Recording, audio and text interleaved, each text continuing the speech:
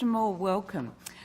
You have the auspicious distinction of being the first witness that this select committee is hearing from in terms of recommencing our inquiry after the government's recent announcement about moving on, as it were, from NBN round 1 to the current proposal. So welcome and thank you. The proceedings of the committee are public. If at any stage you wish to provide your evidence in private, you're able to request to do so, and the committee can consider your request. The proceedings and your evidence is protected by parliamentary privilege, and it's an offence for a third person to attempt to interfere in any way with evidence that would otherwise be given by a witness, and it can indeed also be found to be contempt of the Senate. Can you please state for the record your full name and the capacity in which you're hearing today, and then I'll ask you to, if you'd care to make some opening remarks. Thank you. My name is Malcolm Ian Scholes-Moore. I'm here on my own behalf, and I would like to make some opening statements, if it's okay. Thank you. And before I ask you to do so, you have provided us with the submission. Are there any amendments you wish to make to the submission? That one can be as it stands.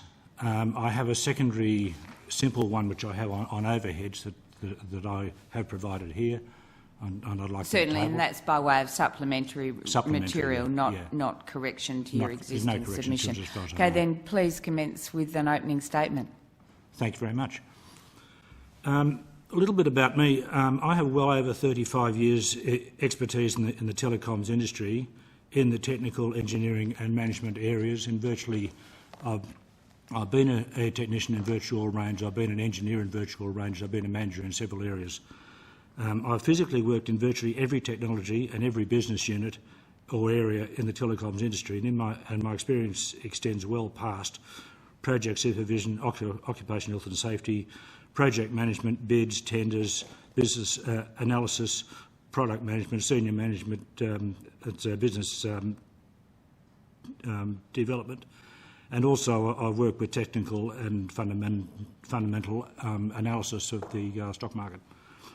I'm intensely interested in the well-being of Australia's broadband future, and over the past decade I've produced several submissions to provide answers to questions that would be asked if they had the right, with the right frame of reference. When I was a young school kid, my father, who was a lawyer, gave me some very sound advice, and it went along these lines. If you're trying to solve a problem and you find the answers are very complex and very difficult, then you're using the wrong frame of reference. Step back and change your frame of reference. With the right frame of reference, the problem is easily resolved. This advice I've found over the years has been absolutely invaluable to me, and this is part of the reason for the submission. In March 2008, I made a submission to the expert panel on broadband, and that submission showed the Telstra and Optus HFC footprints cover almost all the metro areas, which is about 65% of the total Australian population. You may not be aware, good morning, that the Telstra's HFC technology was re-engineered in 2006 and 2007, and I actually was the project supervisor in Sydney on that one. Making it capable of servicing more than 4.5 million premises, or about 60% of the metro population, with a broadband speeds of greater than 20 megabits, and this is where ADSL will not reach. That submission also explained why pair copper ADSL has a useful reach of about 37% of the metro can, and has a reach of about 13% of the non-metro can. Optical fibre has a reach of about 60 kilometres, and a bandwidth of about 1,000 times that of pair copper. This is a no-brainer for any of any real expert committee to resolve in one day, let alone months. The submission also explained how to implement some technologies to virtually double the reach of a pair copper ADSL in some areas. Submission also proposed that the expert committee think inside out and define the inland coast backhaul system, providing high capacity diversity for more than 90 cities and towns. I'll just do a quick little show on this to show what I'm talking about. You've probably seen, that's the show of the little thing I gave there before. If you go to the next slide of this one, yeah, come here. That's what I'm proposing as the inland backhaul, high capacity, and that would pick up an amazingly large amount of the inland. There's nothing down there from Darwin down to Cloncurry. That sort of exists, but it's not high enough capacity, and the rest doesn't exist at all. If you just extend that slightly, you can put a whole grid on there. Now, most of the ones off the coast going in exist. The rest doesn't. I know the network like the back of my hand. This backhaul would also provide the necessary backbone feeders for fibre to the premises and radio CAN technologies in regional, rural and remote areas, and provide major backhaul capacity towards the South Coast and East Asia through Darwin. This is the missing backhaul link to provide the backhaul infrastructure that regional and remote Australia desperately needs. Unfortunately, that submission of the expert panel is now somewhere in the archives of the DCBCDE, and I hope the Select Committee here today takes notice of the contents of this submission to economically restructure the Australian telecoms industry before rolling out the NBN at a large scale. Having worked in almost every area in the telecoms industry, I now believe that I have the wisdom to understand Australia's main telecom businesses are a combination of two diametrically opposing imperatives, and that's the basis of this submission. One of these imperatives is that of the wholesale infrastructure provider is focused on maximising services and maximising service standards. The second diametric business imperative is that of a retail reseller that is focused on maximising profits for its shareholders and minimising overhead costs.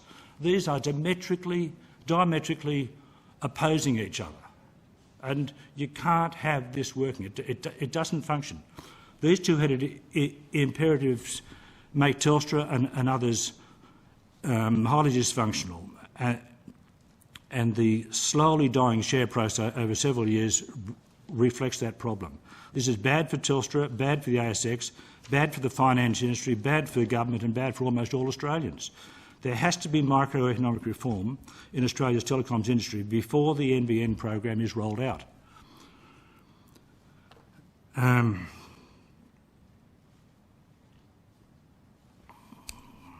lost my position. We're here. I know, yeah, but I'm not. In 1956, two economists, an Australian American Kevin Lancaster and Canadian Richard Lipsey, came up with a theory of the second best, which in simple English states that when businesses work in synergy, this is when they always will give the most efficient outcome for the economy. Putting this in a more brutal form, the privatised competitive regime is clearly a very poor second best compared to any synergenic infrastructure regime. The Cold War was in its throes when this theory came out, and economic lecturers found this theory very difficult, and I'll put that very nicely, to teach in our political climate. So the theory has sat quietly for several decades.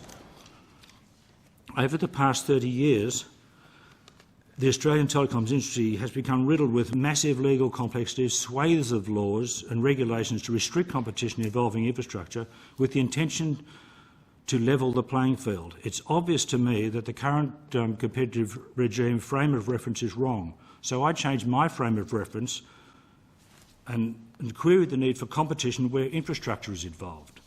Now, Professor Sharon Beder from the University of Wollongong has recently published several books on the historical business economics, and clearly showing the links that the USA-based capitalists have gone to, systematically pushing their brand of laissez-faire competitive regime on the rest of the developed world in almost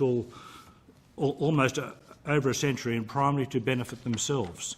It has to be realised that a competitive regime is inherently very inefficient, or second best, compared to any cooperative arrangement like an infrastructure regime. And by the way, departments in governments are infrastructure regime. They're not fighting against each other to do it better, they're doing it by themselves. And countries like Sweden, which is socialist, have many very efficient government business which are infrastructure regimes, providing the theory of a second best is highly credible. It's unliked by wealthy capitalists, and it's obvious why. Capitalists like to support the competitive regime philosophy because there are huge money velocities involved in infrastructure businesses, like the $42 billion for the NBN. Competing businesses with multiple managers, multiple boards, and are very inefficient and consume considerable revenues in the fight against each other for market dominance, so they can maximise the profits through monopoly control.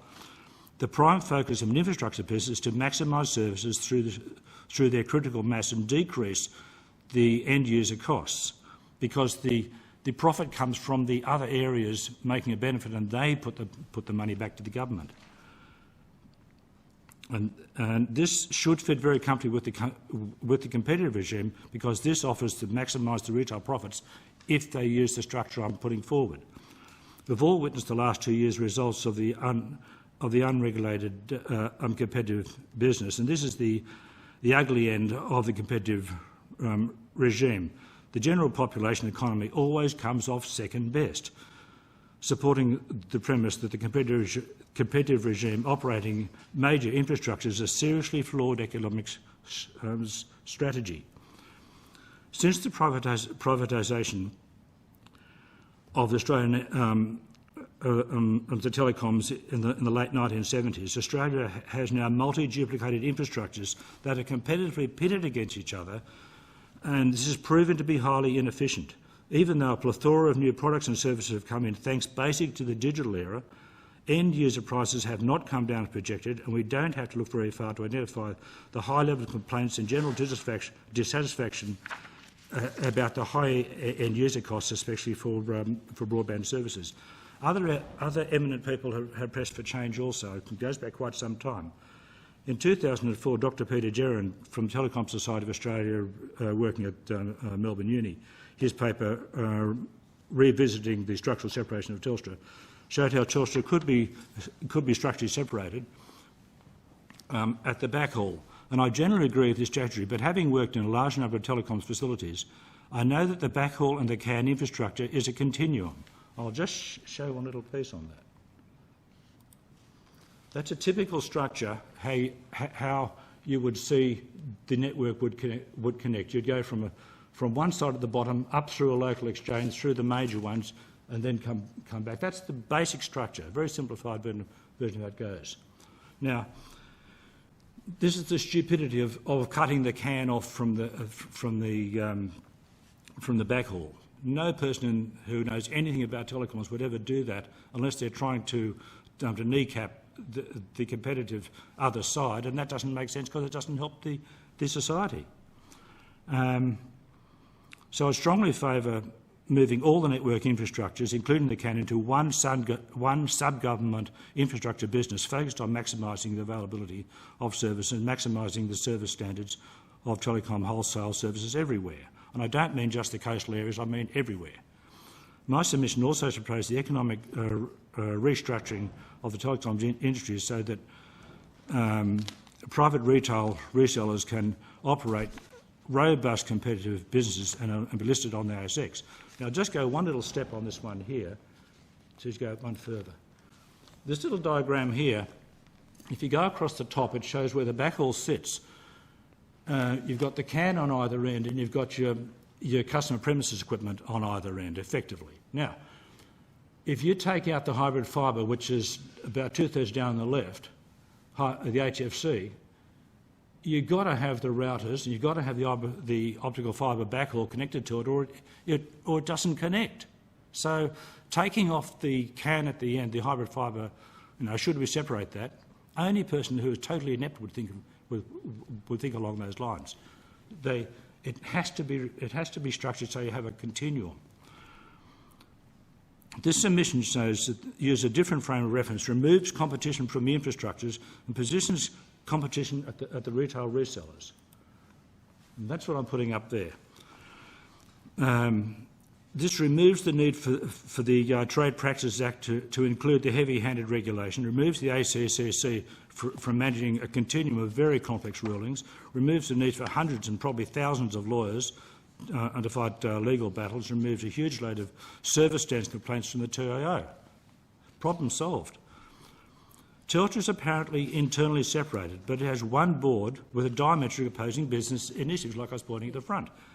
No form of Telstra split will be successful if a single board remains at the top. So this means a second board or committee needs to be created, and Telstra needs to have a Big Pond spun off as a totally privatised retail reselling business with its current board.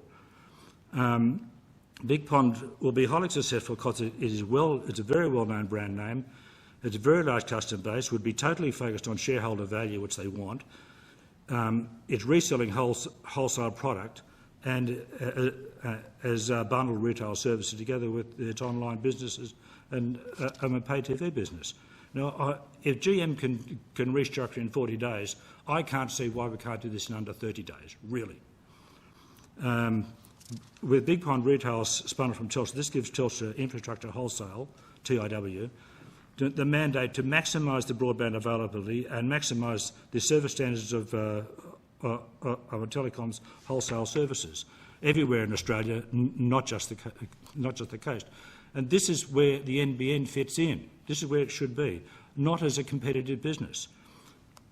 And that would minimise the wholesale prices over time. This is the... I'll leave that part. It's interesting to note that Optus submission favours a structural split of Telstra. Optus has also offered to sell its hybrid fibre coax infrastructure to the NBN. Yeah, but it needs to also have the backhaul that goes with it, or you won't be getting anything. And to ask the question why they want to sell the HFC anyway, maybe it's not making money, I don't know. And it leads to the consideration that Optus could spin off its entire telecoms infrastructure to be consolidated with that of Telstra Infrastructure Wholesale. This would focus Optus Retail on reselling wholesale telecoms products as retail services and robust competition with Big Pond. And that has to be good for the Australian economy, has to be good for the ASX, has to be good for Australian financial institutions. Other telecoms ISPs should follow suit with that. And so all these infrastructures components can be merged into one synergetic, highly efficient telecoms infrastructure, creating tremendous savings in Australia's capital expenditure. The productivity of this would be immense. You're looking at least $20 billion being saved. In regards to the Inland East Coast backhaul system I mentioned in my submission to the expert committee, no competitive telecoms business would provide the backhaul. It doesn't matter which government you look at, neither would do it. No competitive, because they use internal profit and loss. That's the problem. Accounting, and they see it as commercially unviable. Even the USO incentive of about $150 million a year didn't make a difference, showing the immense flaws in the competitive regime strategy. Several DCBDE documents, Bacardi documents, express the imperative for savings in rural and remote health, education, living standards, and cooperatively, this is where a sub-government commissioned telecoms infrastructure business would be using external profit and loss accounting procedures that would make this business a prime imperative. I mean, that's what the NBN is it not? And that's external accounting saying it should be there. And it's a prime business case to connect broadband to as much of the inland population as possible. And this is where I think that Senator Conroy has it wrong and the previous government has it wrong. They're looking for a competitive solution when it should be an infrastructure solution. It's high time that Parliament realised the gravity of Australia's very inefficient competitive infrastructure situation and understood that Australia cannot afford to continue promoting competitive regime strategy with infrastructures. The competitive regime has its place in retail reselling, and this is where competitive regime should be positioned. Look at Coles, look at Mars, look at Woolworths. That's what they're doing. With BigPond spin-off finalised, the Telstra infrastructure will be the ideal platform for NBN to be grafted into, and this will, as I said before, save Australia at least $20 billion in non-duplicated infrastructure. Thank you very much. If you'd like to pause there, Mr Moore, it might be a good opportunity for some committee members to ask you some questions. Absolutely. Have you got much more to That's go? it. That's okay, it. thank you. Thank you. Senator Lundy. Thank you, Chair.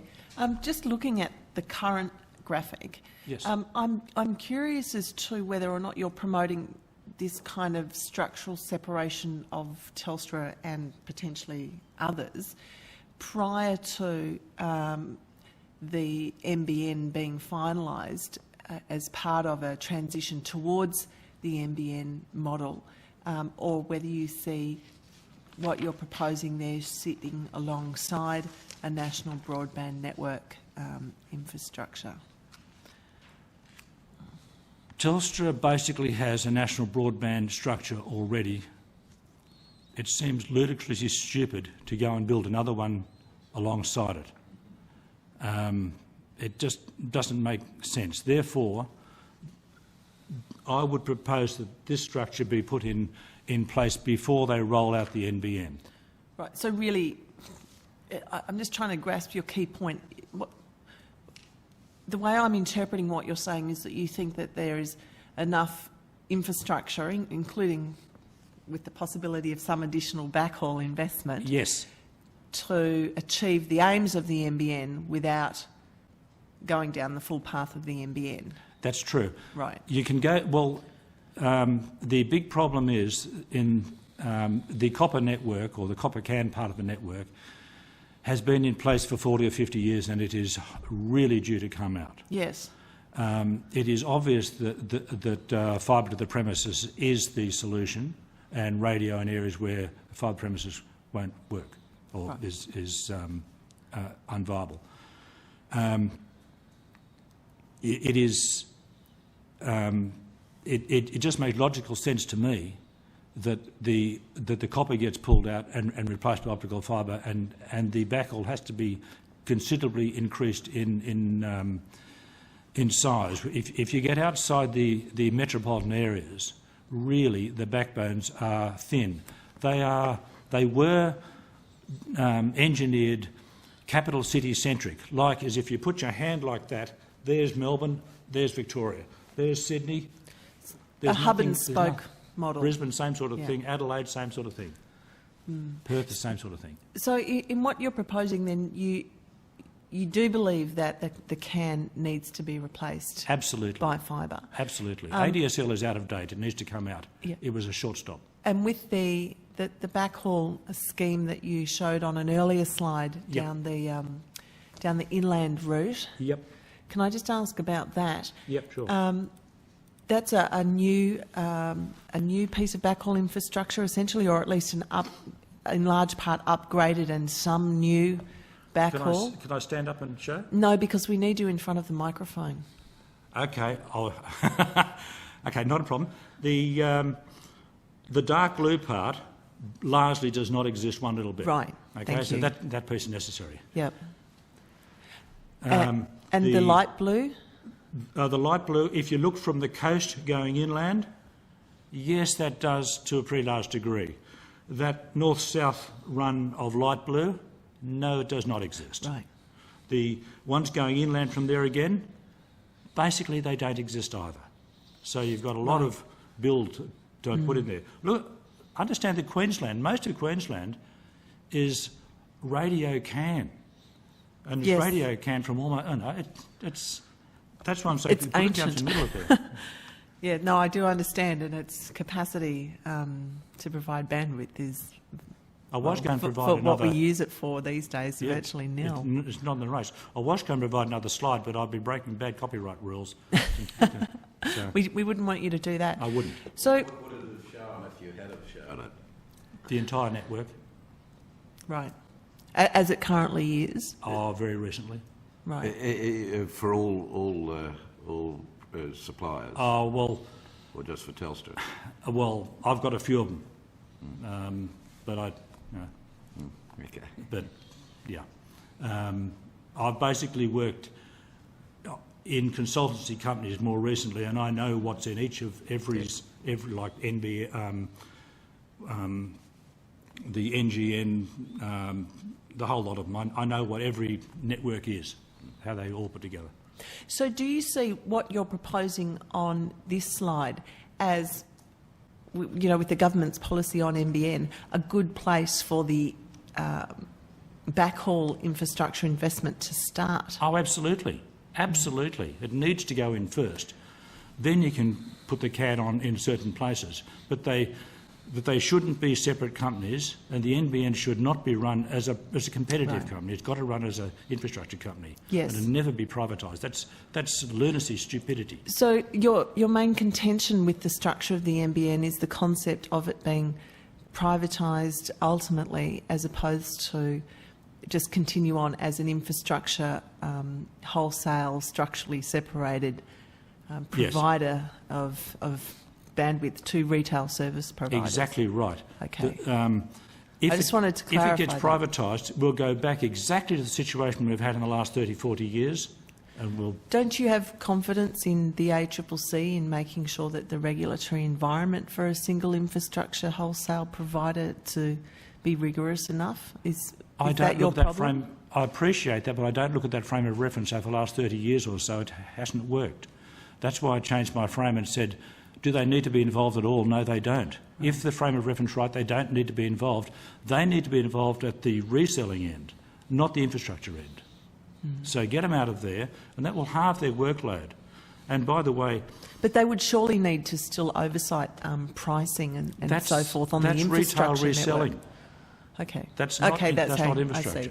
That's different. Well, it depends how you describe it. It would still be a regulatory oversight of the wholesale infrastructure provider, I would expect. Agreed, but the infrastructure is immediately an almost level playing field, almost level, where they don't have to be involved, and the resellers can resell the bundled packages the way they want to, and it can be structured so that every system can be an open access system, so every retailer can have their own home page log on when they have their own system. So when you bring up your mobile, it comes up with whoever's your preferred carrier, although it's one carrier underneath. And just to go back to your point about hybrid fibre coax, yes, my understanding is you see that more as as part of the CAN, and therefore the discussion and debate about structurally separating that from Telstra as it currently stands is a moot point. Is that what the point you're making? Well, the stupid thing is you have the hybrid fibre. It's coax from a house to a node in the street somewhere, or a power pole, or underground. It's fibre back to the local exchange. From there, it goes into a broadband router, basically, which also connects to ADSL, which also connects to mobile radio, if you want that sort of thing, which also connects back to two big routers. Now we're talking backhaul. So it's all continuum, and the reason you can't cut it off, because where you cut the CAN from the backhaul is in the middle of a piece of equipment where the signalling changes from customer signalling to network signalling, and you just can't cut. It's like getting a hacksaw and going to the middle of a fridge and saying, "Okay, the back half of the fridge will hold the beer, and the front half will hold the wine." Okay, so just to nail this point down, if you're under the idea of a separate wholesale-only infrastructure company, yes, and competing retail arms, what needs to happen? So, A, the ownership, and two, the management and location, almost, if you like, of the HFC within that physical network, in your view? In my view, the HFC would be part of the infrastructure business entirely. It would be all in there, so that if the retailers want to sell it, they would buy, say, 100,000 lines of it at a wholesale price, and their customers would buy that retail, and that may be packaged with internet, without internet, with service standards of certain grades, with or without pay TV, those sort of things to go. So would competing retailers be able to consecutively access HFC under your model? Anytime they want to, anywhere at all. Thank you. Immediately. In fact, they wouldn't even have to touch it. All they would do is get on a computer and customer A, customer B, want that one put together, and it's done. They don't actually have to do anything other than sit in an office. They don't even touch the infrastructure at all. They just reap the money in. No, I understand. I think I've got the point you're making. Thank you very much. Thank you. Senator Minchin. Thanks, Madam Chair. Many of the issues that I would have raised have been raised appropriately by Senator Lundy, but as I understand, you're saying that you oppose the government's proposal to establish a commercial entity called NBN Co, for the time being, to roll out separately and independently a fibre to the premises network, potentially in competition with other fixed line infrastructure providers. That's your essential thesis, is it? Yes, essentially, yes. So you're saying that really this optical fibre rollout can only be done in conjunction with or involving Telstra, and there's no other way to do it? It makes lots of common sense. They've got a. They would argue they don't have a monopoly of the infrastructure. Depending on how the teams of lawyers look at it, they could probably come up with that argument. Physically, they have the ducts in the ground. They have the backhaul area, which also goes in ducts to large degrees also. Setting up one in competition with Telstra doesn't solve the problem. It only just keeps it going on and on and on. It'd be far better to have Telstra to agree that it wants to get into content, because that's where the money is, and into retail reselling, that's where the money is. And they've got Big Pond. They've been marketing this for years. All they've got to do is just move that across, and that's their business. They could use Sydney as one of their buildings there as their headquarters for that, and have multiple buildings around Australia for that one. They've got their Telstra shops become Big Pond shops. That's no big change. Melbourne has the infrastructure headquarters, and they've got infrastructure offices in other states. They can use those as doing the local engineering works and those sort of things. That makes lots of sense to me. You were a Telstra employee for many years, were you? Yeah, I was employed in '66 as a technician. So you're aware of the sort of engineer, manager, expertise that lies within Telstra in managing big infrastructure systems. Oh yes. Because one of the things that intrigues me is, for all the vision of the NBN, how is it proposed that you can create from scratch a company with the expertise to build, own and operate a highly sophisticated national fibre to the premises network covering 90% of Australian premises if Telstra isn't involved? I mean, is that expertise just sitting there waiting to be harnessed by this new company, just ready to go? That's a very good question, Senator. If you look around, I think you can find there'd be several thousand engineers, technicians, field staff that have left Telstra, that have got a lot of expertise, and also executives. So no problem there. They're not sitting idle. Where are they? Well, basically, a lot of these companies like to keep their employees under 40. So when they get over 40, they're usually on the departure lounge. Well, I'm 60. Yeah. And I've retired for 10, 15 years. So. Right. And worked in between occasionally on a few others on the way through. But the expertise is there. Sure, Telstra wholesale side has got all the infrastructure buildings there sitting waiting to happen. There is the floor space in almost all the buildings sitting waiting to happen. it is a massive undertaking if you considered you haven't done that sort of work before. It's not, to me, it's not a big undertaking. Can it be done in 8 years? Pardon? Can it be done in 8 years? Well, yes. Most infrastructures, when you come to put infrastructures in, take in the order of 5 years. When they brought in AXE infrastructure in 1980, it took till about 1990 before it really kicked in, because that was the first digital that went in, and the transmission wasn't fully going until the 1995s. I actually designed the first Sydney-Melbourne optical fibre. Okay. And that was a junior engineer when I did that once in 85. Right. That was 87 when it went in. Yep. So you get an idea of Yeah. the.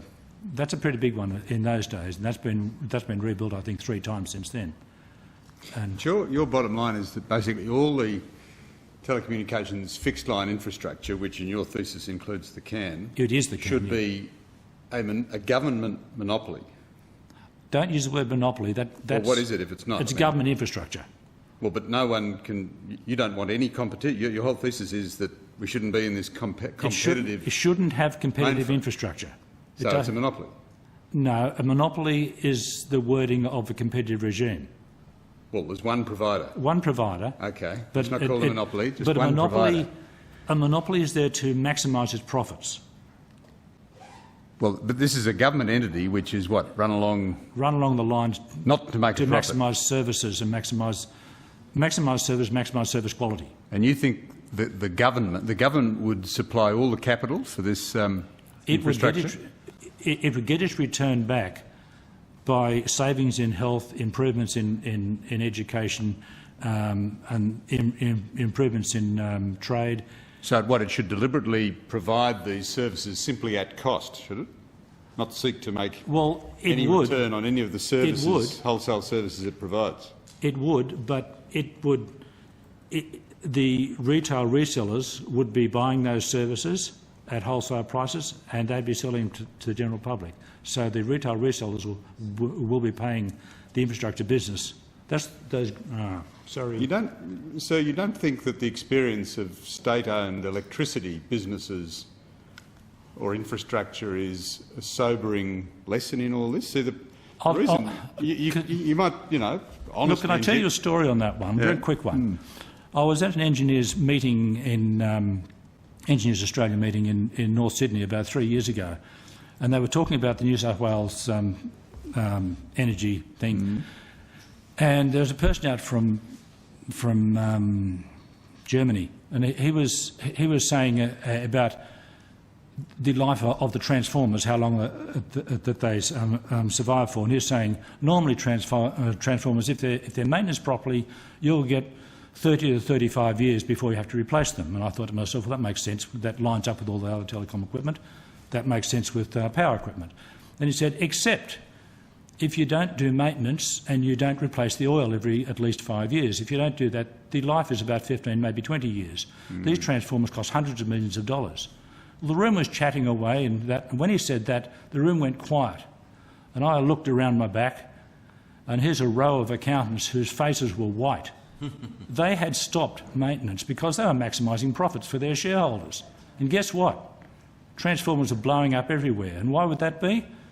Because the approach of minimising overhead costs to maximise shareholders' prices was all about, and they realised then that they had made a bad mistake. Now, what I'm reflecting upon, and having been in government, I'm aware of this, of the tendency for governments to decide they're not going to invest in the maintenance of their infrastructure because of the demands from every other part of society. And this is why, the premiers of New South Wales successively, Labor premiers, have said we should be privatising this because we, the government, don't have the $5 billion, the $10 billion or whatever it is that's required to maintain and improve the electricity transmission system. And the thing I fear about your model is that that's exactly the situation we'd end up with telecommunications infrastructure if it was provided by, let's not use the word monopoly, but one provider owned by the government, the investment would not be sustained in the system, which is, as I say, why Labor premiers of New South Wales know they have to privatise their electricity systems. I would go along. You may add. The instructive case of course, Telstra's poor record of capital investment during the course of the privatisation strategy. And when they were under government your I wonder if leadership. the witness has a comment on this enlightening exchange. Mr. Moore. Yes, I Senator can. Minchin deserved that one. Oh, I don't know. Thank you, Senator Lundy. There is a problem with what you're saying there, Senator Mitchin. When Telstra, I'll go back a bit, when Telecom Australia changed over from state management to regional management, there was a massive change there where they picked up the state-controlled networks and made them into a nationally controlled network. And they found out there were massive productivity differences and different standards between states. And I spent quite a few years straightening out those standards so they'd all align. And that, by the way, made it possible so you could use faxes and modems, because you couldn't use them before. Then you'd have howling and echo and those sort of things everywhere. That was one of my little things to sort out. You've got the same problem with the Electricity Commission. Or commissioners. They're state operated, not federally operated, and they're not funded appropriately. Because of that, this is why the state governments have got the problems they've got. The money has not been put in where it should be put in to cover these costs. Well, that's certainly true. Anyway, I'll defer to the Chairman and Senator McDonald, if may. Senator McDonald. Thanks, Mr Moore, for your submission. As a Queenslander, I like your proposed backhaul. We might get some decent... It'd make a massive difference to your area, believe me. Yes, well, I can appreciate that from what you say. Under your proposal, what percentage of Australia do you think would have decent, perhaps if not fibre to the premises, close to it, sort of services? I mean, the government's talking about 90%. Well, they were talking about 98%. We're back to 90% now. What do you think? Considering optical fibre has a reach of up to 60 k's, you've basically got a situation where most of the country areas can be covered, and it leaves very small pockets. And I would see in the order of well into the high 90s with optical fibre to the home. Well in the high 90s. I don't want to get too much too much detail, but would your proposal service Birdsville? That always used to be service my Birdsville? criteria. Where's Birdsville located? That's up near the southwest corner of Queensland. You don't know where Birdsville is? Disgrace. I didn't put I didn't put a dot on my map to say where it was. It's right in the south. Your big blue line's well. Is that about it? Birdsville. Is that about it? About there? Yes, yeah. Okay. Yeah. Birdsville's a long way from nowhere.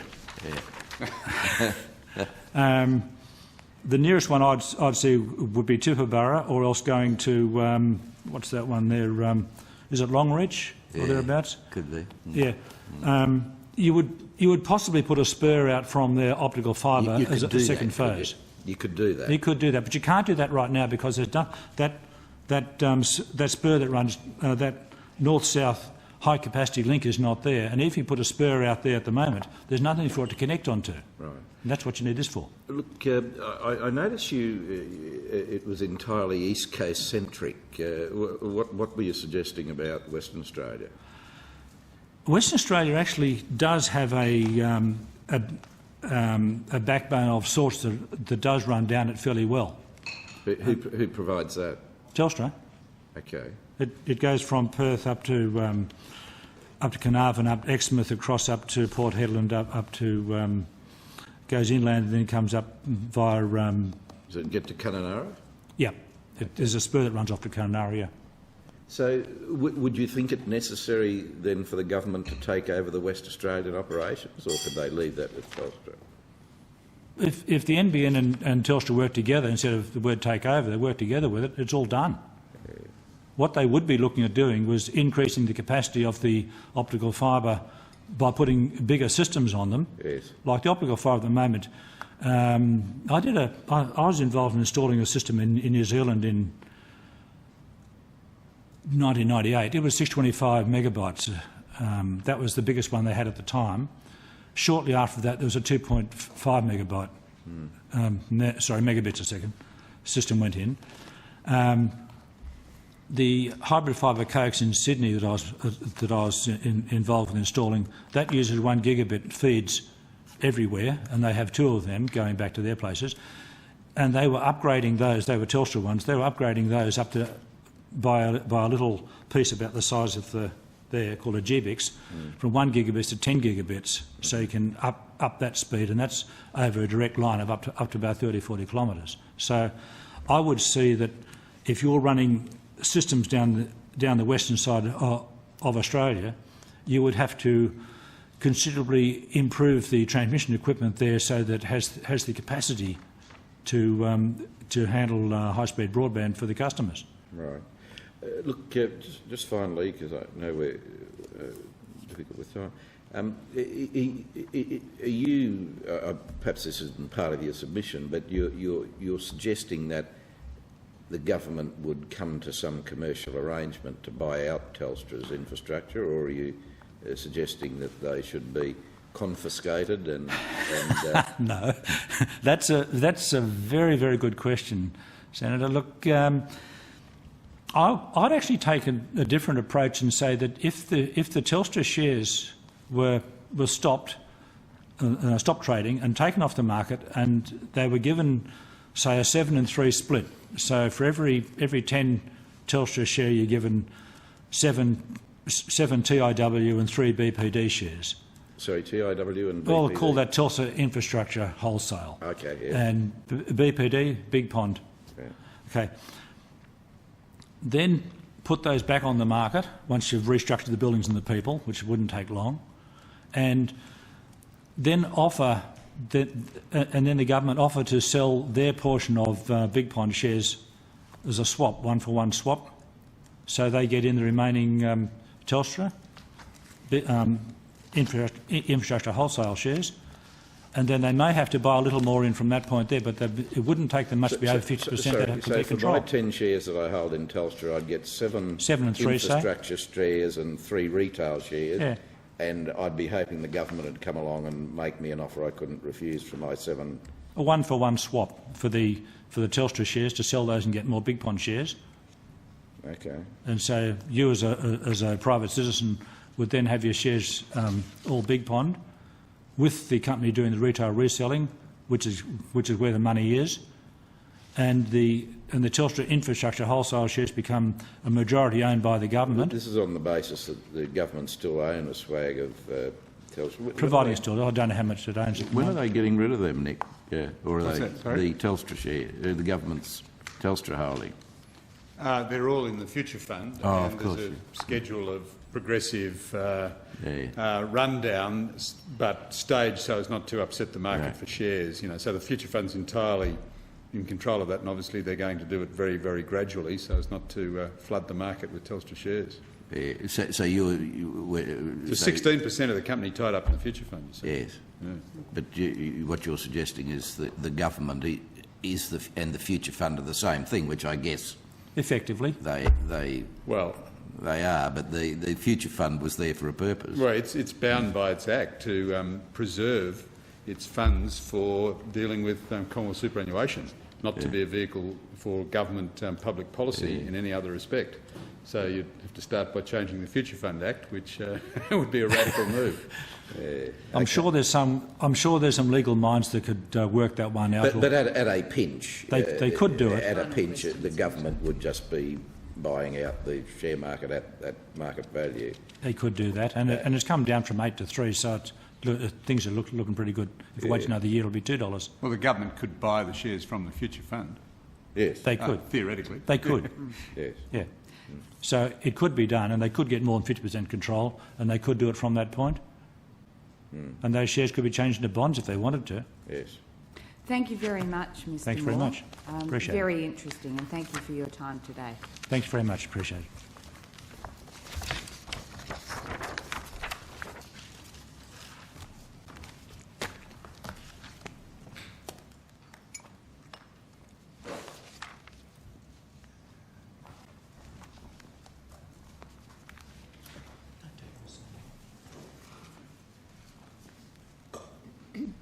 The committee now calls Infrastructure Partnerships Australia, and I think we look forward to hearing from Mr. Lyon and Mr. Colaccino. Thank you very much, Senator. I'd like to thank the committee for the opportunity to appear here again. Before you kick off, Mr. Lyon, the proceedings today are public. You're protected in providing your evidence by parliamentary privilege. If a third party attempts to interfere in any way with evidence given by a witness, it can be unlawful and can indeed be contempt of the Senate. If at any stage you want to provide your evidence in camera, in private, please make that request to the committee and the committee will consider your request. Can you tell the committee your full name and the capacity in which both of you are appearing today? Certainly. My name is Brendan Lyon. I'm the Executive Director of Infrastructure Partnerships Australia and I appear in that capacity. I'm also joined by our National Policy Manager, Mr Peter Colaccino, who is appearing in that capacity. That's right. Thank you. Do you wish to make an opening statement? I would, if with the committee's leave, that would be great. Thank you. Senators, as you know, Infrastructure Partnerships Australia has previously submitted, and indeed I had the pleasure of appearing before this committee during a previous hearing, and I therefore welcome the opportunity to join you once again and to assist the committee where I can with your very important deliberations on this national network. By way of background, my organisation is the peak infrastructure body in Australia. We represent the nation's largest constructors, operators, designers and financiers of infrastructure, with a significant portion of our membership drawn from the public sector, around 40%, drawn from Commonwealth, state and major local governments right across the country. This duality of membership is important because it recognises that the delivery of infrastructure in Australia requires a genuine partnership between the public and private sectors to make sure it comes to fruition. My organisation is dedicated to improving the provision of infrastructure in Australia, recognising the proven link between productivity and infrastructure development. And that's why we have a strong focus on the development of a truly national broadband network. A national broadband network would have a profound positive and transformational impact across Australia's economy. The development of an NBN will represent a landmark investment in Australia's economic infrastructure, and it is therefore of critical interest to both the infrastructure sector, who will design and construct it, but also of interest to the broader community and the business community, who will benefit directly and indirectly from its development. The rollout of a national broadband network has the potential to deliver a measurable and significant productivity enhancement across Australia's economy. This committee has already heard evidence at previous hearings and through many of the submissions it has received about the link between telecommunications infrastructure and economic productivity. IPA's submission, which you have before you, references some of this research. But to put it in context, a high-capacity, high-speed and highly functional national broadband network could offer the kinds of transformation that were brought about by, say, steam trains in the 19th century, or the widespread adoption of motor vehicles and highway networks throughout the 20th century. Road and rail brought together knowledge and productive capacity, and I submit that the development of a national broadband network could offer the 21st century equivalent. Done well, a high-speed broadband network has the potential to bring together people, ideas and knowledge in new ways. It will provide a fundamental overhaul in the way information is shared and business is conducted. However, beyond the physical components, the NBN offers the opportunity to fundamentally realign the regulatory structure which sits around our current telecommunications market, and offers the opportunity to right some of the errors of the past. IPA therefore recognises the NBN rollout will provide an intergenerational opportunity to undertake market reform to enhance productivity and efficiency of Australia's telecommunications sector, to encourage increased private sector participation in the market, to promote investment in new infrastructure and to develop strategies which derive maximum benefits to taxpayers and to the economy.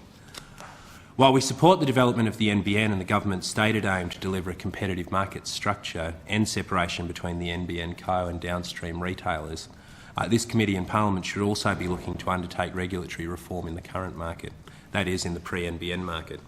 The problems that have existed in Australia's telecommunications market, the conflicts and the lack of competitive tension have not gone away because we're planning a future national broadband network. And it's very clear that the current regulatory and policy framework has not facilitated suitable levels of competition between retail service providers in Australia's telecommunications marketplace. A principal driver of the need to reform the pre-NBN market is the potential for exploitation of market power within Australia's current fixed-line market and the difficulties that existing regulation has had in delivering a competitive market. This lack of competition occurs in spite of the operational separation between retail, wholesale and network divisions of the incumbent Telstra. The objective of the current structure was to allow Telstra to glean legitimate benefits from its vertically integrated structure while ensuring that it did not discriminate in favour of its own retail activities. It is now broadly accepted, including by the ACCC, that the current market structure has failed to ensure a robust competitive market. The current system of vertical integration with operational separation has allowed Telstra to undermine competition within the market. The current regulation could allow Telstra to refuse to sell services to retail competitors, or Telstra could provide better services or higher standards of service to advantage its own retail customers. IPA therefore submits that this committee and Parliament should pursue a regulatory path that provides structural separation by splitting the existing Telstra business into two new entities, a wholesale provider and a retail access company. Existing Telstra shareholders should be compensated through the splitting of existing shareholders on a 1-for-2 exchange of shares from the single current entity to two new businesses. Beyond the commonality of their shareholders, these two new organisations would operate as wholly separate entities, with separate governance structures including a board, chairman and executive, and over time separate ownership as a function of share market turnover on the stock market. By moving toward a Telstra's model, important competitive tension can be introduced to Australia's telecommunications marketplace at a retail level in the current fixed-line market in the short term, while also allowing shareholders in the existing entity to derive maximum value from their current investment. As I've already stated and as the committee's previously heard, it's very likely that the NBN will be a monopoly, with duplication likely to be uneconomic at any point in the future. Infrastructure Partnerships Australia therefore supports the commitment of the government to ensure separation between the ownership of the wholesale network and of downstream retailers. Structural separation is widely regarded as international best practice within the telecommunications sector, and in Australia this has been the default approach we've adopted in reforms to gas and electricity markets. The existing fibre networks maintained by industry participants should provide the foundation block for the national broadband network. Many established fibre assets could provide useful components of the new network as they are largely concentrated in relatively densely populated areas. The utilisation of these assets as the platform for the rollout of the NBN provides an opportunity to reduce the overall cost of the rollout, to reduce the timeframes for the delivery of the network and to expediently open the NBN to the nation's largest markets, facilitating high penetration rates and enhancing the likelihood of the network's commercial success. Of course, we're not suggesting these assets be nationalised. The owners must receive just compensation, and this process must occur in a cooperative manner. Beyond the initial commitment to the role of the private sector in the development of the network, an ongoing review of opportunities for commercialisation of components of the project and/or the early exit of government from network ownership should remain a principal focus. The development of the government's model for the network must seek to bring to the project individuals with a strong focus and ability to ensure the successful commercialisation and commercial viability of the project over the short, medium and longer term. The appointment of key people within the NBN company, that is people with experience in financing, regulating and constructing infrastructure, will be critical to the success of the project in attracting investment and to its successful delivery. The use of Treasury issuance in the form of Aussie infrastructure bonds is an appropriate way to raise public debt to fund the public component of the project, but the use of debt must always be prudently managed within the context of the broader economic management of the Commonwealth's balance sheet. The management of design and construction elements of the project will require strong focus and strong execution skills. Obviously, when we're talking about a project with an anticipated capital cost of $43 billion, even slight cost overruns are significant in scale. In our submission, we point to the excellent experience of Australia's state governments in harnessing the private sector to reduce cost and time overruns and manage risk to taxpayers in infrastructure development. This committee and the government would be prudent to focus on the best and most appropriate delivery mechanisms and structures to ensure outstanding cost discipline and project management as we move to implementation. A significant hurdle for the national broadband network could also be planning approvals and mechanisms.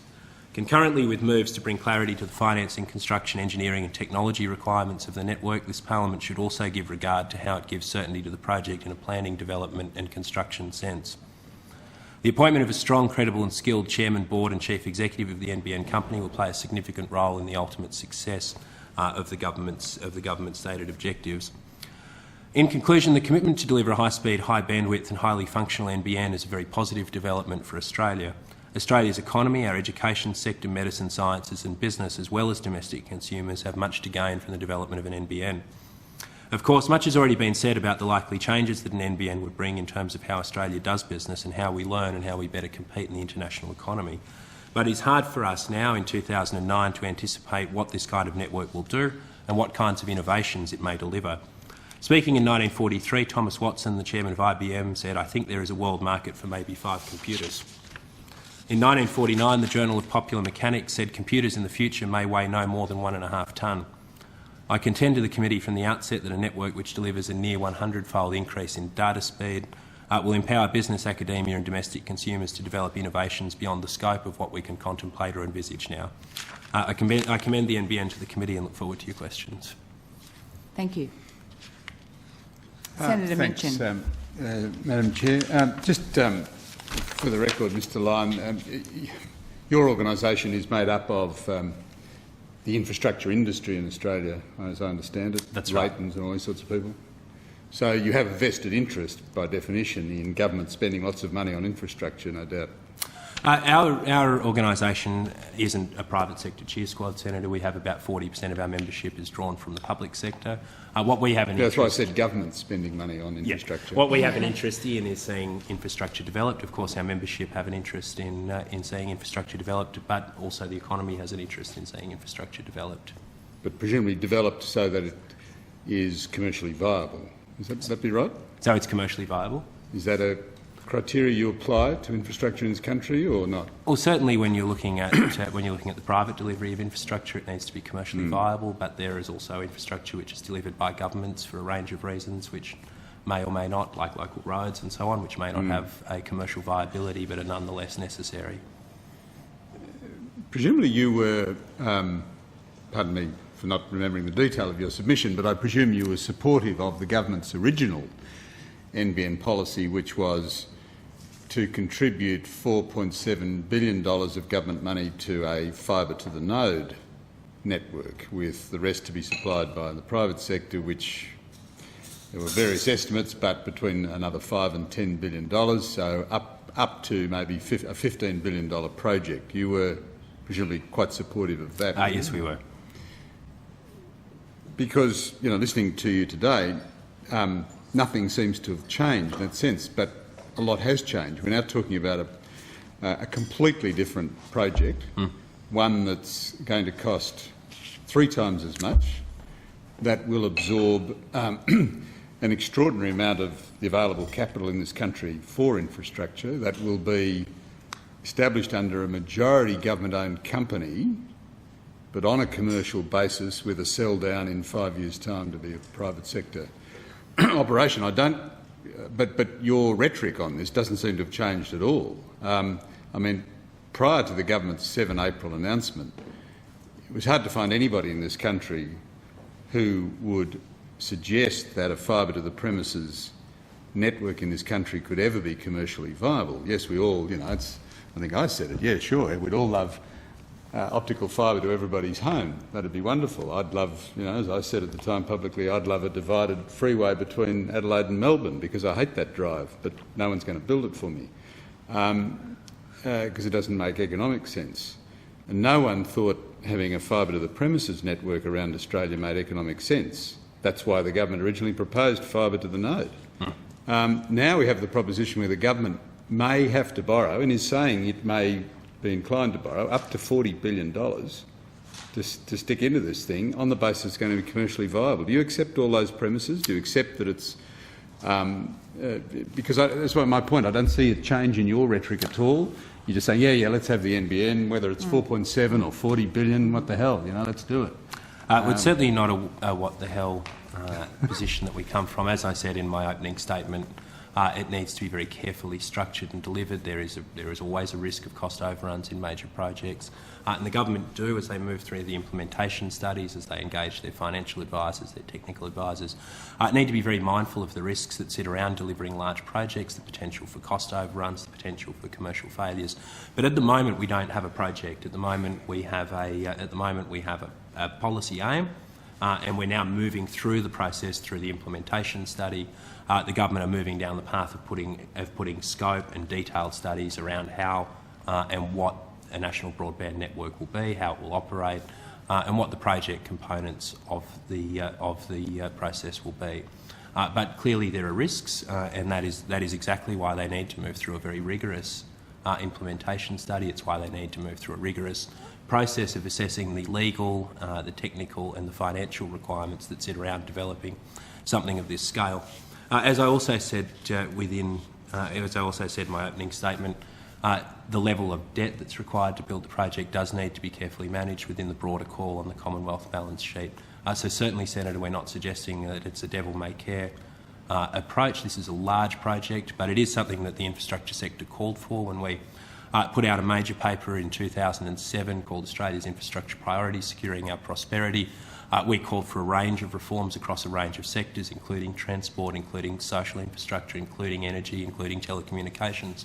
And in that paper, we argued that Australia should be moving down the path of a fibre to the premises network within, I think, a decade, although I don't have the paper with me. And so certainly we're starting to see that now. So it is something which has had our support. It's not a sudden change in our rhetoric. It's not us adjusting our position because of government policy or government press releases. As with all of our positions, this follows a long-established policy basis which we pursue as a sector. Would it be normal for infrastructure projects that you're familiar with for cost-benefit analysis to be done before you embark on spending billions of dollars on major infrastructure projects? Look, cost-benefit analysis is an important tool to assess elements of a project, but it's one of a dashboard of measures that are used. A dashboard of measures? That's a new one. I remember that. It's one of a range of measures that governments can use to assess the attractiveness of particular projects. It's obviously important that projects have a reasonable cost-benefit analysis, or a reason why governments want to do it irrespective.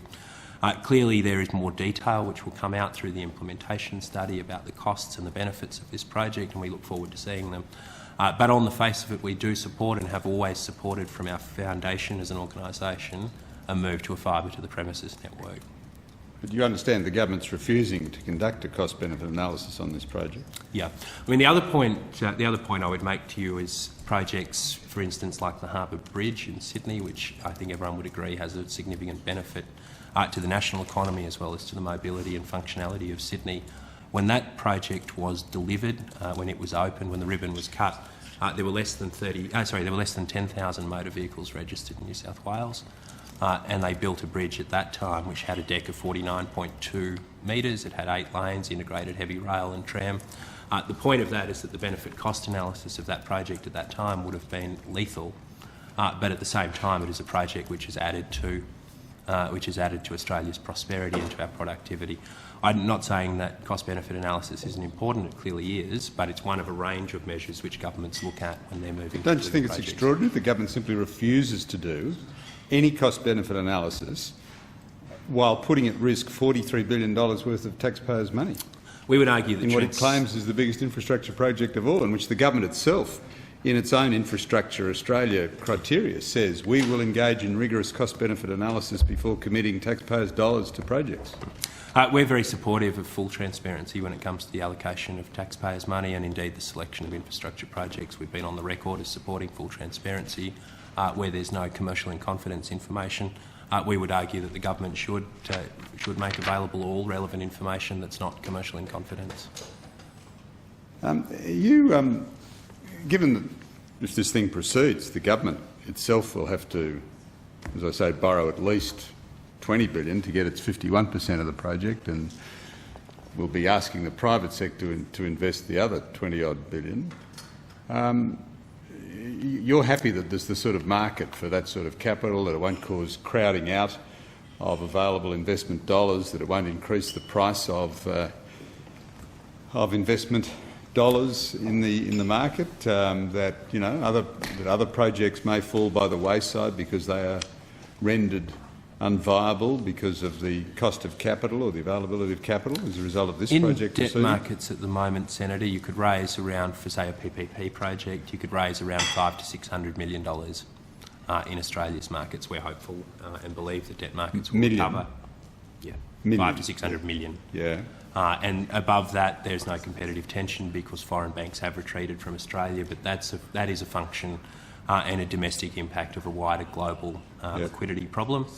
We believe that will improve as the global economy starts to recover. As to the impact of investments of this size, clearly there would be a competing call, but I think it's very early for us to start thinking about what sort of investment model that might be used. I mean, at the moment we need to work out what the project is, where it's going to run, the kinds of technologies which are going to be used to power it.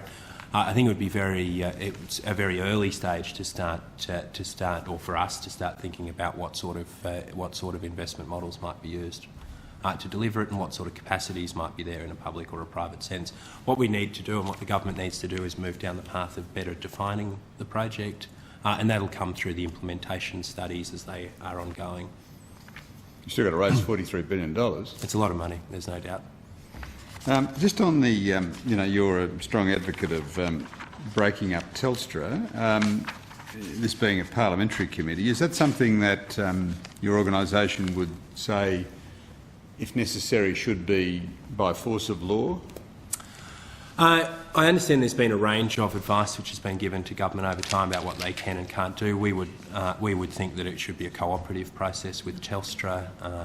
Clearly you don't want to have governments where it's avoidable going in and forcibly breaking up private enterprise. But at the same time it's clear that it's not been an optimal market structure, and if there is an ability to move down a cooperative path, then I think that should be explored. I think that there would be some benefits potentially to existing shareholders of Telstra, and it would also give them the potential to have an equity stake in the national broadband network as we move down that path. But you're not advocating with this committee that if Telstra decided it was not in their interests to break the company up, that the Parliament should pass a law to force them to do so? It's a very difficult question, and one I'd leave as a policy decision to the Parliament, I think. Well, you've enunciated a lot of policy here today, Mr Lyon. You're not scared of indicating policy directions that we should take. I'm happy to receive your advice. You've advocated separation. We're on the record as supporting separation of Telstra. Yes, but should the Parliament legislate to force such a separation or not? Well, I think the Parliament and the government should be exploring a cooperative model with Telstra. They've certainly signalled that they're keen to cooperate with the government, and I think that should be the first point of call. Mm-hmm. Would you, when this was looked at in our government, there was pretty clear that there would be a considerable loss of value to Telstra and its shareholders, which at that time happened to be the government, from any forced separations of the business. Would you accept that there may be a need for the Commonwealth taxpayers to compensate Telstra shareholders for the loss of value, i.e. there's no, it would seem pretty clear to me, and I don't know that you'd dispute it, that there'd be a net loss of value from breaking the company into two, that somebody would have to be compensated for? Look, the commercial interests of Telstra, of its management and of its shareholders, are not necessarily the public policy interests of the Australian government, of the Parliament or of taxpayers. We would argue that there would be a method to begin to structure that with a minimum loss of value for shareholders, and we would argue that should be pursued. But I don't think that exposing taxpayers to a huge liability for the losses of private investors is necessarily good policy. And finally, on this structural separation, of which you seem to be a very keen advocate, are you able to point me to any reputable international study of an example of where structural separation has occurred and where the telecommunications outcomes are considerably better than in jurisdictions where structural separation has not occurred? Look, it's clear when you look around the world that there are no particularly strong case studies of where this has been done. But at the same time, if you look at markets like New Zealand and the United Kingdom, you can see that they are beginning to move down the path of a structural separation. Singapore as well. They've moved to functionally separate their providers, and they're moving down that path. So certainly there is a direction which is being spelt out. But Australia is also moving out into the front of the developed world in terms of its moves to reform its telecommunications network. Someone has to be first.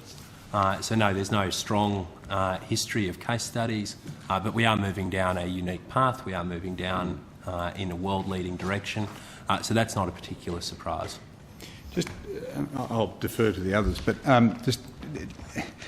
is it your contention that the government should proceed with this NBN with or without Telstra? I mean, let's say Telstra say, look, it's actually not in our interest to break up the company. We don't want to roll in the copper. We're happy to proceed as we are. You go and build your NBN. We'll just keep, investing in our copper, and we're happy to compete with the government's NBN. Do you think that's a realistic scenario, or is the NBN really unrealistic without Telstra rolling in and cooperating? Look, it's again difficult for us to say. It extends beyond the detail with which we've studied this. But I would also say that it's obviously desirable in terms of making the NBN a commercial proposition, that there'd be a single separated network provider. And so we would think that an approach that is cooperative between all of the incumbents. One of the other things which would benefit the delivery of an NBN is the ability to roll in the fibre which already exists around various parts of Australia. So we would argue that a cooperative approach where it is possible would be obviously very desirable. Will offer the ability to lower the overall capital cost of the project, to deliver it in a way which is less risky because you already have elements of the project which are delivered and there. So do we think that there should be an all-out war between incumbent telcos in Australia to get this thing delivered? Of course not. We think it should be a cooperative approach. If it's done well, and it's done cooperatively, then Australia does have an ability to deliver a transformational leap forward in terms of its telecommunications networks. So we would argue that it should be a cooperative process. Thanks, Mr. Lyon. Thank you, Senator Minchin. Mr. Lyon, you talked about rolling in, but does your organisation have a view as to whether or not this NBN proposal should focus on underserved areas, be they urban, regional or rural, rather than those areas in which competition is sufficiently robust to arguably deliver the product in any event? This question came up last time up here before the committee. We have a view of this as a national network, so we don't have a particular view about which area it's delivered first. I do note that the government are doing a trial delivery of a Tasmanian NBN, which is an underutilised market.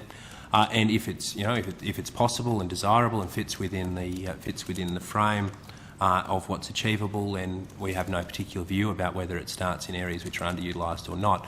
What we have a strong view on is that this project should be very carefully scoped and very carefully delivered to make sure that it is commercially viable, that we're not exposing taxpayers to risk, and I think that should be the overriding focus, is to make sure that we minimise and mitigate the risk to taxpayers in the delivery. Have you seen any evidence of careful scoping thus far? Look, the government are moving down the path of doing an implementation study. That's when we'll begin to see these kinds of details, these kinds of structures considered. It's going to be a lengthy process. We're talking about delivering a fibre to the home, fibre to the premises network, which reaches 90% of Australians. So it's obviously a very significant scale of project. It's going to be a very complex project to scope, to manage and so on. And so the government should take its time, the NBN company, the Department of Broadband, should take their time to make sure that they are properly scoping up front the risks, the technologies and so on, to make sure that we get it right in the delivery. Do you believe that the reason that some may have the view that, there is time being taken at the moment, do you think that time is being utilised, as you suggest it should be, under the surface to do that scoping? Do you have any evidence of that? Look, clearly, my evidence is the same as you would see in the newspapers. Okay. But Thank we're you. seeing. Thank you. Your submission talks about penetration rates since 2007 and noted that they've slowed. And you talk about, therefore, the necessity to step up technology to encourage, if you like, saturation. How do you, on what basis do you suggest that? And my particular question is, how do we know that consumers actually want what the government is proposing? You're saying on the one hand in your submission, if you like, well, demand has eased. Is the government's proposal an over-delivery in a sense? The periods of greatest growth that we've seen previously are during periods of increases in competition and the provision of new services. And in particular, the growth that occurred between 2003 and 2007 was during a time of increased or the entrance of new competitors at the retail market. And during that period in time, we saw the greatest growth. And likewise, the international evidence has shown that periods of increased activity and the provision of new services indeed results in greater growth. All right. Thank you. Senator McDonald, we've got Thanks, a Mr. Chairman. couple of minutes left. Just curiously, is Telstra a member of your organisation? No, they're not. When did they resign? Sorry. Were they? No. They'd be the biggest infrastructure supplier in Australia at the moment, wouldn't they? Look, we have a range of private sector members largely focused on construction, on finance and on advisory functions and operators in terms of operators of toll roads, service providers and so on, but no, Telstra are not members. Any telcos members? We've had AAPT, they resigned about a year ago. We have Optus within our membership who joined about a year ago. And what else do we have? PowerTel were a member for a time as well. Okay. But telecommunications are not a strong focus for us beyond our interest in a policy sense. Sure. In your submission, you've indicated that an NBN rollout has the potential to deliver major productivity lift to the national economy with the potential to bring people together, ideas and knowledge in new ways, which I think everyone agrees with. But that was the underlying theme of the government's previous proposal, which was only going to cost $5 billion as opposed to 43. Why is this proposal superior to the previous proposal? Well, this proposal is superior because it delivers 100 megabits per second rather than around 12. So clearly is a much higher bandwidth and a much higher capacity of the network which is being delivered. The government went through a process in terms of its original national broadband plan. They made a determination, they made a policy decision and determination that there was a better way forward, which was the delivery of this super fast broadband, which is their second scheme. Again, I would say to you that it's something we've argued for in our previous policy work in terms of national reform of markets across telecommunications, energy, water, and so on. The fibre to the premises is the way forward for Australia, but again, it's a very large project and one which needs to be very carefully managed. The previous proposals had the fibre to the home going to 98% of the population, which is a regional-based senator I was pleased about, although I could never identify which was the 2% that wouldn't get it. But now the commitment seems to be 90%. Do you have a view on that? I don't think the original proposal was fibre to the home for 98% of people. I think it was to reach 98% of people, with part of it to be delivered by a Wi-Fi network. So what's the current proposal then? The original commitment was for a 98% coverage rate with fibre to the node, with the existing copper network to the premises to be utilised for the final, or the last mile, as I believe it's called. So same as the APEL proposal, more or less. The OPEL was the sort of rural and regionally wireless end of it. But this is talking about actually delivering fibre to the premises for people's homes. The original was fibre to the node, which is the box which sits. But the main difference you're saying is you can get 100 megabits per second instead of 12. Telstra and Optus can provide that now, can't they? Yeah, what we're talking about here is delivering 100 megabits per second to 90% of the population, so well beyond the reach of current networks, going out into some of the under-serviced areas which Senator Fisher was mentioning earlier. It's a policy decision the government have made to extend the reach of this much higher speed network, and provided it can be delivered efficiently, that it can be delivered responsibly, the risks can be managed and it fits within the broader directions of government and the capacities of government, then it is a sound way forward, and it is world's best practice. And just finally, as a group that's vitally interested in infrastructure generally, I mean, do you have a concern that this $43 billion is on top of lots of other borrowings that some say could reach more than $300 billion, and then of course you have worries about interest rate rises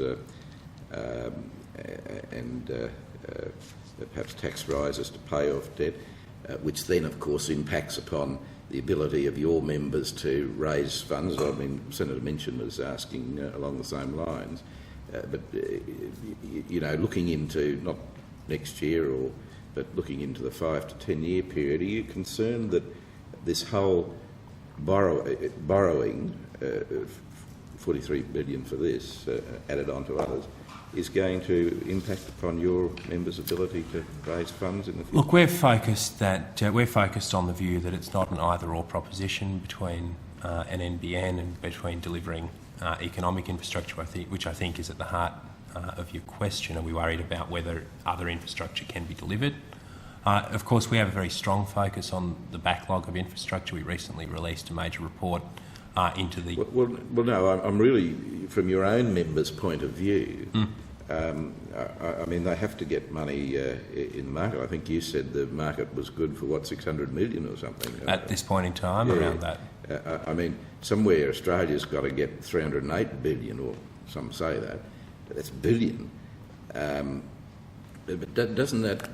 aren't your members slightly concerned that, you know, if they're out there competing, it can only put up prices and they're going to make their future business operations a bit less certain? None of our members have expressed a concern that they'll be crowded out of markets by the National Broadband Network. All of our members are concerned about the current capacities of debt markets, but we're very hopeful that they will recover.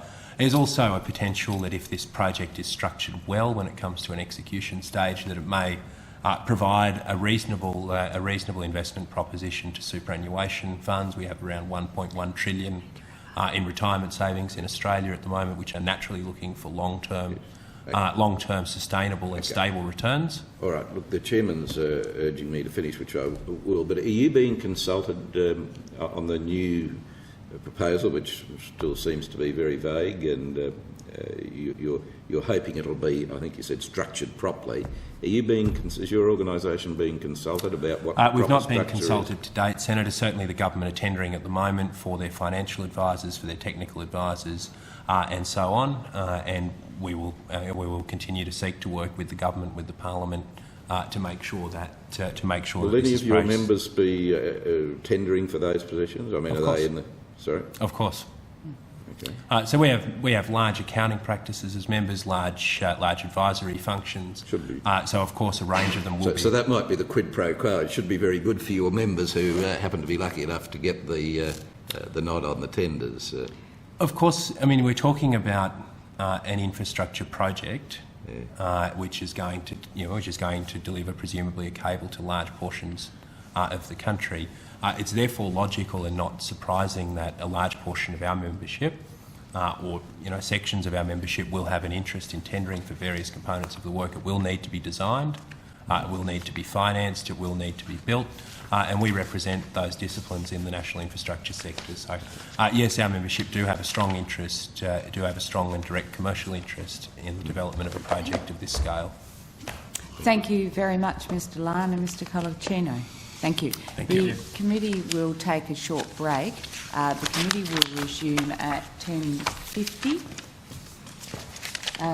10:50 for a short private meeting prior to commencing at 10:50. So we'll have our private meeting at 10:50. Thank you very much. Thank you.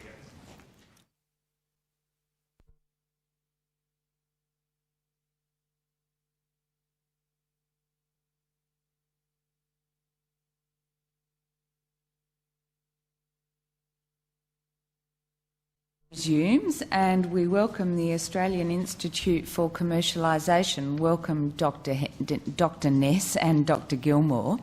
The proceedings of the Select Committee inquiring into the National Broadband Network are public and protected by parliamentary privilege, and it's an offence and indeed potentially in contempt of the Senate for a third party to attempt to interfere with evidence that would otherwise be given to a witness, as indeed it is for a witness to give false or misleading testimony.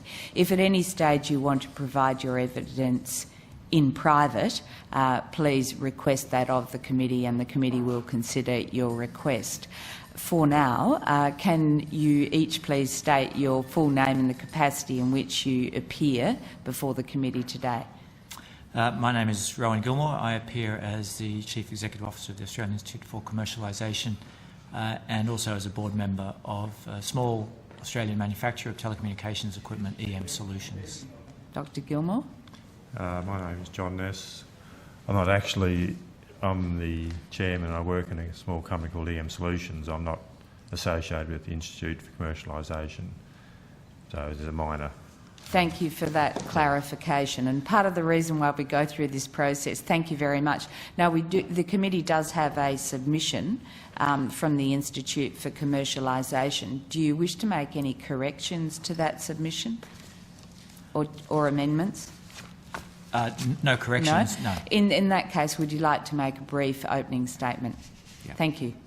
But basically, our submission related to the terms of reference of the committee, particularly with respect to the objective to directly support up to 25,000 local jobs each year, and to examine the implications for national productivity, investment and economic growth.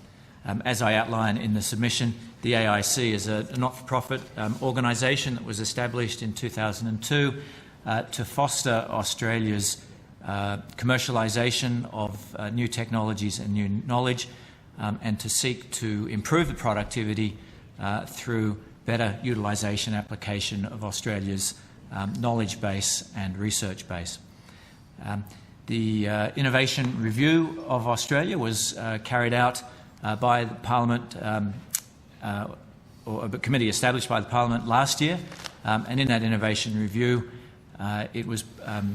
evidence was presented that research and development is fundamental to economic growth, that commercialisation is capable of improving the innovation stock of a country, that a commercialisation chasm exists, which is the chasm between research and development and translation of that R&D into the market. And a number of recommendations were made to improve the commercialisation of Australia's innovation and R&D. One of those was the role of procurement and stimulation of the demand side in order to help small Australian companies find a local base and a local market for their goods and services. So our submission was principally to point out the opportunity that the National Broadband Network presented for Australian R&D and for numerous small Australian suppliers to the telecommunications market, and to express the concern that the opportunity not be squandered. History of previous initiatives in Australia that we pointed out in the paper basically have resulted in very limited industry development in the telecommunications industry, and it's our belief that the NBN and the spend associated with it could be, if properly managed and properly encouraged and directed, used to help spawn the growth of considerable new industries in Australia. So the purpose really of the submission was to suggest ways in which that could be done and to point out some of the mistakes made in the past to ensure an enduring local telecommunications industry exists. Thank you, Dr Gilmour. Dr Ness, or is it Mr Ness? I should have... I don't care. Oh, Dr Ness, do you wish to add anything? I suppose I'll just make the general point that the NBN is one of those rare opportunities that come along where we have the opportunity to rebuild a solid industry base, to either expand our industry and reduce our foreign debt or add to our foreign debt, and it can go massively either way depending on how it's handled. Indeed, indeed. I might kick off with one question. Reading through your submission, or the Institute's submission, it seems to focus more on fibre to the node as opposed to fibre to the home. Is that correct? Is there a reason for that? And what are your views about the deliverability of the government's commitment to deliver fibre to the home for 90% of Australians? I guess that evidence is based on my own personal experience running networks around the world, and that is that anecdotally, certainly the demand for 100 megabit services to most homes is not necessary and would be throttled down in most instances anyway. Certainly there would be businesses and premises that would benefit from 100 megabits per second connectivity, but without having seen market data, certainly my experience would indicate that is not necessary in the great bulk of circumstances. And therefore, although connectivity is needed, one way of providing that would be fibre to the node that could be extended to a premises, small business if necessary, but certainly universally, I have never seen in my experience the need for universal broadband connectivity, where universal would be of the order of 90%. When you say that, when you suggest that 100 megabits per second is not necessarily needed, what would you say to those who might say, well, that view comes from a horse and cart type view of internet technology, and once people's expectations are updated according to what can be delivered, then you may indeed find the need for example, speeds of 100 megabits per second? I would point them to the history of the 1990s when Telstra and Telecom, as it was then, rolled out ISDN. And as an engineer, of course, engineers tend to like to lead.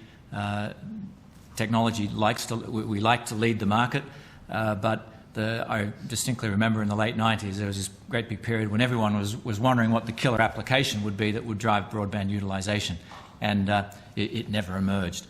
I point out in the submission ISDN being a good example of a technology really that's grossly underutilised, and its take-up really was substantially limited because there were no applications for it.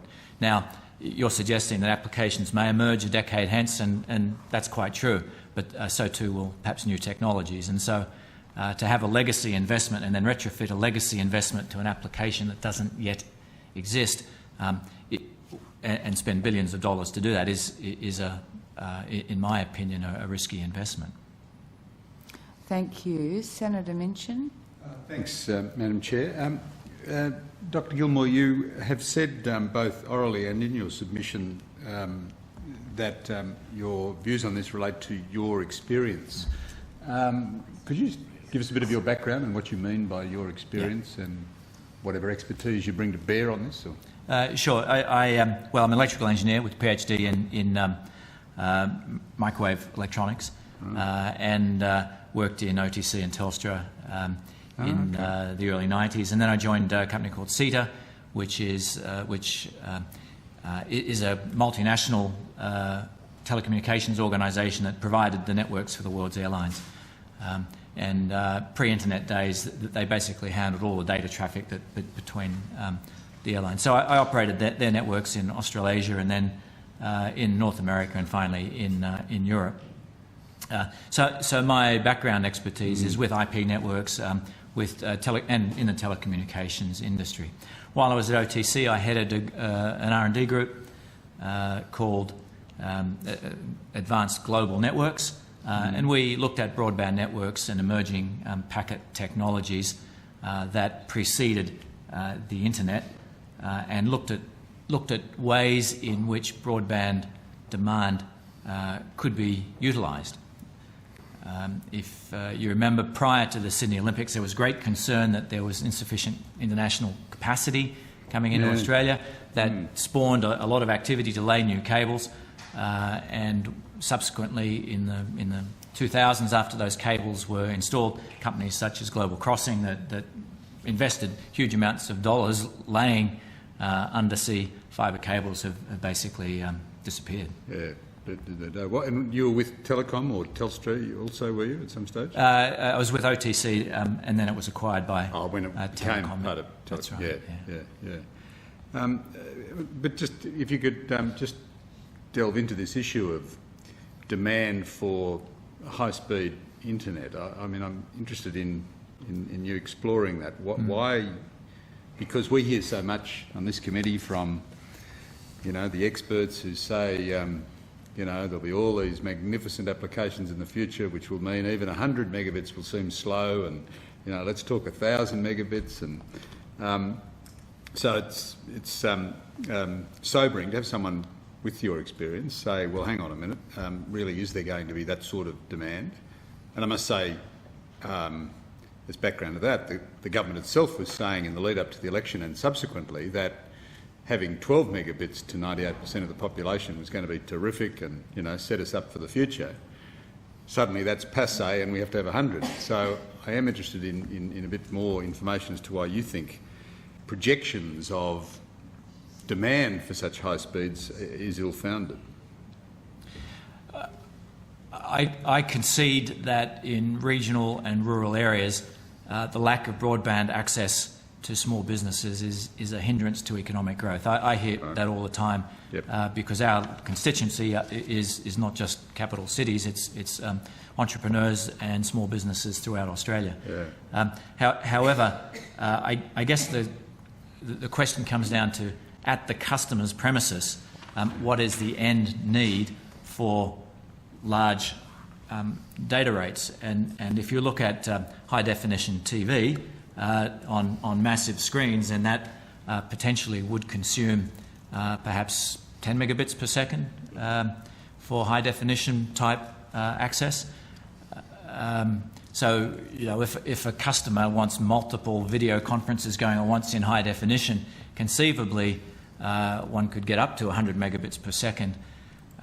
But for a residential domestic consumer, it's difficult to see today, short of technologies like three-dimensional movies and those futuristic type applications.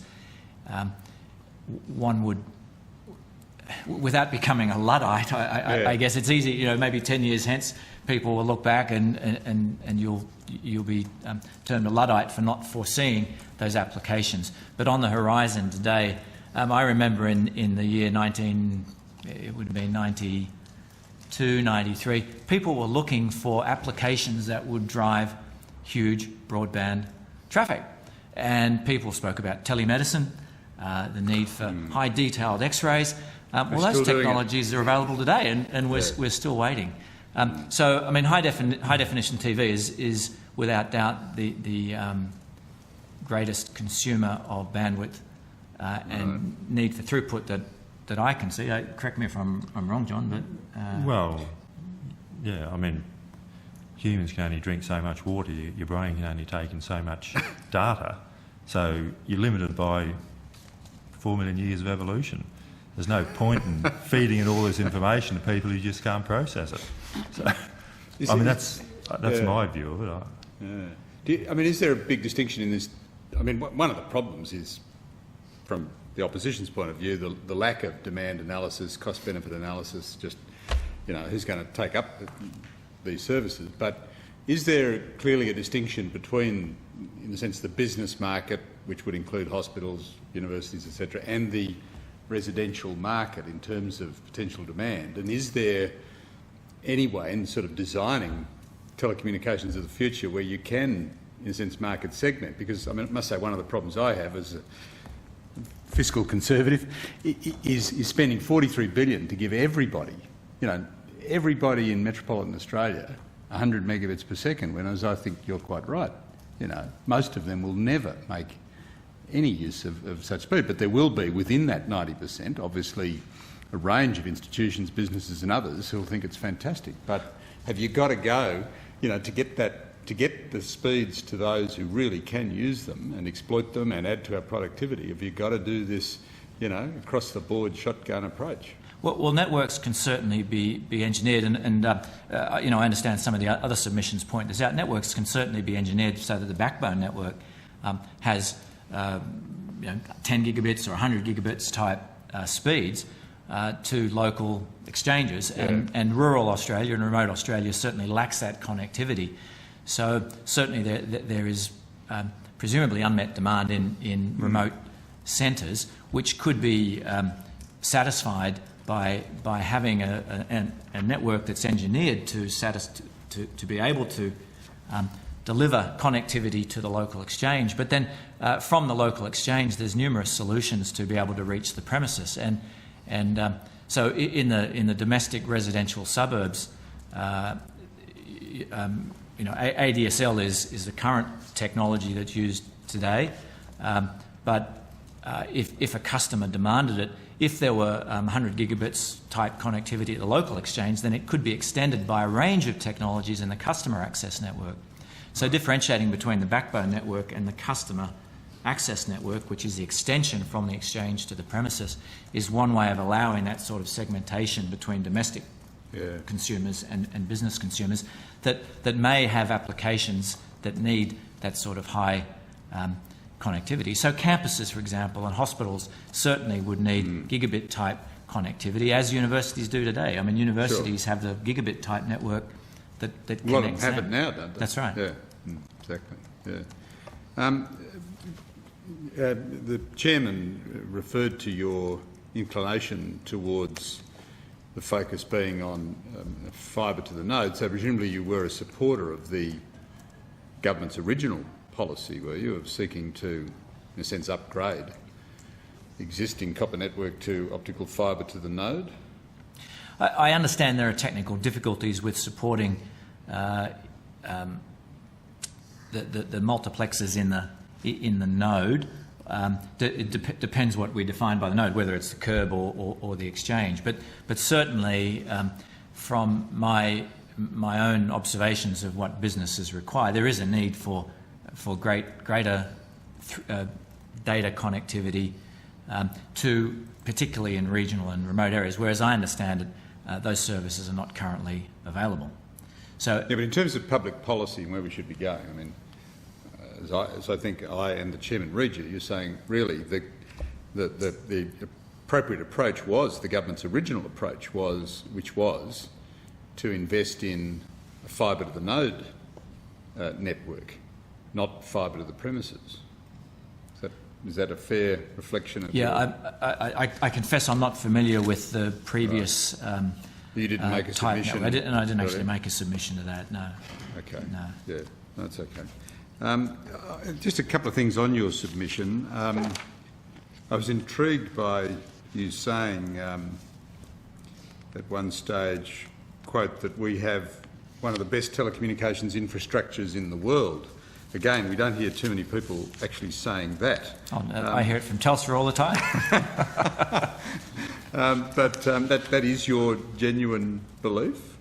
I think for the size of the country we have and for the array of services that we do have a very strong telecommunications infrastructure. Well, I think it was certainly my belief up to recent times. Yeah. It was very reliable, it did exactly what you wanted, it was easy to access.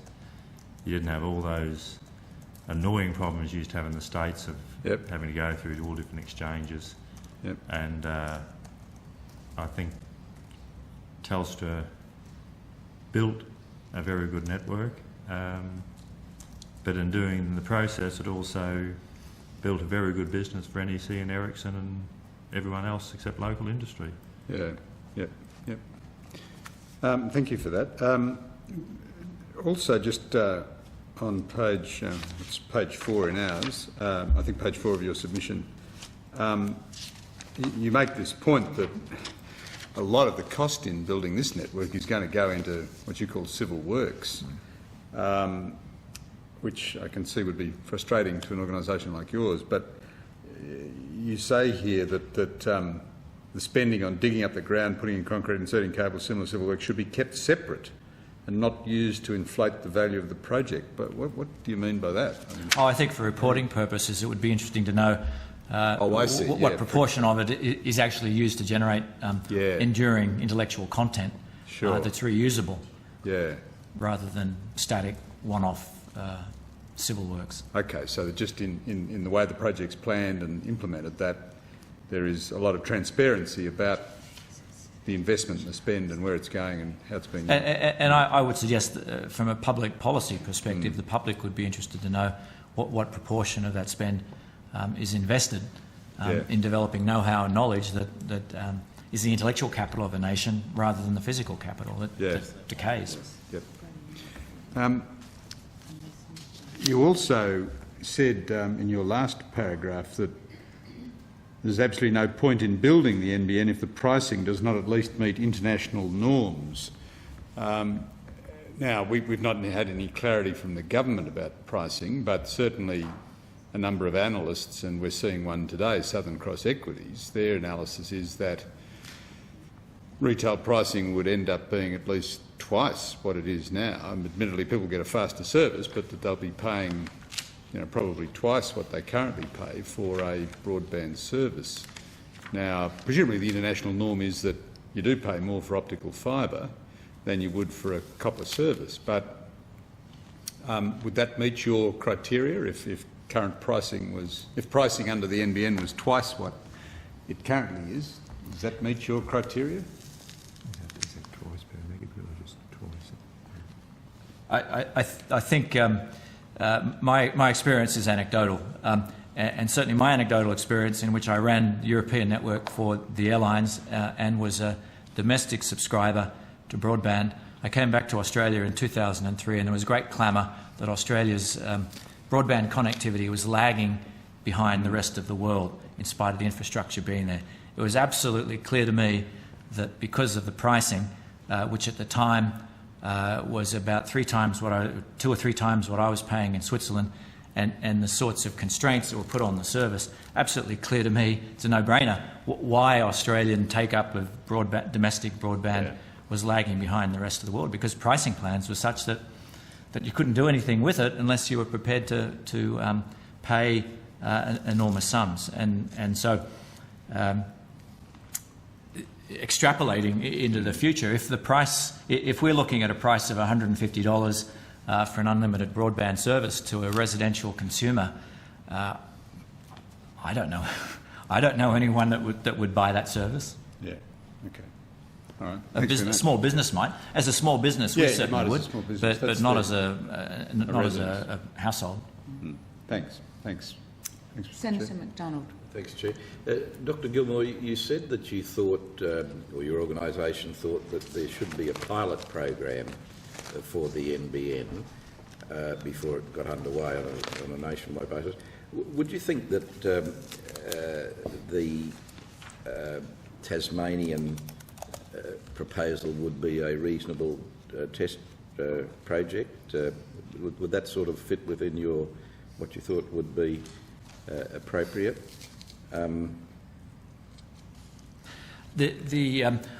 It depends on what the objectives are, and I must confess I haven't updated myself on what the objectives of the Tasmanian pilot are. Are the objectives purely to test the market, or are they to test industry involvement, or to test the technology? And I would suggest that depending on, and perhaps all three, and there's a risk that if it's all three, it's quite easy to test the market and test the technology and claim to test local industry involvement, but in doing so not create any enduring intellectual capital or any collaborations or participation between small businesses that could in the end be pre-established, if you like, to participate in the major infrastructure spend.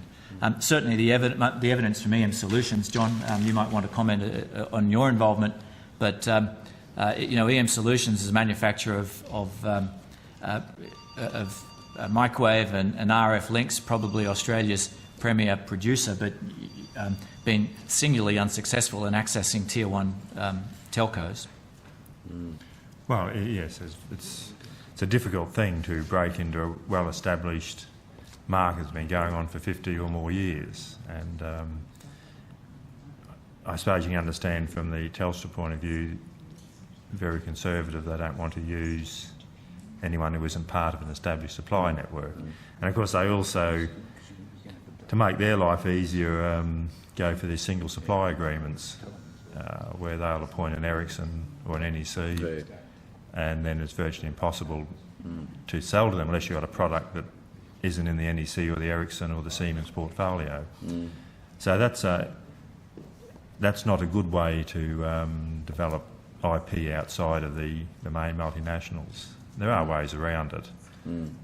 I think the most outstanding example and area of technology is Interscan area, going back 30 or so years, where the IP started in Department of Transport and CSIRO and never actually resulted in landing systems for planes, but it did spawn a whole network of antenna and other companies. Now, none of them have got much above the 100 million mark, but the sum of them is something like 250 million turnover in this country. And what would you both think, just getting back to the pilot program, what would you think would be an appropriate pilot program? I mean, what did you actually have in mind? Personally, I would think you would have to cover something at the order of 100,000 people in a small town and a somewhat larger regional town to get some idea of the different dynamics. Right. And I think it'd be rather risky to go into this whole network without some solid evidence of what people will want. Yes. I mean, my view is there'll be a huge asymmetry in the residential user compared to the business user. You know, a business user might be roughly the same amount of data going both ways. The residential will probably be a lot more data coming in than going back out. And I think these ideas should be tested. I mean, it's always good to do cost-benefit analysis, but from an engineer's point of view, cost-benefit analysis can often get sabotaged by the economists as reasons to do nothing. So I'd be much more in favour of an actual experiment as proposed in Tasmania. Any idea of, I mean, difficult question, but any idea of the cost of 100,000 pilot program? I mean, would you care to take an informed guess? I mean, are we looking at hundreds of millions or? I think it would depend on what infrastructure was in there. It probably would be hundreds of millions if you had to lay all the fibre. I did seek some information on those costs from a person I know who was involved in that, but unfortunately he's overseas and he didn't respond in time. But he could have given me more information on the actual costs of doing that. I would think the capital budget would be of that order, probably at least 100 million. Well, just coming back, perhaps Dr. Ness, I mean, what you know of the Tasmanian proposal, would that be a reasonable? I think it would be a reasonable. Yes, provided the aims are set out clearly, what they're trying to do, and it's all kept open. Yes. Okay, thanks, Madam Chair. Thank you. Thank you very much, Dr. Gilmour and Dr. Ness. Thank you. Okay. Thank you.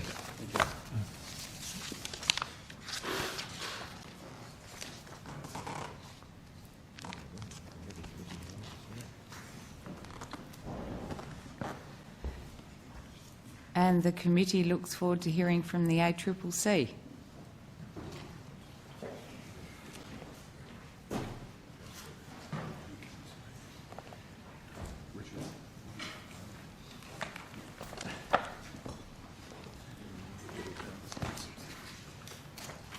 Thank you.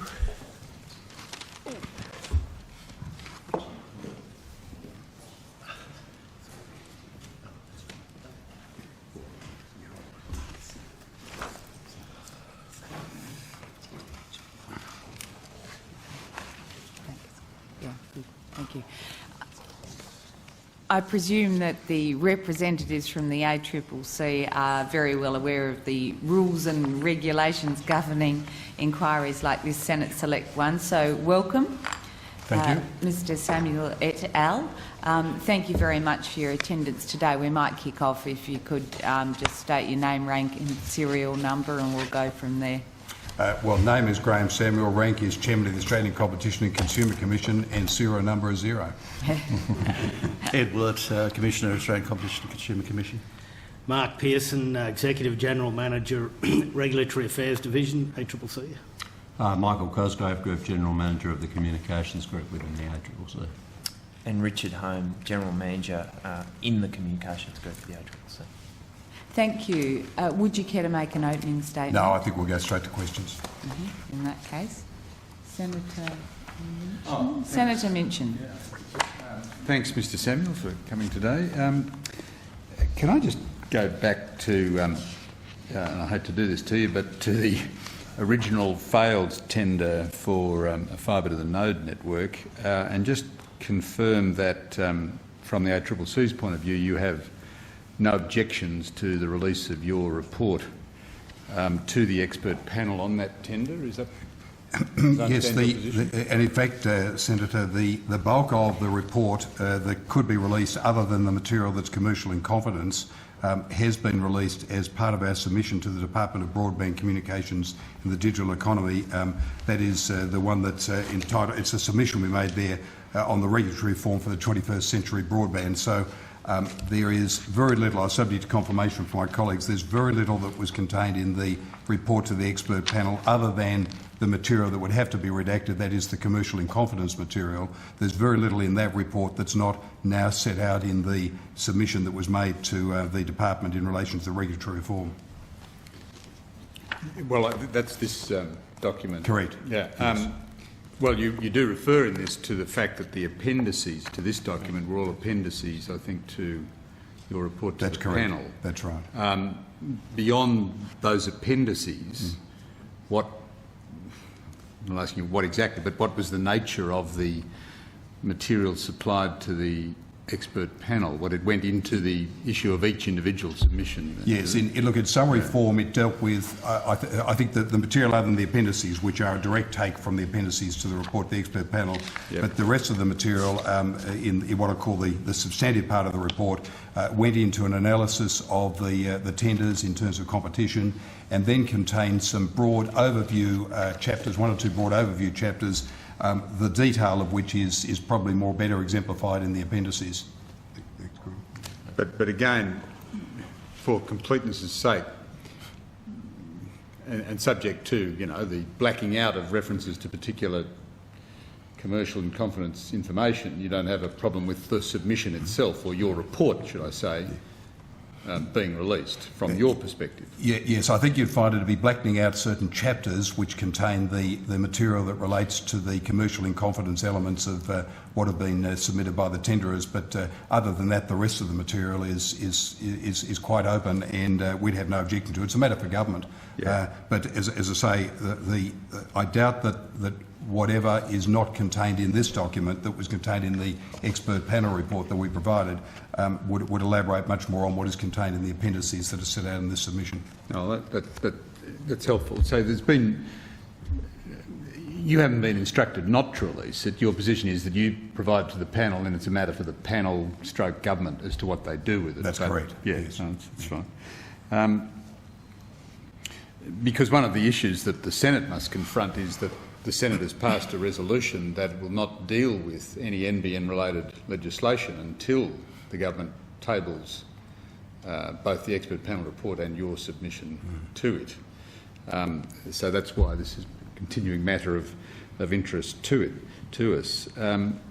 But as I understand that from what you're saying and from looking at your appendices, your report doesn't go to this issue of the viability or otherwise of a fibre to the node network. I mean, it's for those of us who are struggling in the absence of the expert panel's report, all we got was a very brief extract and government statements. The reason that the government seems to have abandoned that original tender was the compensation cost to Telstra. This argument that, there's $20 billion worth of copper there that would have to be sort of compensated for, and that just makes the whole thing unviable, and so we move on to fibre to the premises. But your report to the panel wouldn't have gone to that issue, presumably.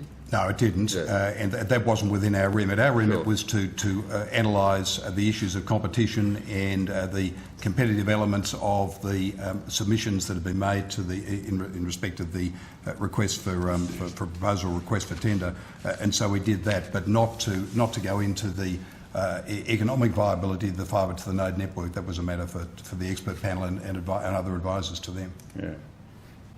Because, from our perspective, it would appear that the original policy of fibre to the node network could, in practical terms, in a sense, only be done by Telstra.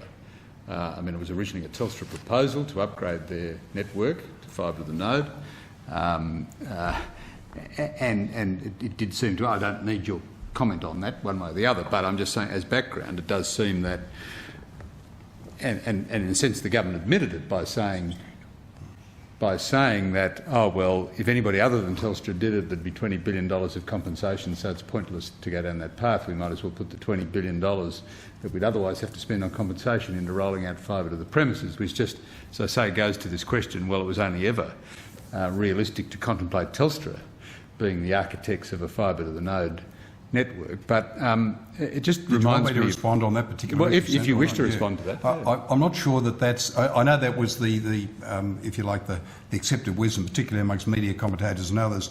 I'm not sure that that is entirely correct. This goes back to some issues and some discussions and communications we had with Telstra that preceded this particular tender process. We need to remember this, that one way or another, Telstra was indicating, whether it had a right to do so or not is another matter, but it was indicating from as early as 2005 that it was entitled to some, quotes, compensation or payment in respect of its copper network. Now, in the event that a competing tenderer was to roll out a fibre to the node network, then Telstra was suggesting, and I have to say suggesting because it was coming through various means, indirectly through the media and comments being made by Dr Burgess and others, but Telstra was suggesting that if another tenderer were awarded the right to roll out the FTTN, then a compensation was payable to Telstra in respect of the copper lines. But equally, I think it's fair to say that it was certainly our impression that it was Telstra's belief that if it were to roll out the network, the fibre to the node network, it would expect to be paid for the use of its copper lines, but that payment would have been one not paid by another tenderer and then passed through to consumers. It would have been a charge directly imposed on consumers, and that reflects, therefore, some of the charges that were suggested by Telstra might be payable by consumers if it were to roll out a fibre to the node network. So I think either way it was happening. Yeah, okay. Just to add to that, that's the reason it wasn't really at the forefront of our minds, because we knew that there was a pricing issue for the remainder of the infrastructure that was going to be used by the FTTN proposal, regardless of whether Telstra was the proponent or someone else was the proponent. Okay. Now, that doesn't mean it was an easy issue. This was a key issue in whoever built the infrastructure, and it was not one that was going to be easily resolved, but it was an issue for any proposal. And from our point of view, the valuation should be the same, whether Telstra uses it for itself or whether another proponent uses the infrastructure. And in fact, Senator, if you were to go back through public comments made by the proponents of the G9 network, which is going well before the current government's request for proposals, but public comments made there suggested that if compensation was properly payable to Telstra, then that would be an add-on to the charges that they had set out in their proposed undertaking that was put by FANOC to the ACCC and would simply be passed through to consumers. And then what Telstra, I think, was suggesting was, well, if we roll out the fibre to the node network, we'll impose the same cost and we'll just simply pass it straight through to consumers. So either way, whether Telstra rolled it out or a FANOC, G9, whoever it might have been, Telstra's proposition was that one way or another consumers were going to pay for the use of their copper network. Wouldn't have made any difference whether it was Telstra or someone else. I don't want to have to drag you into the weeds of what happened in 2005, but was that one of the major sticking points as to why Telstra and the ACCC couldn't come to agreement on the basis on which Telstra might at that point have proceeded with its upgrade? Look, you're dragging us back to some interesting sort of analysis and discussions, and I'm reminded, having recently read Paul Fletcher's book, of some of the discussions that took place through that time. It's a very good account, actually. But I think it's fair to say this, that I recall with some fond and some non-fond memories, Dr Burgess's comment in June of 2005 that we were 98% of the way there. Problem was that the other 2% was a fully locked door with the lost key, and Telstra knew the whereabouts of the key. So I don't think that we were close at all. The problem was this: that Telstra had views on its pricing. It also had views on other aspects of terms and conditions of access. We hadn't reached agreement, but we were moving along the way. But in the end, Telstra just simply closed the door and locked it, threw away the key and said, we're not prepared to discuss this any further. And so that, I don't think that we could definitively say that we even got close to a clear position where we would have been able to have put out even to the public arena for examination the pricing proposals that Telstra was putting to us back in May, June 2005. But this issue... It is fair to say that probably the most contentious issue that we've had in recent times between us and Telstra has been the valuation of the rural copper for the provision of unconditional local loop services and line sharing services. And of course, any fibre to the node network would use part of that copper. And so I think you can take it from that we still haven't solved that issue. And we I understand that. So, but the sort of valuation of the copper was a major sticking point. Can I just on another subject? Do you? One of the interesting issues in this whole space is the issue of infrastructure competition, and it's not talked about a lot. We had an earlier witness who's still with us, Mr. Moore, who didn't want to use the word monopoly, but spoke in terms of one provider of telecommunications infrastructure in this country. Because one of the unsaid things in all of this is if the government starts rolling out an optical fibre network under the guise of a new corporation, what happens to the existing Telstra network? And I mean, is it that you foresee the possibility, likelihood that we will have competing networks? Do you see that as desirable, or you're indifferent to that outcome? Because presumably, is our current policy settings adequate for that potential reality of which we haven't had before of significant fixed line competition? Because there's still plenty of life left in the copper, as I understand it. There's been a lot of discussion about this in some areas of the media, suggesting that it's the only way that the fibre to the home NBN proposal by the government can be economically viable. Look, this is not a matter that we've addressed our attention to because we have not been involved in the economic viability of the FTTH rollout. I think as a matter of broad principle, you'd have to say that and I underline the words broad principle, the ACCC favours a competitive environment, whether it's in respect of fixed line or the alternatives, of course, which include wireless. But the extent to which that becomes an integral part of the economic viability of the fibre to the home network is not a matter that we've put our minds to. We've not been involved in that analysis. Okay, thanks. One of the, you have a long-standing commitment to seeing separation of the wholesale and retail elements of Telstra, and you remain committed to that. One of the Telstra arguments, and it's an argument others also put, is that, well, hang on a minute, if we're going to build this NBN and it's potentially going to compete with Telstra and it's going to be there in 8 years' time, what is the point of going through the breakup of Telstra now? A process which presumably would take some time, be quite costly, expensive and potentially legally fraught. Why on balance do you believe that it's nevertheless important to pursue that course even with the advent now of the NBN, which is quite different to the previous government proposal? I think we have to go back to basics and to understand that much of the debate that's particularly occurred over the past 4 or 5 years, in fact it's been occurring since, I guess, the introduction of some form of competition into telecommunications, has been over the issue of regulation. And there's almost a sort of a trade-off. If you want effective competition, then effective competition is best achieved by putting in place the right structure. The default position is to try and put in place a regulatory environment. Some would describe it as a regulatory straitjacket to try and achieve the same outcome. The regulation is invariably an unsatisfactory means of achieving the outcome that could otherwise be achieved by structural means. I liken it in a parallel terms to what happens in relation to mergers.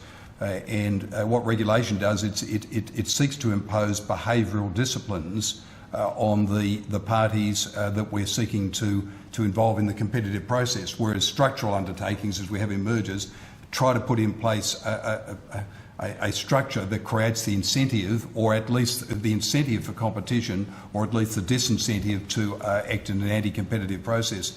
And so therefore we take the view that if we're to try and diminish the role of regulation with all the inherent deficiencies and disadvantages associated with regulation, the only way to do that is to proceed down the structural route, and that is structural separation. Remember that we're talking about 8 years here, which is nearly as long as the period. Some think that's optimistic too, I'd have to add. That may not be the case, but I think we're talking about at least 8 years, and that's a period that's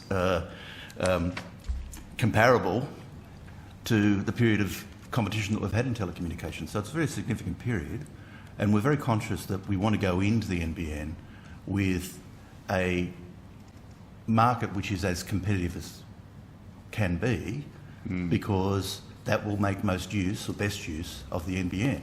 The more dynamic, the more offers that are available to people, then the more attractive than the taking up broadband services over the NBN will be.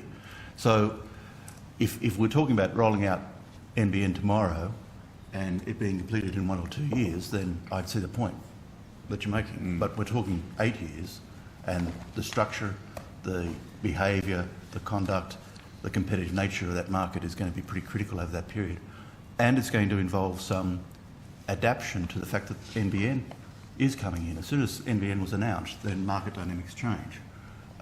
People might, for example, change their plans about DSLAM rollout in NLL, for example. And the regulatory environment's got to take that into account, and it's got to do what it can to promote competition in that environment.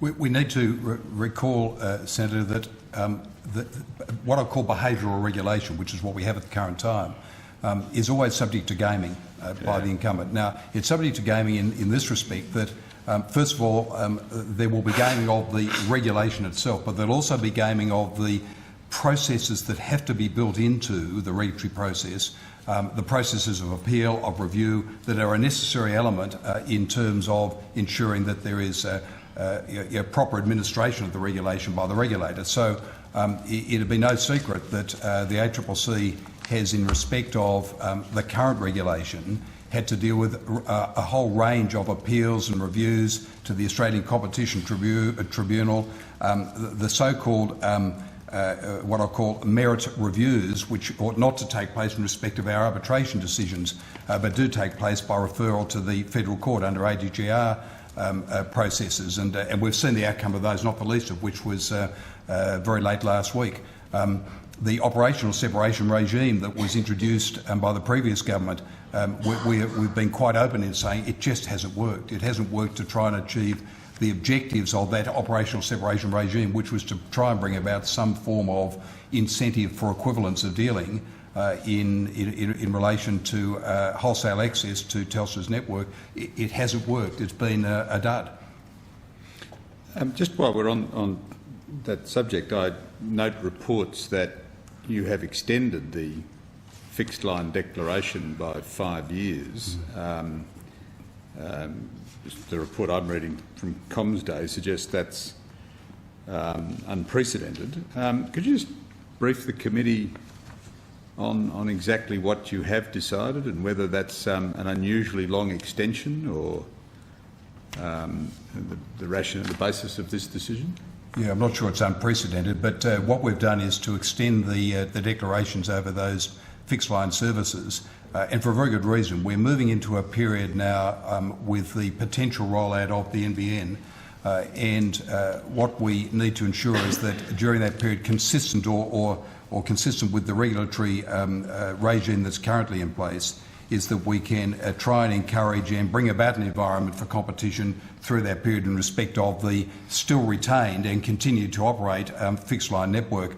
And so therefore we've extended the declarations for 5 years, but have also noted that to the extent that the NBN is rolled out and starts to provide either a partial or total substitute for some of those fixed line services, then there is the capacity to relax the declaration implications by the process of either exemption or else a review of those declarations. So to provide a degree of certainty through this period, we've said let's declare those services or continue the declaration for a period of 5 years, but with the ability to roll back those declarations by means of exemptions and or review of the declaration process. It was Comms Day, and its report says the unprecedented extension. What, have you never extended anything like this for a period? Is it the 5 years that's unprecedented? That's correct, Senator, largely because there's been issues around overlapping declarations. This is a good example of where regulation has adapted to the announcement of the national broadband network. We were originally contemplating a shorter period of declaration, but with the announcement and what we saw as the need for regulatory certainty during that transitional period to the NBN, we felt it was appropriate to give that regulatory certainty by providing for the maximum period allowed for under the legislation, which is 5 years. Oh, okay. So that is the maximum period allowed under the legislation. But as Mr Samuels made clear, also saying that look, no one's quite sure how things are going to develop over that period. So the regulation is sufficiently flexible that if things do develop in a way that somebody can make a credible case that regulation should be withdrawn, they should make that case. I appreciate your interest in certainty. I think it's appropriate. But are you concerned about the real risk of a lack of investment during this transitional phase, that which has an effect on competition, particularly in relation to DSLAMs? You know, some of the ISPs and others must be wondering about the wisdom of further investment in the existing network. Just as you're anticipating the NBN, so will they. Is that something that's concerning you, or that you've analysed or had a look at? Or It's certainly an issue of interest. Let me start by distinguishing between parts of the network, because we have the access network, which by and large the NBN is going to replace, and then there's service providers' core network. Now, I don't see any reason why there'd be any disincentive for investment in core networks, other than in those areas of transmission that the NBN is going to touch on. In fact, you'd expect that a development like this would be stimulatory to investment in core networks in preparation for the NBN. The question about access networks is more difficult, and it's by no means clear that, firstly, what the incentives on investment will be, given that some of the payback periods on some of these investments are pretty short. It may be that there might be some chilling effect on some investments, but it's not clear that's a bad thing. Graham spoke a moment ago about competitive infrastructure. Well, when you're dealing with networks that have quite distinct declining costs on utilisation, the question about what's efficient and what's desirable is quite a difficult one. And it goes to questions of technical efficiency, allocative efficiency and dynamic efficiency, and some of those efficiency considerations can counteract each other. You might have a monopoly service being technically efficient but reduce allocative efficiency. I can recall with the debate about mobile networks, for example, in Australia, there was an argument that it would be technically efficient to have just one network, or at least substantial components of the network being a monopoly service. But then, of course, there would be allocative and dynamic efficiencies lost through the loss of competitive infrastructure. So the balance on mobiles, I think, came out in favour of competitive networks, although we do have substantial economies of scale and you're not going to see a lot of mobile networks in Australia. The same sorts of questions, not necessarily the same answer, is involved in the move from a copper network to an NBN.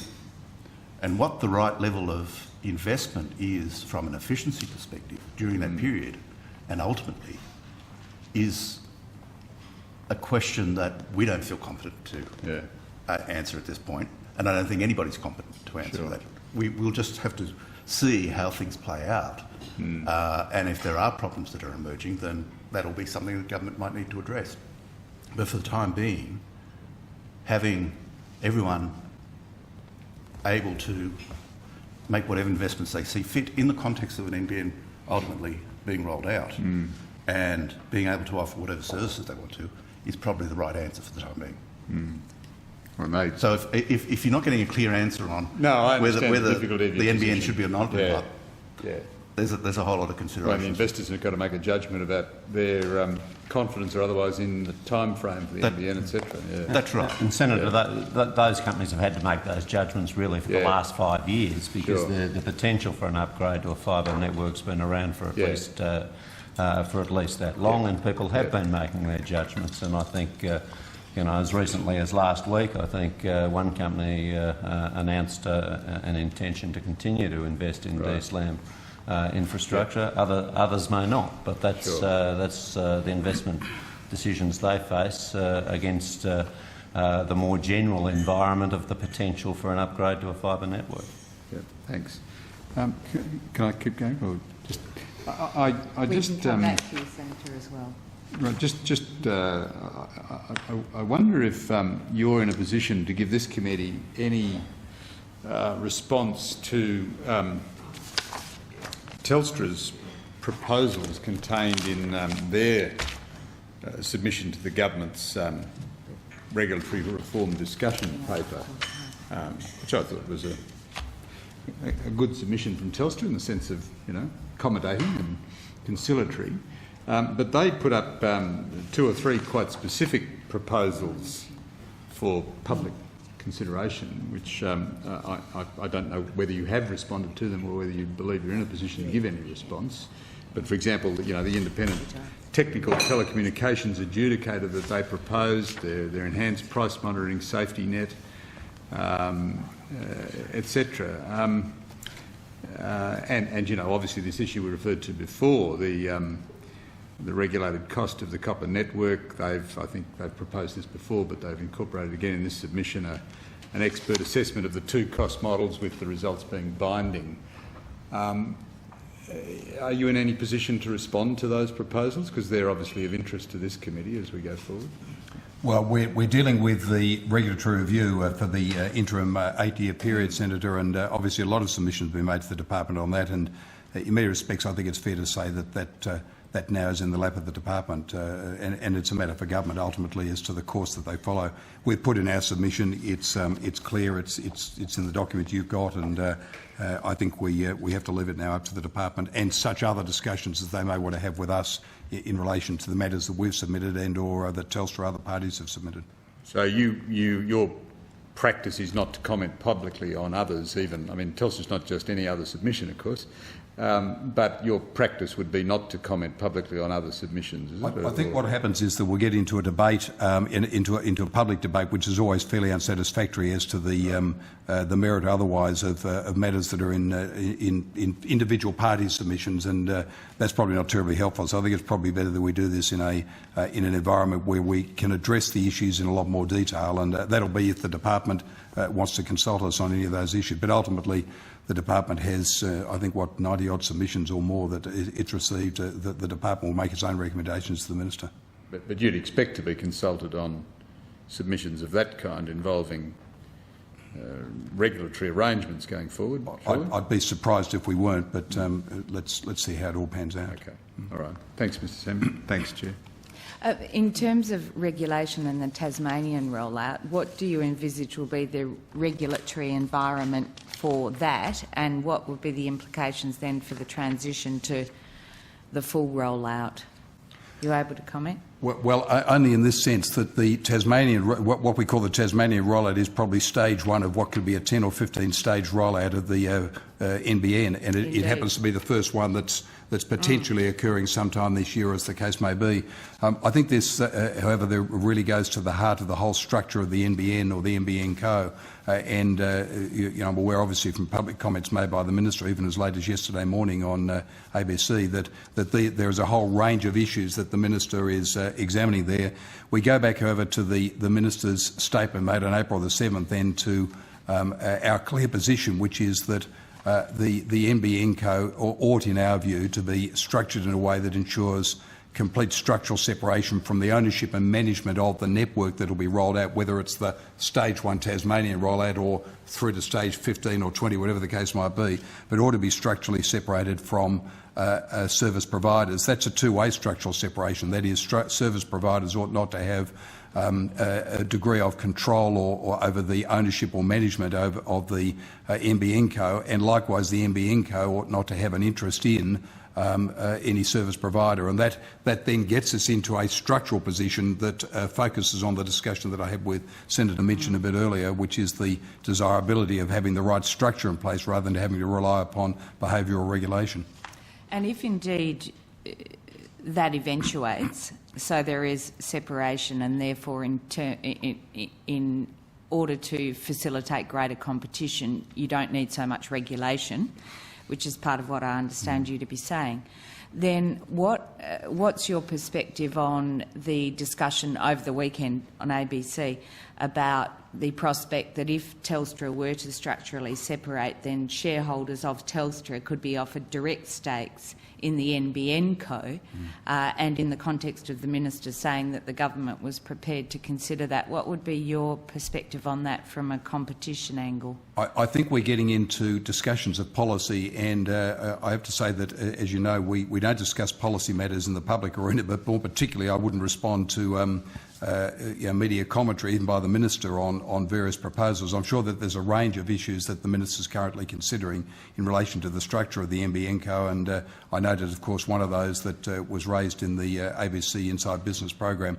These are matters of policy. I'm sure that if the Minister wants our advice on it, he'll seek it in due course. Then I guess back to your proposition to Senator Minchin, if there were, I hear what you're saying, but if there were structural separation and if Telstra shareholders were then able to buy directly in to the NBN company, in order to encourage competition, would there be the need for less regulation or more? Well, I think the proposal that Alan Kohler was putting to the Minister on Sunday was along the lines of Telstra selling in substantial parts of its current network into NBN Co. I think the Minister indicated that a non-negotiable element was that the government would retain 51% of the NBN Co, and that the remaining 49% might be owned by someone or someones.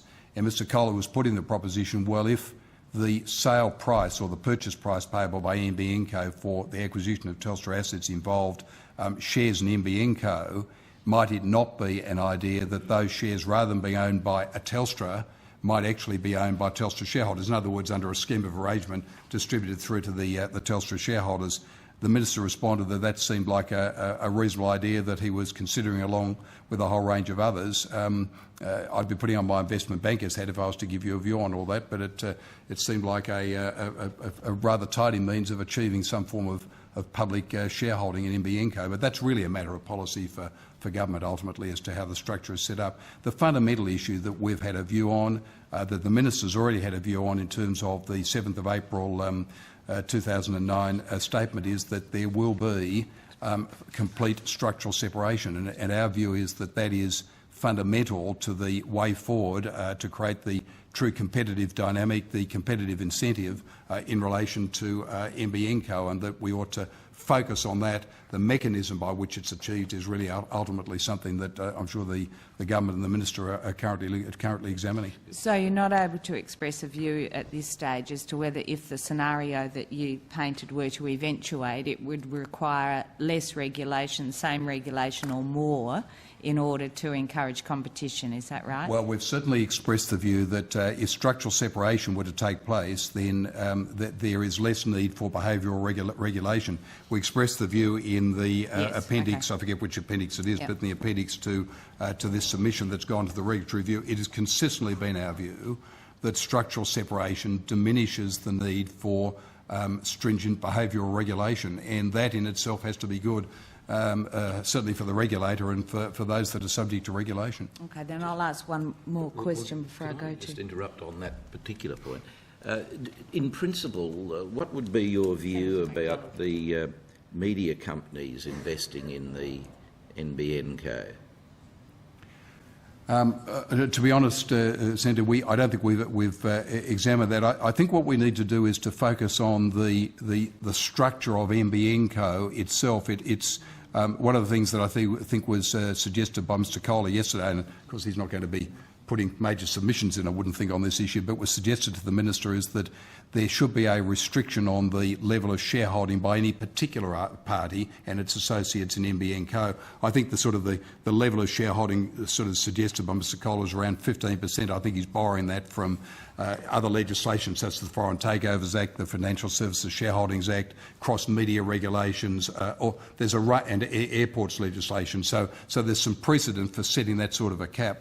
But I think the fundamental issue is to ensure that service providers don't have a shareholding either on their own or that they can act in concert with others that would create the disincentive to provide equivalent access to all parties to the network. Would media ownership of part of the company have any impact on the cross-media regulations? We get into a complex discussion that we've participated in over the past 2 or 3 years in relation to deregulation of cross-media ownership, because when and I need to go back to sort of some fundamental principles that we discussed a couple of years ago, 3 or 4 years ago in this context. In relation to media itself, we look at 3 elements of the media process. There's the element of distribution of media content. In the past, back in early this century, it was certainly the view taken by the ACCC that it was fairly fundamental that we drew a distinction in market terms between print media, newspapers, electronic media in terms of radio, and then electronic media in terms of television, with even a question mark as to whether there was a separation between free-to-air television and pay television.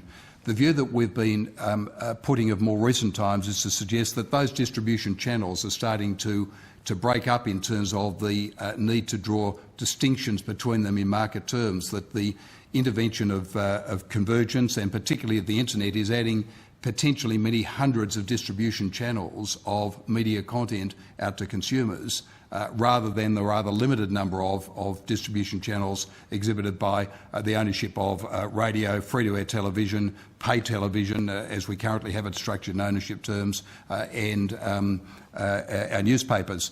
You then move back to the pipes. And what we've said is that it's becoming far more important now, we think, to concentrate on ownership of the pipes and then ownership of the content that is thrust down the pipes to these various distribution channels. Now, if the focus of us, that is the ACCC, in terms of competition, is heading much more towards the ownership and control of the pipes and the ownership and control of the content that's thrust down those pipes, then clearly we'd need to be examining the question of whether or not media companies were owning either alone or potentially with others some form of control, ownership and management of control of the pipes, in this case the pipe being the National Broadband Network. Sorry, Madam Chair, I interrupted. Thank you. Gentlemen, do you have a view from a competition perspective as to whether or not the NBN should be rolled in or rolled out? So there are underserved areas in cities, regionally, and particularly in the country. What is the competition impact of having an NBN co focus on its delivery in those underserved areas and leaving other areas in which there arguably already is existing private sector competition to its own? It's ultimately... I might go. Probably don't want to get into too much detail because that's a question of commercial viability and the economics of the rollout. But I think there's one clear competition. Indeed. Implications. But there is one point I think that is worth making, and that's that the situation here might be very different with a fibre to the premises rollout than it would have been with a fibre to the node rollout. Indeed. Clearly, with a fibre to the node, it was replacing the existing infrastructure, and the incentive was strongly on whoever proposed that rollout to roll out in the high-value areas first, which were probably already being served by digital services in some respect in any case. But I think it's different for a fibre to the premises because the economics might be that you target people who don't have any services at all first. And so you start, the incentive might well be, and the pro-competitive outcome might be, to start rolling in from the outside and service the people who don't have any digital services at the moment and who might be more willing to take up those services via an NBN. You get more scale in that sort of exercise, and the whole proposal looks more viable. That's possible. So I think that's worth noting, and perhaps the example of Tasmania is an example of that very thing, where the state that has probably the least available broadband services in terms of an access network is targeted first as the place where the network will be rolled out. Well, if that were to happen, then what would be the implications for the regulatory environment and competition? Look, I think there's a basic issue here that we can go back to, which is, as a matter of policy, our understanding of the NBN network is that it will be an open access network to provide services on a non-discriminatory basis, assurances as to equivalence, and at prices that will reflect costs. Now, from our perspective, that's a pretty good regulatory objective as well, and that's what we would want to see happening with this network. Now, what regulatory intervention is needed to assure that is much less clear. I mean, you're going into detail about, if such an entity had so much ownership and they got a little bit more, what implications does that have? Well, bottom line is the regulatory environment should be as intrusive as it needs to be to ensure those fundamental principles of access. And at the moment, we haven't done any work on exactly what's needed there, other than, we understand what a bitstream service is, and it's probably going to be the focus of access services on the NBN, but we haven't done any work on what regulatory intervention is going to be needed. So when do you expect you will be doing that work? Well, I expect we're going to probably get involved in discussions in the not too distant future, but that they haven't been. Can you be any more expansive? I don't think we can be at this stage. I don't think we can be. I mean, there's ongoing discussions with the government, and will be. Mr. Samuel, you were going to volunteer an answer earlier before Mr. Willett helped. Do you have anything to add? Quite happy to leave it to Mr. Willett's answer. So just to perhaps point out this, that in the context of moving from the outside in or vice versa, the issue is probably slightly diminished in its importance when the broad rollout of the fibre to the premises network is brought back to 90% of the population, distinct from 98%. And the remainder of the population is to be serviced by a wireless network. The 90% that we are talking about, it tends to be more densely populated areas. That's not to say as densely populated, say, as the CBDs, but tends to be the more densely populated areas. So therefore, the issue of, in terms of commercial viability, of whether you start from the outside and come in or vice versa, potentially becomes slightly less relevant than it might have been under an alternative. Potentially, but if you take the view, as I do, that all Australians deserve equivalent access to equivalent services at equivalent prices, whether you're talking about fibre to the home or a combination of wireless and satellite for potentially that that 10% that's not going to get fibre to the home, however they are to be defined, then it may or may not be less relevant. Do you have a comment on that? No, what I was suggesting though was that it might be less relevant in terms of the commercial viability issue, because if you're dealing with areas that are, with varying degrees, more or less densely populated, then the commercial viability element may become slightly less relevant if we're focus more on the more densely populated areas of Australia than perhaps was being originally contemplated with the fibre to the node network, where the remaining 8% was moving into far more remote areas of Australia. Understood. Thank you. Then one further question from Senator McDonald before we wrap up. I just, in your submission, you said this, integrating the current Telco Act facilities access regime within Part XIC also has the potential to confuse the nature of rights that exist in respect to access to facilities under each Act and may not align well with the objects of the Trade Practices Act. What confusion were you talking about? Senator, the regimes that apply to access to services, telecommunication services, the regulated services that Senator Minchin was previously referring to, and the regime that applies to facilities such as mobile towers and perhaps more relevantly in relation to our national broadband networks, the ducts in a fixed network, are dealt with under separate regimes at the moment. One thing that is being contemplated is whether you just simply roll in the facilities regime into the services regime. There are some complexities with that, in part because access to facilities applies to all carriers, but not carriage service providers, if I recall correctly. So there was some technical issues that said, well, just hold on before you simply say that the same regime should apply to facilities. Think carefully, because there may be some unintended consequences. I don't think it was anything more than that. I think we did say that what we also said, though, was that access to ducts is potentially very important in relation to a national broadband network, and you'd want to ensure that the more flexible regime that applies to services, the features of that apply to ducts as well. So we think there is a need for some reform in that area, but we're from a technical perspective just saying, well, just hold on and before you legislate with some unintended consequences.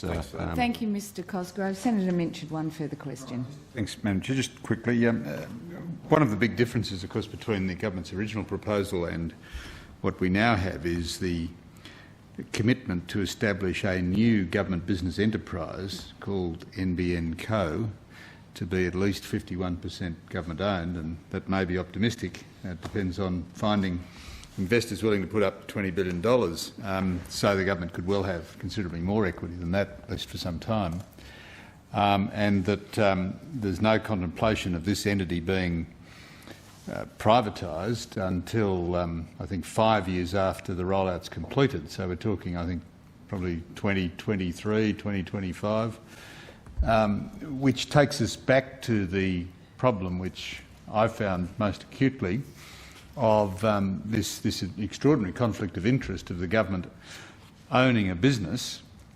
engaged in the telecommunications sector and being the ultimate regulator and policymaker in that field of activity.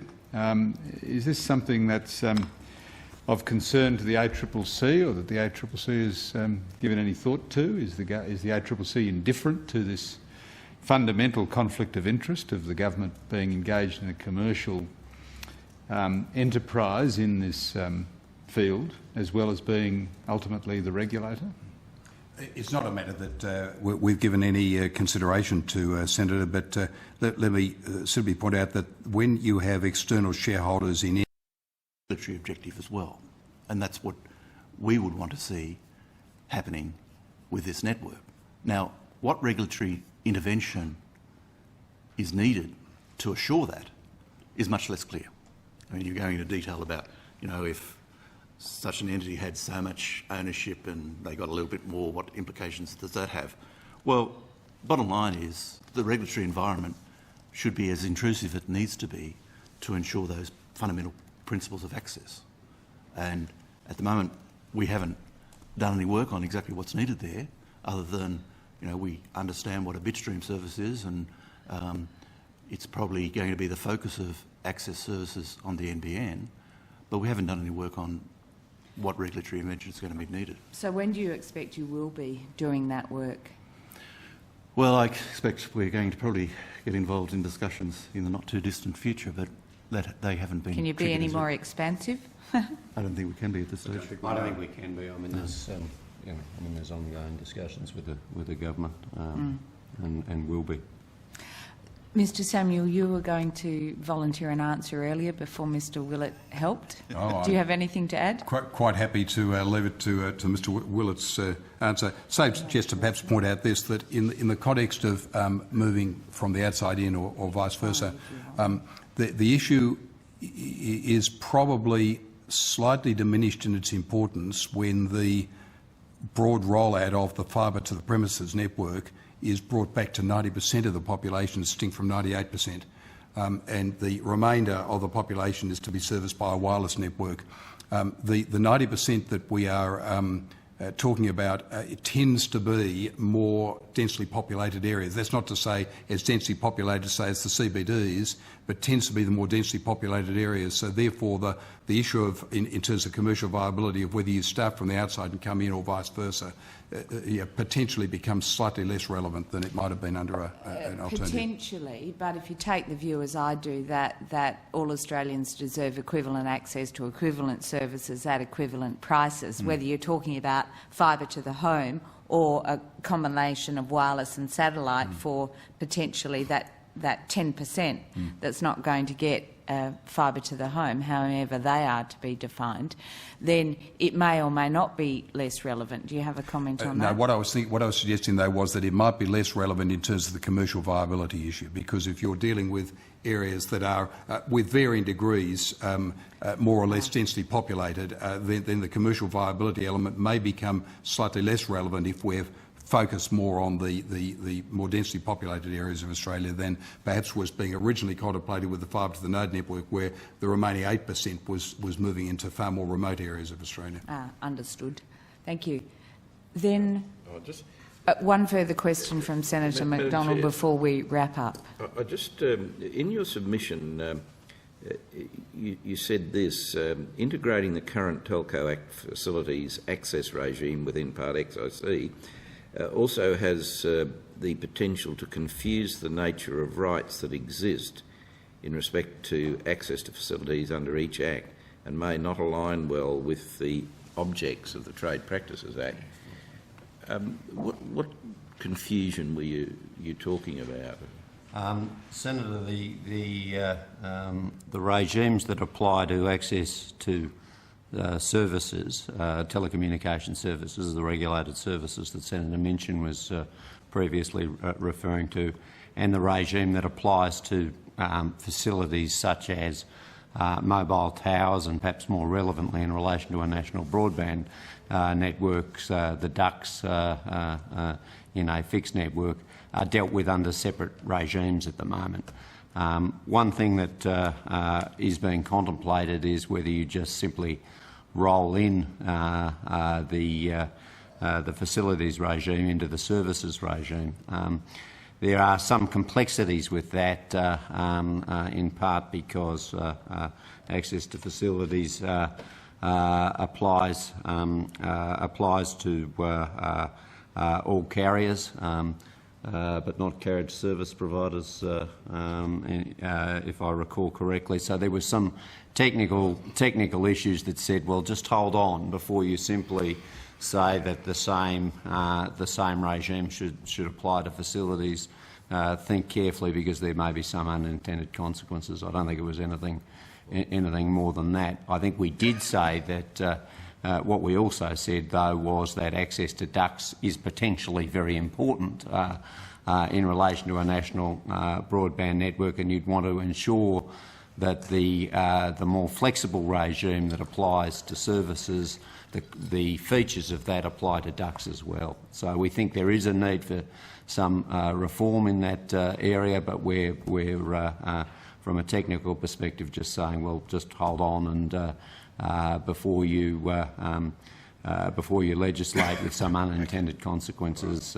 Thank you, Mr Cosgrove. Senator Minchin, one further question. Thanks, Madam Chair. Just quickly, one of the big differences, of course, between the government's original proposal and what we now have is the commitment to establish a new government business enterprise called NBN Co, to be at least 51% government owned, and that may be optimistic. It depends on finding investors willing to put up $20 billion, so the government could well have considerably more equity than that, at least for some time, and that there's no contemplation of this entity being privatised until, I think, 5 years after the rollout's completed. So we're talking, I think, probably 2023, 2025, which takes us back to the problem which I found most acutely of this extraordinary conflict of interest of the government owning a business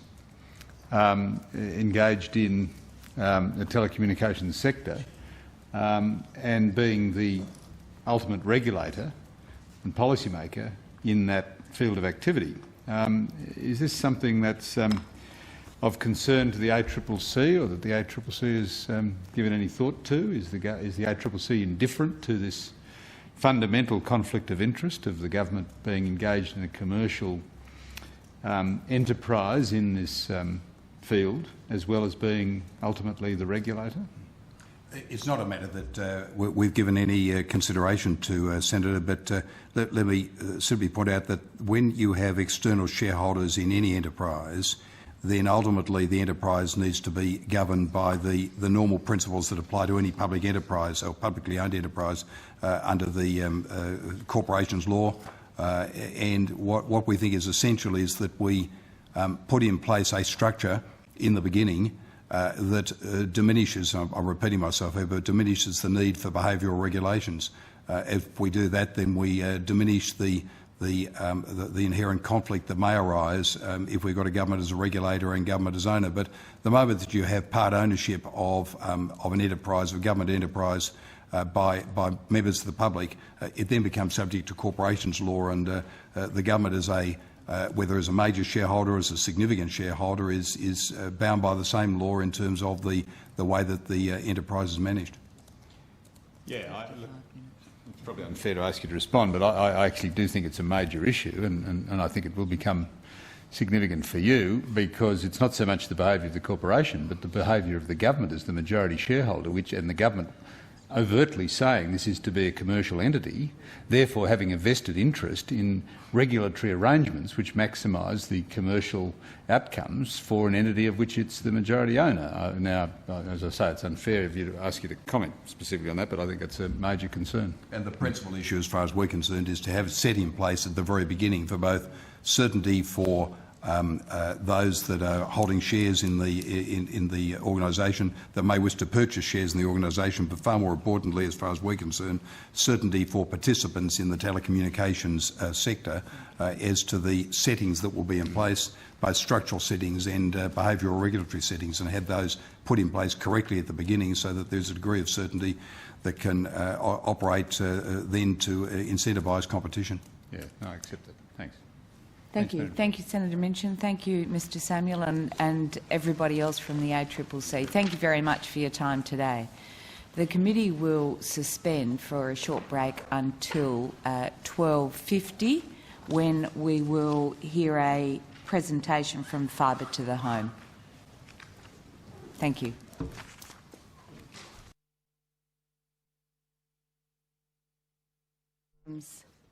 Fibre to the Home, and we look forward to a bit of a combined presentation as well as submission from Fibre to the Home.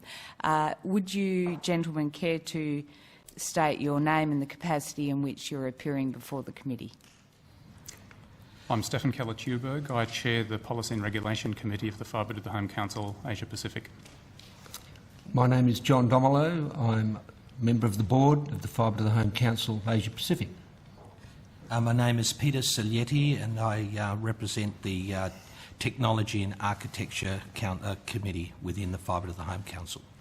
Thank you, gentlemen. The evidence that you give, including the commentary you make as part of demonstrating your very good wares to the committee, are public and protected by parliamentary privilege. If at any stage you want to provide evidence in confidence, please indicate to the committee and we will take your request into consideration.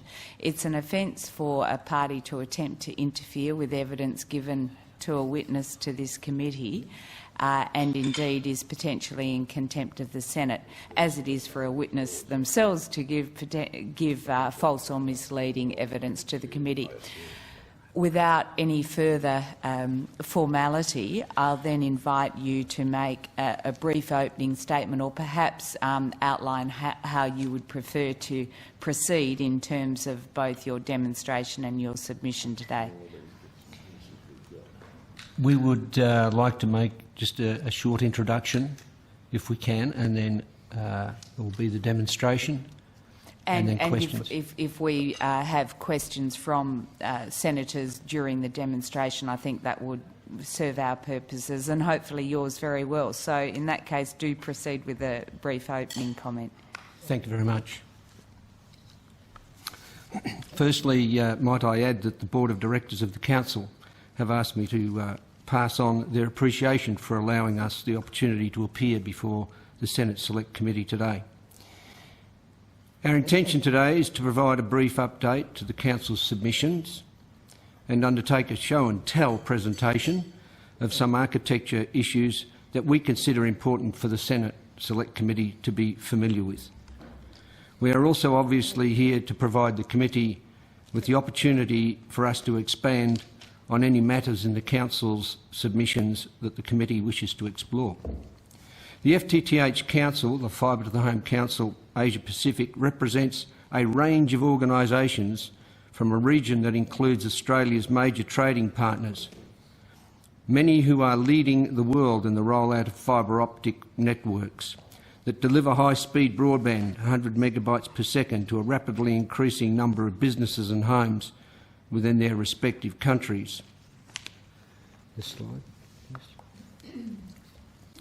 The latest data issued by the Fibre to the Home Council APAC in May 2009 indicates that FTTP, fibre to the premises, penetration for South Korea at over 45%, Hong Kong over 30%, Japan just less than 30%, and China at approximately 2%. With China being 26 million people, or 2% representing nearly 26 million people. With Australia yet to register on this table. In information that has recently come to hand, the Council understands that China's 5-year plan, 2007 to 2012, states that China is to reduce investment in copper by 25% year on year, as from 2007. And by the end of 2012, they will have completed planning for the rollout of fibre to the premises across China. From that point on, it is highly likely that China will be providing high-speed connectivity to an even increasing number of their population. It is well argued that Australia must continue its successful building of trade with our Asia-Pacific neighbours, and over the past 100 years or so, considerable money has been invested in seaports and airports in order to facilitate the development of trade. And of course, one of the now very important markets that both these infrastructure facilities spawned was personal tourism. Economies around the world had to follow suit, to participate in the economic benefits that these facilities brought to the world. FTTP is no different and is likely to play as much an important part in the development of the Australian community as ocean ports and airports. To what extent Australia embraces this new potential source of trade will be totally dependent upon whether fibre to the premises is adopted and to what extent it is made available to all. Australians today would not have the same quality of life if the initiative to build ocean ports and airports had not been taken. For the sake of the quality of life of the next generations of Australians, our children and their children, the Fibre to the Home Council Asia Pacific strongly supports the Australian NBN initiative.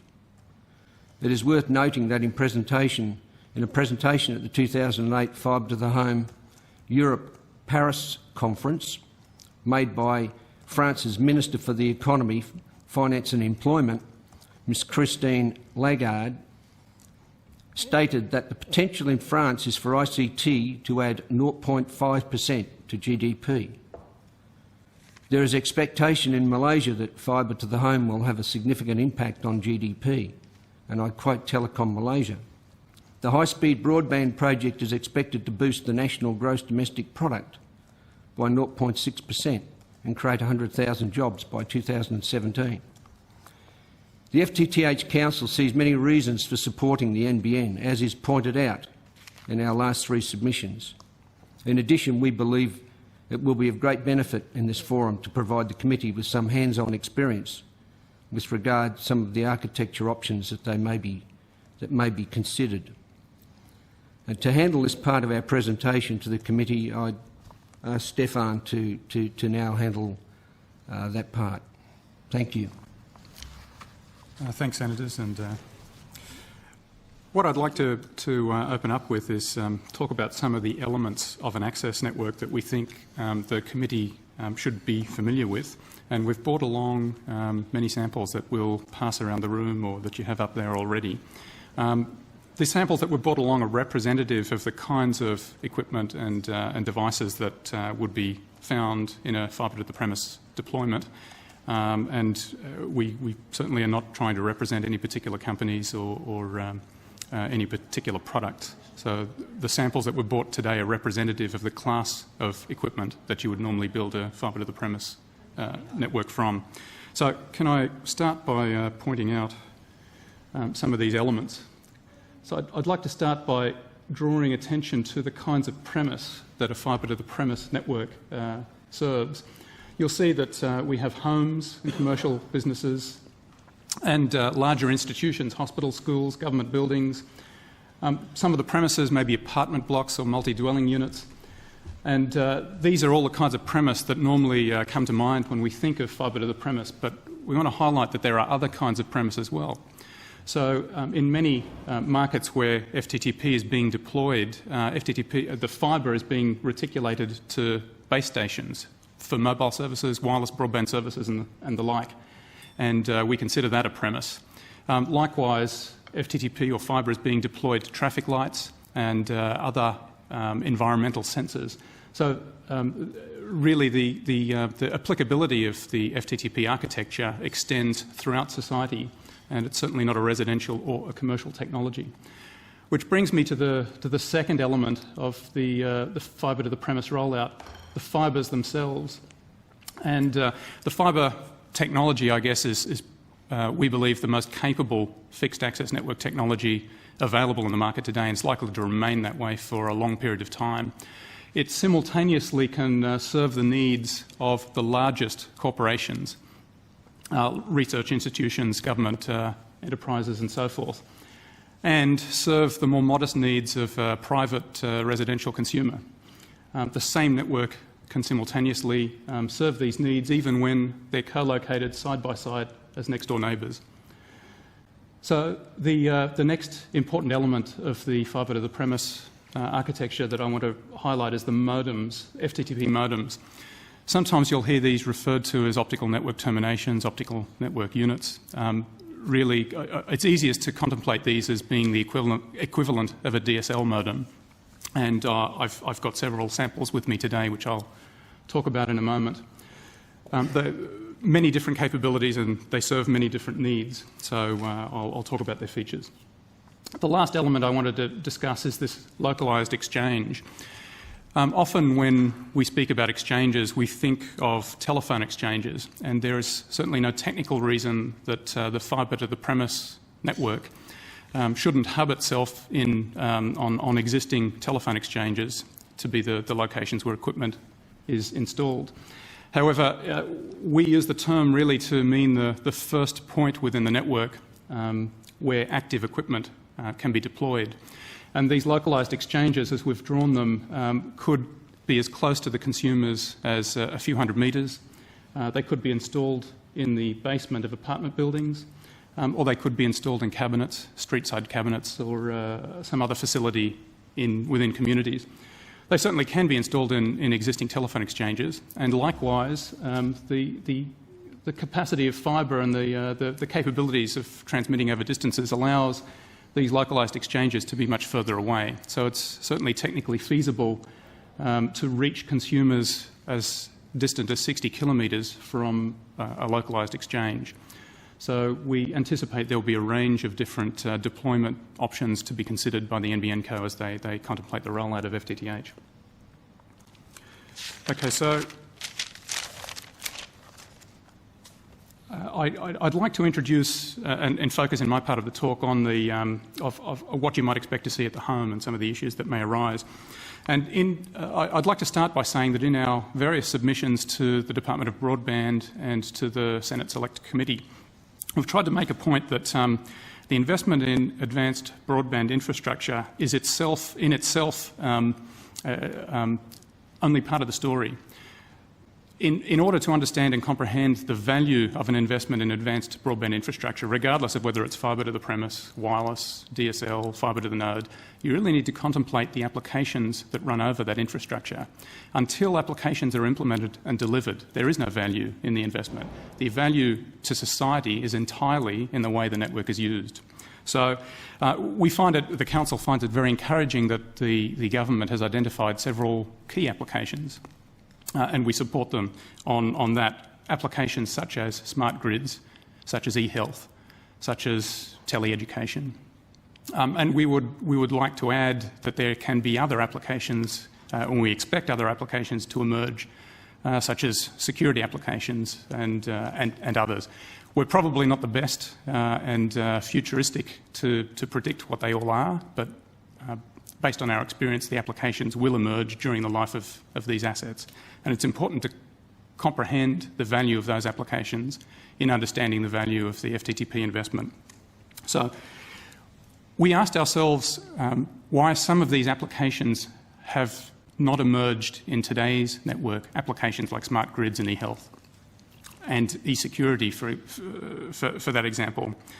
And we've contemplated that the answer may involve that today's broadband deployments, first-generation broadband deployments, may not typically provide the kinds of capability that those applications providers, the e-health, the smart grids and so on, require of a broadband network. And that being the case, we can look to the deployment of existing fibre to the premise networks to understand whether there is an issue there or not. So Australia currently has some fibre to the premise deployments that have been taking place over the last, let's say, 5 years. And in those deployments, we've yet to see a dramatic take-up or trialling of smart grids and e-health and other advanced applications.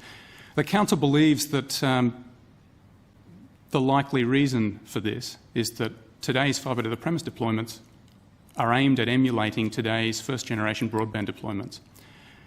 And fibre to the premise, we would like to assert, as a technology, has far greater capabilities than today's internet access services alone. And therein lies the key, we think, to unlocking some of the capabilities of these new applications, is in deploying the network and configuring it, managing it in such a way that the needs of the application providers and the applications that are yet to emerge can be met fully. So it's important, we think, that the Senate consider the kind of environment, broadband environment in the future, that needs to enable these kinds of applications. Okay, so with that as an introduction, I've outlined in this slide a number of different devices that one might expect to see in a fibre to the premise enabled home. Of course, there'll be today's existing telephony and internet access type devices. But in addition to that, there may be some security applications that allow, in a very innovative way, for security providers to offer new kinds of capabilities to the private and public sectors. Pay television is certainly one application that's frequently spoken about, but it's certainly not the only application that one might expect to see. And a medical application, e-health application in the home could be quite an interesting application of fibre to the premise technology and bring public benefits for the health system and improve patient outcomes. So homes of the future we expect to contain many more broadband type devices than current homes have. So to that end, we expect that consumers will have a range of different needs, and the fibre to the premise technology that you would deploy in the home has many different capabilities. So may I start by introducing the first fibre to the premise modem. This is probably the most simplistic of the examples that I have today. It provides 2 broadband data connections. Each of those data connections is capable of up to 1,000 megabits per second. And they provide independent connectivity towards the network. So you can see that the device is very similar in size to a DSL modem that you may be familiar with, and perhaps you can pass that around. The point I'd like to make in relation to a DSL modem is that this kind of fibre to the premise modem is far more capable because it's able to support all of these these potential applications simultaneously at the same time without degradation from one application to another if they're being used at the same time. So the second modem that I would like to show you is very similar in size to the ones going around the room at the moment. This one includes 2 telephony ports as well as the data ports for a broadband service. And so this higher capability modem is able to then very visibly support new services that aren't typically supported on a DSL service today. The telephony services available on this fibre to the premise modem we anticipate to be indistinguishable from the telephony services available from today's telephone network. And for many consumers, some consumers, the quality of the service through delivered through the FTTP network could indeed be superior to the service available to them through the traditional twisted pair network, simply because the traditional twisted pair network spans great distances, and the fibre to the premise network or technology allows services to be delivered without degradation over much larger distances. So going up the scale of device, I have yet another fibre to the premise modem. You'll see that this one is larger. It has broadband data connections, this time 4 of them. It has telephony connections for independent telephony services, and this dongle hanging off the bottom is a piece of coaxial cable for a paid television service. So all of these services can be simultaneously delivered and available on the fibre to the premise network, the fibre network, and also delivered with equivalent or better quality than available on today's networks. So the last of the fibre to the premise modems that I'll show you today is a somewhat larger and different looking device. This particular modem is designed to go on the outside of a premise. So it's temperature hardened, it can be rained on, and it's certainly more secure than the indoor type modems. I'll pass this around.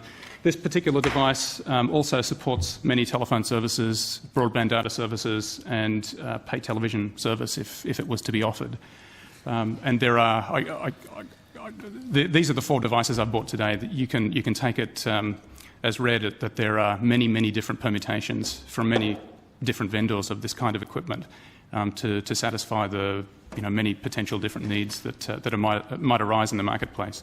How many of those outside boxes do you foresee being used, and are there any restrictions on where the outside boxes need to be housed or put, or what does it look like on the outside of a building? So to answer that question... If you're going there in the natural course, wait until you get there. But... Okay, if I can take that question on notice, I'll get to it in a moment. So the other The other point that, that perhaps the Senate committee should be aware of about the implication of FTTP in the House is the power supply aspect of an FTTP service. So I've brought a couple of examples of power supplies. This I won't pass through around the room. This is just looks like a laptop power supply.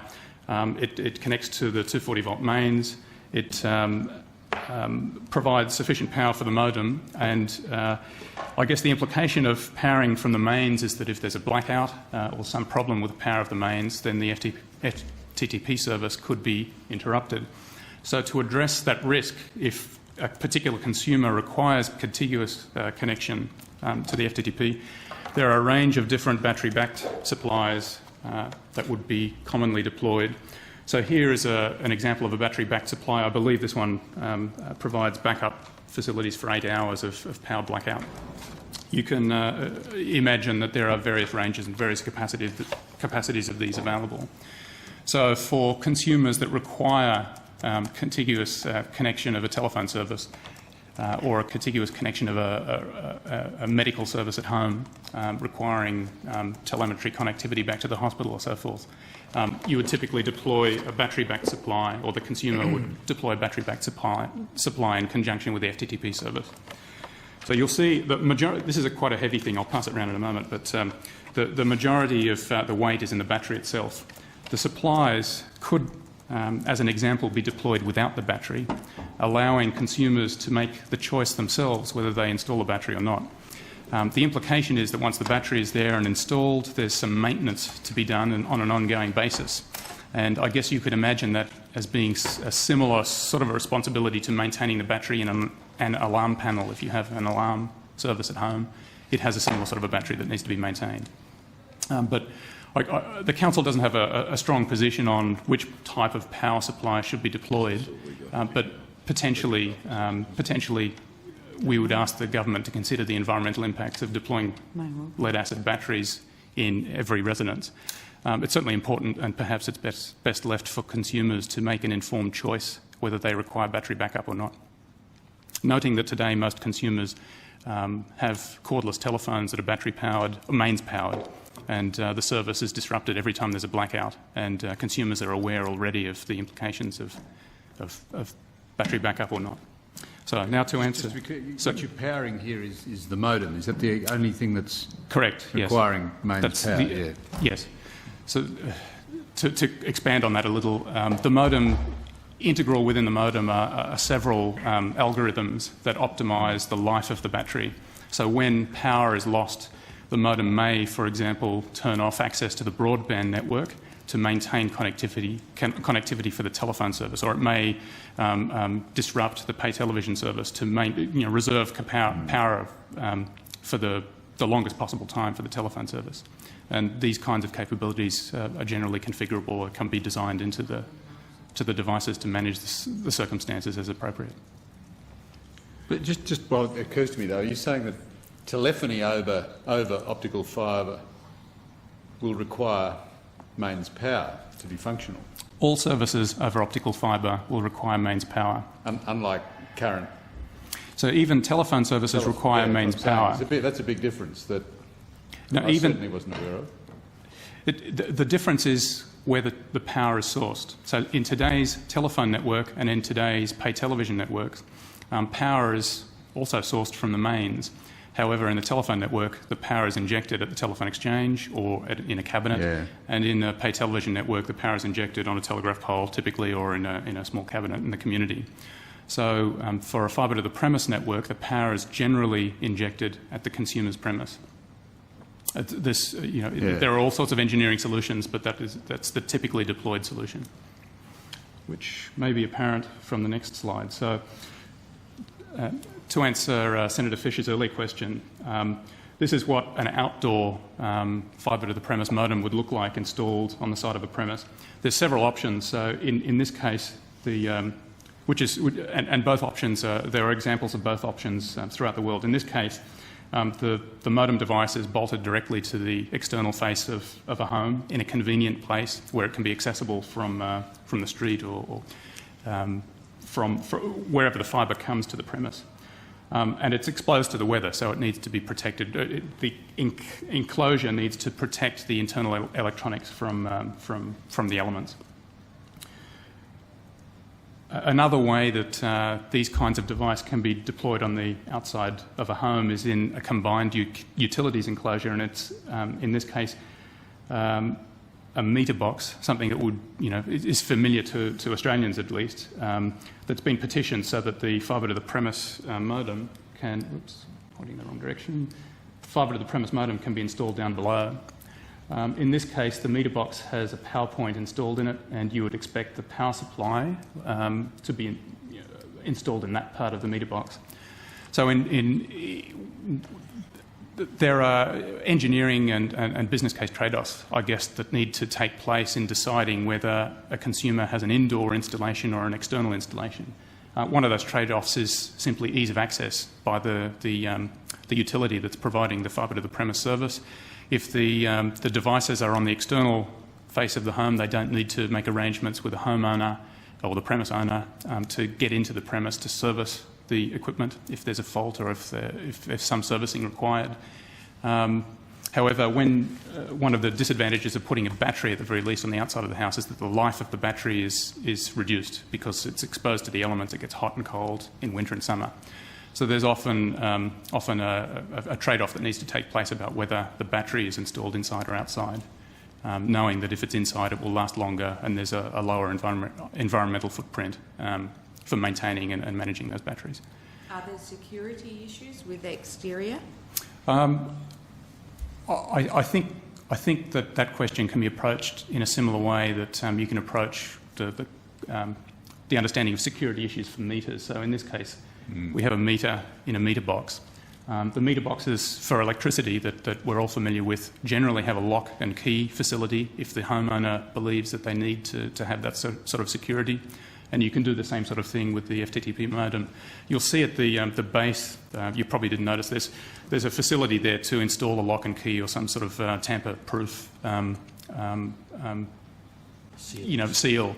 And if you open the FTTP modem, there's also an internal security to prevent the homeowner. If the homeowner gets access to at least the outside part of the shell, there's an additional security or seal to prevent the homeowner getting access to the internal electronics if that was perceived to be a risk. Perhaps ask my question in another way. Is there any incentive for a third party to access?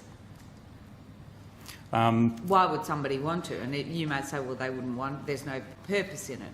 True. So I guess I can answer that question from the perspective of what might happen if a third party accessed it, rather than trying to contemplate what the incentives would be. But if a third party accessed it, they could certainly disconnect the broadband connection. They could disconnect the telephone connection. It's possible if they had a laptop with them, they could connect their own laptop and somehow steal service.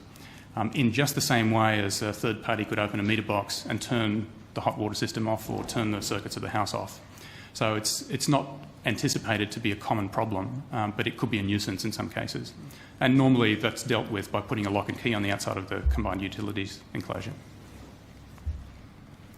Okay, so just while you're on that rather large modem in that picture is one that incorporates a battery, is it? Is that why that's so big? The size, this modem here is not exactly the same modem as the one I've passed around the room, but it's very within millimetres of the same size.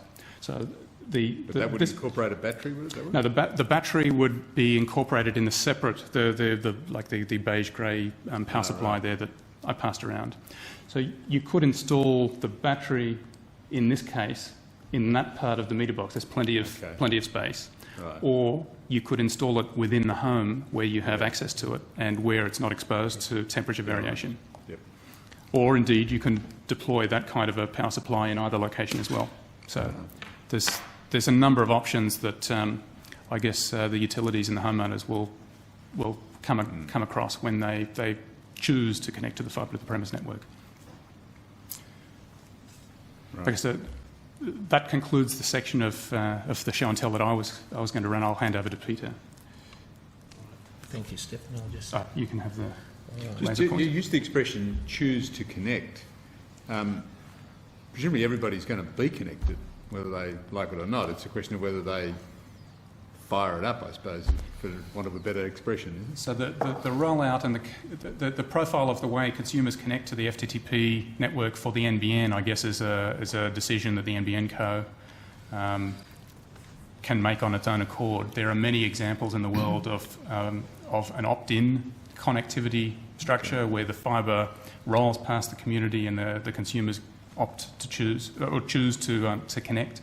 There are equally well examples of deployments where the fibre rolls through the community and is mandatorily connected to the consumer's premise, and they are then migrated from the old telephone and DSL and HFC, pay television networks, onto the fibre to the premise network at that time. They have no choice. So either approach could be adopted in Australia, or both approaches could be adopted in Australia, and the choice between one or the other is not really a choice, a technical matter to be chosen. It's a policy matter. But it is a decision you have to make in designing this as to whether you just connect everybody up anyway, or whether you have an opt-in to whatever's going down your street. Yeah, so it's indeed, and the council in its earlier submissions has made a couple of comments along this point. To us, it's inevitable that it seems inevitable to us that in the fullness of time, all consumers will be connected to the fibre to the premise network. There is no question in our minds. It's not a matter of if; it's a matter of when all consumers will be connected. It's entirely feasible that they get connected on day one as the fibre to the network rolls past their homes. It may be implemented in such a way that they are connected in an opt-in manner. The advantage of connecting them all on day one is that as the fibre to the network premise, the fibre to the premise network is available to a consumer to force them to be connected, maximises the consumer base on the fibre to the premise network. It immediately gives all consumers access to the capabilities of fibre to the premise. And as we indicated earlier on, the capabilities of a fibre to the premise broadband deployment are substantially greater than the capabilities of a typical broadband deployment. That in itself could be very attractive for application developers, which we believe are critically important for the ongoing development of fibre to the premise. The application developers, having access to the largest possible market at the earliest possible time, will likely have a greater incentive to invest, take the risks to develop those applications, to experiment amongst themselves to see what works in the Australian market and so forth. If fibre to the premise remains an opt-in option and competition is vigorous between the various different types of infrastructure, it's possible to contemplate that the fibre to the premise deployment and expansion is stifled in some respect because the application developers don't have the incentive to take that risk and develop applications. So again, when I talk about applications, I'm talking, in my mind, far greater a market than the market for internet access alone. I'm talking about health services and education, security, and all of and smart grid and the kinds of services that the government has articulated. Mr. Saglietti, I think you're chomping at the bit to do a bit of your part of the demonstration. Can you talk about the batteries, or should I ask? Well, yes. Well, the question is that battery, in relative terms, is pretty damn heavy, and we hear you in terms of the choice that consumers have open to them as to battery or electricity, etc. But what sort of analysis has been done of the carbon miles of a battery like that? The what? The carbon miles, Senator. Of if say for if the majority of consumers were to opt, for example, for battery as opposed to electricity, has anyone done any thinking about the carbon miles that go into that battery, its production, and ultimately its disposal if it's at the end of its life, which of course will be shortened if it's sitting outside? So the differential, I'll answer, you can jump in if you like. The differential between having battery-backed and not battery-backed isn't to do with the power required to run the network. That's required in any case. So there will be a carbon footprint, an environmental footprint just to operate the network. And that's common for both type of approaches. The difference is in the footprint of the manufacture, distribution, the disposal of, those batteries. And the council, I haven't come prepared with that actual data itself, but I imagine that it would be a similar carbon footprint to the footprint borne by the security industry. So alarm panels that are already in homes have very close to or identical batteries to that particular battery. And in imagining, are you confident that that work has been done, that the assessment of that footprint has been done? Yes, I'm certain that if someone with the knowledge, the assessments have been done, the information is available. I don't have it myself, but somebody that perhaps is available to the committee would be able to answer that question. Maybe you could suggest to the committee the potential sources for that analysis at a later point in time. We'll take that on notice and get back. Thank you. Thank you. Thanks. Mr. Saglietti. All right. I'll start off by explaining the slide which ties in with a lot of the samples that have been spread around. This is a... Can we get a copy of these slides? A pleasure. Yeah. Thanks. Right. Should we now hand these around then, because I've been hogging them as chair, Yes. waiting for your call? Well, they'll all sort of fit into this presentation piece by piece. I'll start off with just a helicopter view of an optical network, or we call it a passive optical network, given there's no active devices out on the street level.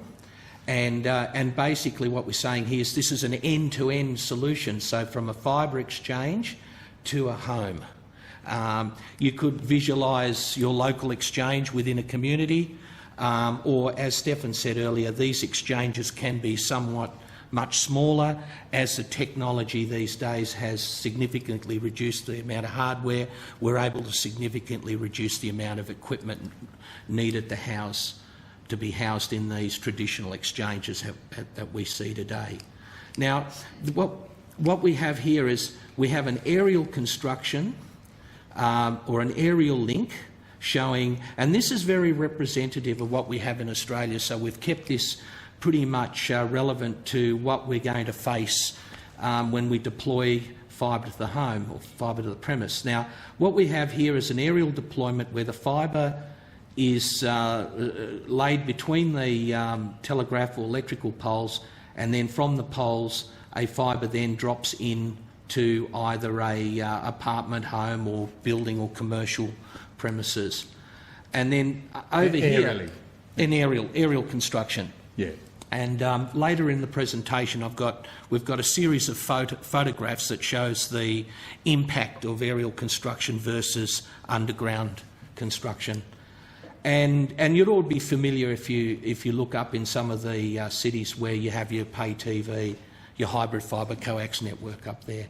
And then if you have a look through here, and you look at this one, this is an underground network and virtually runs underground from the exchange all the way from a pit, underground pit, into the home. So, and they can coexist. Some areas can be fed by underground, some can be fed aerial, depending on access and some of the sensitivities in some of the areas. If this will be a familiar sight in many suburban areas in the major cities, and even in some of the country areas where you'll see your typical electrical transmission, and you'll see a number of strands here. You've got a strand there and you've got a strand there that are laid between the poles, and what you can see here is a HFC network, and some of the coaxial cables used in HFC have been around some of the senators. Yeah, that's the one there, the grey one. And there's a black one which is about 750.75, yeah, and that's the sort of cable that you'll see commonly stringing between pole to pole, and that cable is also used in the ducting system underground. So as you can imagine, that actually takes quite a large amount of duct space in delivering that. Now we have two carriers in Australia. both Telstra and Optus both deploying these type of HFC networks. And there are others as well. And there are other smaller ones as well, I should say. But reaching several millions homes past is this type of cable. And if you have a look here, we can see some fibre that's been run underneath and coiled up into a joint enclosure which is used to support the HFC network. We'll go to the... And that just shows a little bit of a zoom in of an optical or an RF amplifier for HFC, and then the services are deployed by coaxial cable and an optical termination.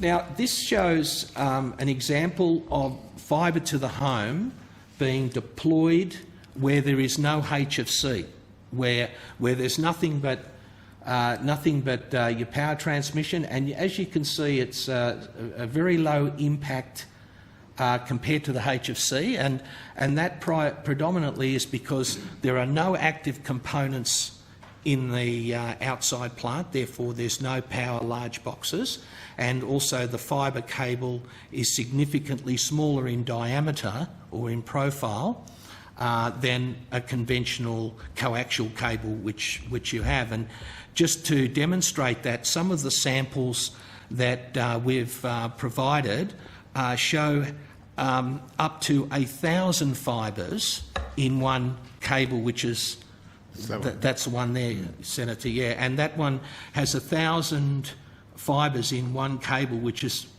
approximately equivalent to one HFC main trunk cable. And then, it's just beyond the imagination of the extent of extra capacity there is between 1,000 fibres and one coax cable using the same diameter, not only aerially, but in a duct space. So the... sorry, is this what you would expect to be used aerially for optical fibre? That's what we'd expect to be used from the exchange to a location within a residential area, and generally underground at that point. Right. And then from that point there, from that size diameter, or slightly smaller than that, then we would fan out to a lot of smaller fibres, and some of the examples that we have provided are around about this diameter or even half that diameter, right. And they are actually put underground or aerially. So we're looking at something in the order of this being the largest of a fibre drop, but typically about half the diameter of that fibre, and there are samples that we can show. So I think it's important that we make a distinction between the various fibres that we have samples of. This is what you mean. That's it there, yes. So, some of the fibres that you have before you are intended to be in the main part of the network. Yes. You've got the... Oops, I'm going in the wrong direction. In the main part of the network. That's right. So between the fibre exchange and the first fibre distribution point. So typically they're run underground in all networks. They can be run overhead, but typically it's underground. And then it's the last drop between that fibre flexibility point or a feeder point, where the choice is to either run it overhead for that last few hundred metres or run it underground for that last few hundred metres. And there's different fibre cables used in different parts of those networks. So before you, I guess you'll get to it, there's examples of the kind of distribution fibre that you'd more likely see overhead. And the fibre that you had there, Senator, that if you, just to get a perception of the real size of the glass, the strand, which is a 250 micron strand, inside that there's we're talking a 9 micron core. So that is really that is really what you require to bring in all of the services, and of course everything over and above that is your protection from rodents, from damage. You need to have it set up so that it can be easily installed. So there are many different techniques and manufacturers that have presented different ways of delivering that last home drop, and I think that's a point that we wanted to make on behalf of the council is that the technology for fibre to the home is quite mature, and many generations of development have gone through to find the optimum type of fibre for low impact, easy to install and long life. So, and some of those samples that you can see go through different migratory steps as the technology has improved. This is a representation of a zero impact of the installation of fibre to the home, where the fibre is effectively, all the cabling is all deployed underground. And if you look on this side of the street, you can see the utilities still have equipment above ground, where the impact of fibre to the premise would be especially in a greenfield site. All of that infrastructure would be totally buried under the ground in an example of a street pit that you would see, a common pit that you would see in most residential areas today, would be able to accommodate that fibre to the premise infrastructure. And again, it's important to point out that the size of the physical dimensions of fibre make it very attractive from a construction standpoint to try and get access into these ducts and to be able to run additional fibres in those ducts to facilitate the FTTP services. So, but if you can see the physical size compared to the HFC coax, you can visualise the effort would be significantly less than it would be as it was when we ran the HFC out. This is an example of how the fibre would be brought in from, say, 4 or 8 or 10 or 20 homes, and they would be aggregated into an underground pit. And in that underground pit enclosure, you would have a connectorisation or splicing, where the individual homes would be connected onto a larger fibre cable that then would move to the exchange. And there are two sort of techniques depending on the mix between residential and business. You've got this technique, which is all underground, or you'd have a technique where you'd have a small above ground cross connect, where you could easily configure the fibre network to effectively accommodate the growth in a particular area. So it may be a new development area, it could even be an existing area where there's considerable redevelopment. You're not quite too sure how the services will deploy over a period of time, so an interconnection point housing all of the fibres allows you to cross-connect and to be able to adjust your capacity depending on the growth of the surrounding areas. And I have a little bit of an example of that type of enclosure, which you could either put aerially or underground, that allows you to take the many hundreds of fibres that come in and join them all together to a larger fibre. So in this example, you could have something on the order of 64 or 128 homes coming into this box, and then from there out it would go in a fibre of around about that diameter. Now that diameter fibre could go back to an exchange 5 or 10 kilometres away, or it could go to another cross-connect point where it could be aggregated with a larger fibre, more to the liking of these higher count fibres, 250 to 1,000. And that's very much up to the network design, how the network is designed, and also the environment, access to duct space, access to aerials. So there is a balance between what the designers want to achieve and what you can actually physically achieve on the field. So there is a little bit of adjustment required in terms of how many of these you deploy and where you deploy them. So, and I think I can have a quick look inside that, and just shows.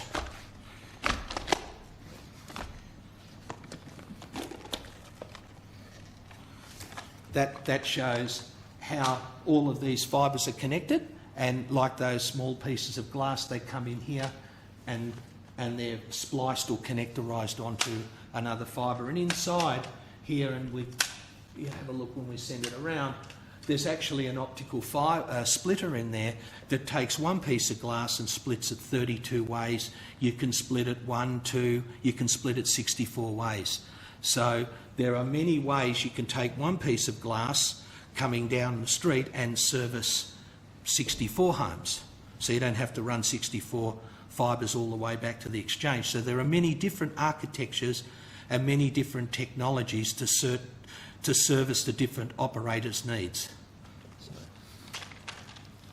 If that's above ground, that'd be attached to a telegraph pole. Yes, that's right. And just be a little careful. It may disintegrate as you pass it around. The lid is not firmly attached, but it's not designed to be firmly attached. Next. This is again a similar representation of the entire network, but using a slightly different technology, which is popular in some areas where it's a technology they refer to as blown fibre, where they put the micro-ducting and the ducting in prior to putting the fibre in. So I've got an example of that. It's like a water reticulation system, if you think about it, with small pipes, and these pipes are laid underground, and at a later date the fibre optic cable is blown through these ducts, so that if you're going to dig up a road or you're going to put in some significant infrastructure and you haven't been able to dimension how much fibre is required for the future, and you wanted to protect or future-proof that civil works like a new road or new pavement construction, you could elect to put a ducting system in like this that then gives you the option to come back later and deploy fibre.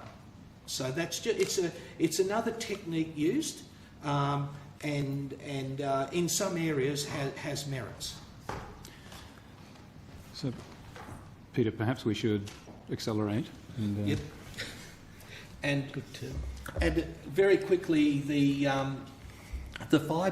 fibre optic cable can come in many different shapes and sizes, as the samples that you have been provided, from armoured fibres to fibres that can be suspended aerially, rodent-proof, different fibre counts from 1 fibre up to 1,000 in the example that we've provided, and all of the environmental attributes required to ensure that the investment has a long-term lifespan. Again, this is just quickly showing the blown fibre technique, where you have a series of interconnection junctions that allows you to take a large duct, break it down into a smaller duct, and ultimately end up with a single capillary duct into an individual home without deploying the glass. And then at a later date, you could deploy the glass. This is a few techniques used for installing cables into existing pavements. Effectively, the micro-trenching technique that's used in Europe quite extensively allows minimises the impact of disturbance and of the surrounding area by cutting a very narrow trench, just adequate to allow you to lay the fibre in.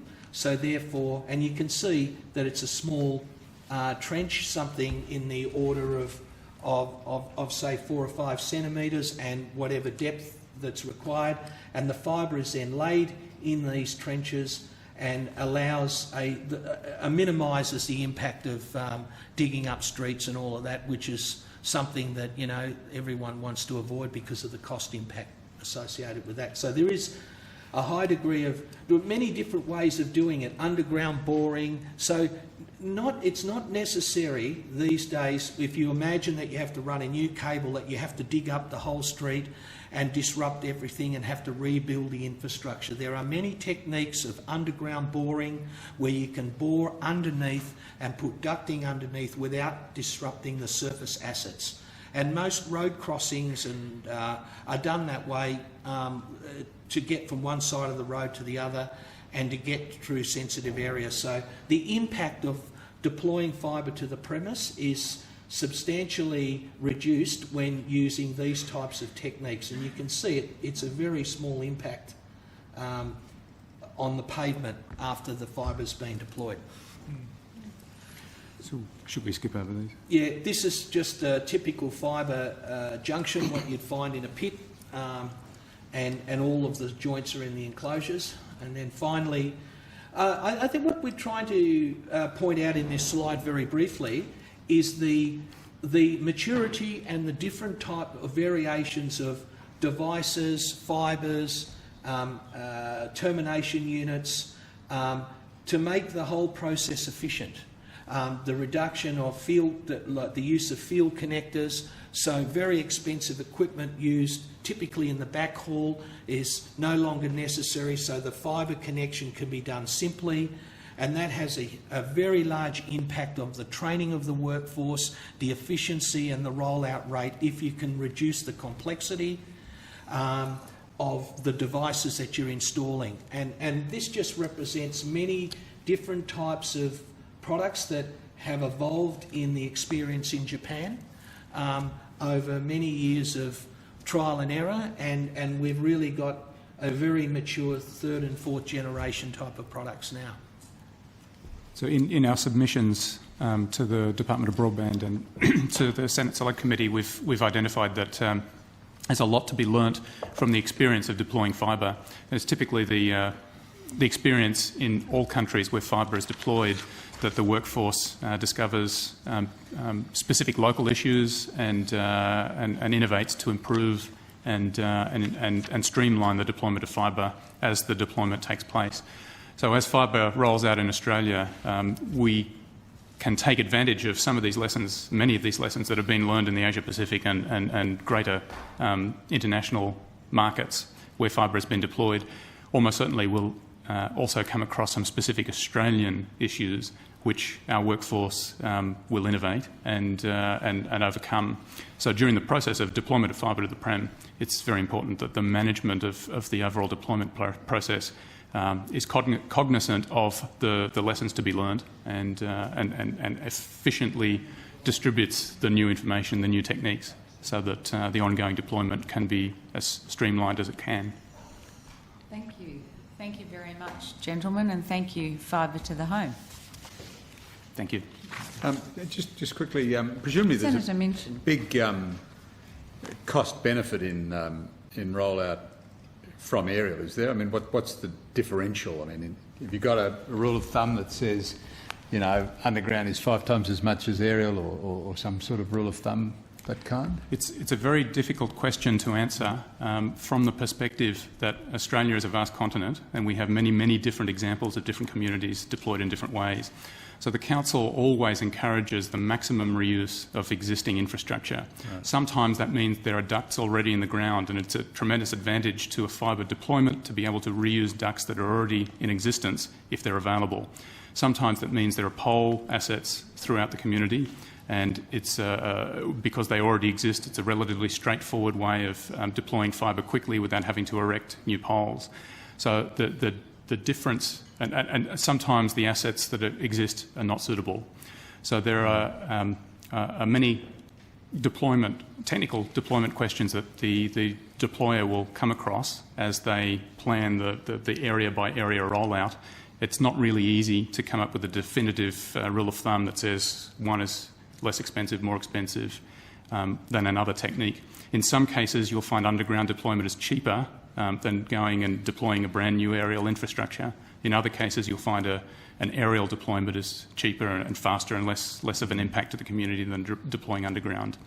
So I realise that this is an unsatisfactory answer to the very specific question, but it's the reality of the way the design of networks roll out. But it does mean in rolling it out across Australia, it's going to be highly complex. We've got to look at it, you know, suburb by suburb, region by region. Indeed, and we're very confident. You've got to take account of the propensity for bushfires and hurricanes and all the rest of it as well. Yeah, these are very important points that you've raised, and we're very confident that Australia's telecommunications engineers and public works companies and organisations have experience from accumulated over the last century of rolling out telecommunications networks in Australia of how to deal with those kinds of issues. Yeah. So it's important that we recognise that we already have a lot of expertise built up on existing networks and deployments that we can apply directly to the deployment of fibre to the prem. We need to leverage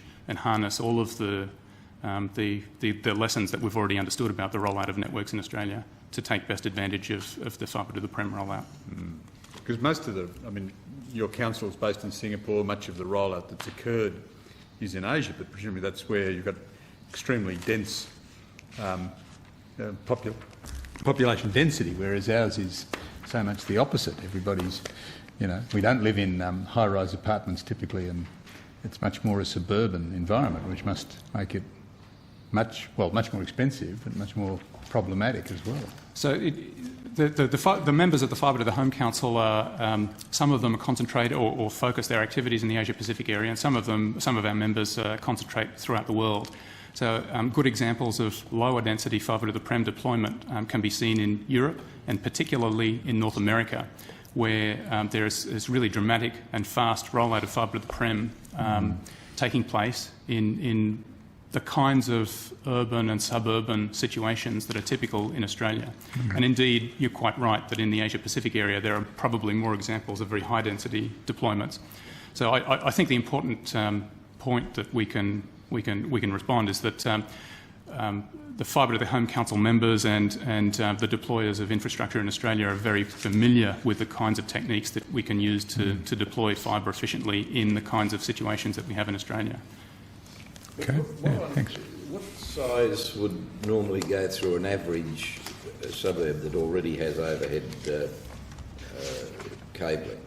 So the kinds of conduits that you're holding are typically used in underground. Those particular ones are deployed underground. And generally, the smaller of the examples that you're holding is typically deployed in the last run down the last 100 or 50 metres in a street, each tube corresponding with one consumer or one premise.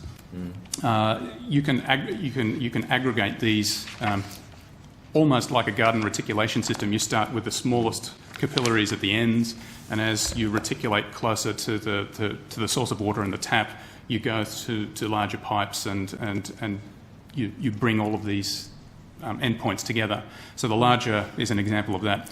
So normally the kinds of conduit that you run down a street would accommodate several of these kinds of blown fibre subducting.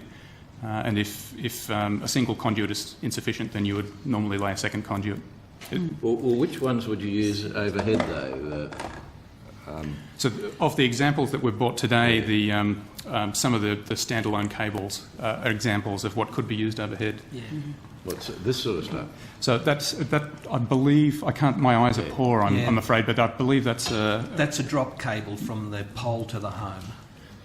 It would be slightly bigger than that between pole to pole. But that sort of thing? That sort of thing, that's correct. So any of these that the Secretary's they're modelling? I believe that's an overhead coaxial cable. Coaxial cable lead-in, wouldn't be that? Sometimes those cables are used for lead-ins for a coaxial cable deployment. So you'll find various examples of coaxial cable and twisted pair cables in the Australian network. But it wouldn't be anything that size. The ones that you're holding now is a distribution cable. It's for running pay TV over longer distances. It's very rare that one of those would go into the house. Okay. Thank you. Thank you, Senator. Thank you, gentlemen. As you can see, very interesting. Thank you very much. A pleasure. And we will give you back your show bag items, I think. Or are they for the committee's posterity? The committee is welcome to retain some of these if it would be of benefit. I think so. Yep. We might discuss that out of session with We the can discuss that out of session. Secretariat. Perfect. Thank you. Thank you. Thank you very much. Thank you very much. And the committee welcomes the Australian Library Information Association.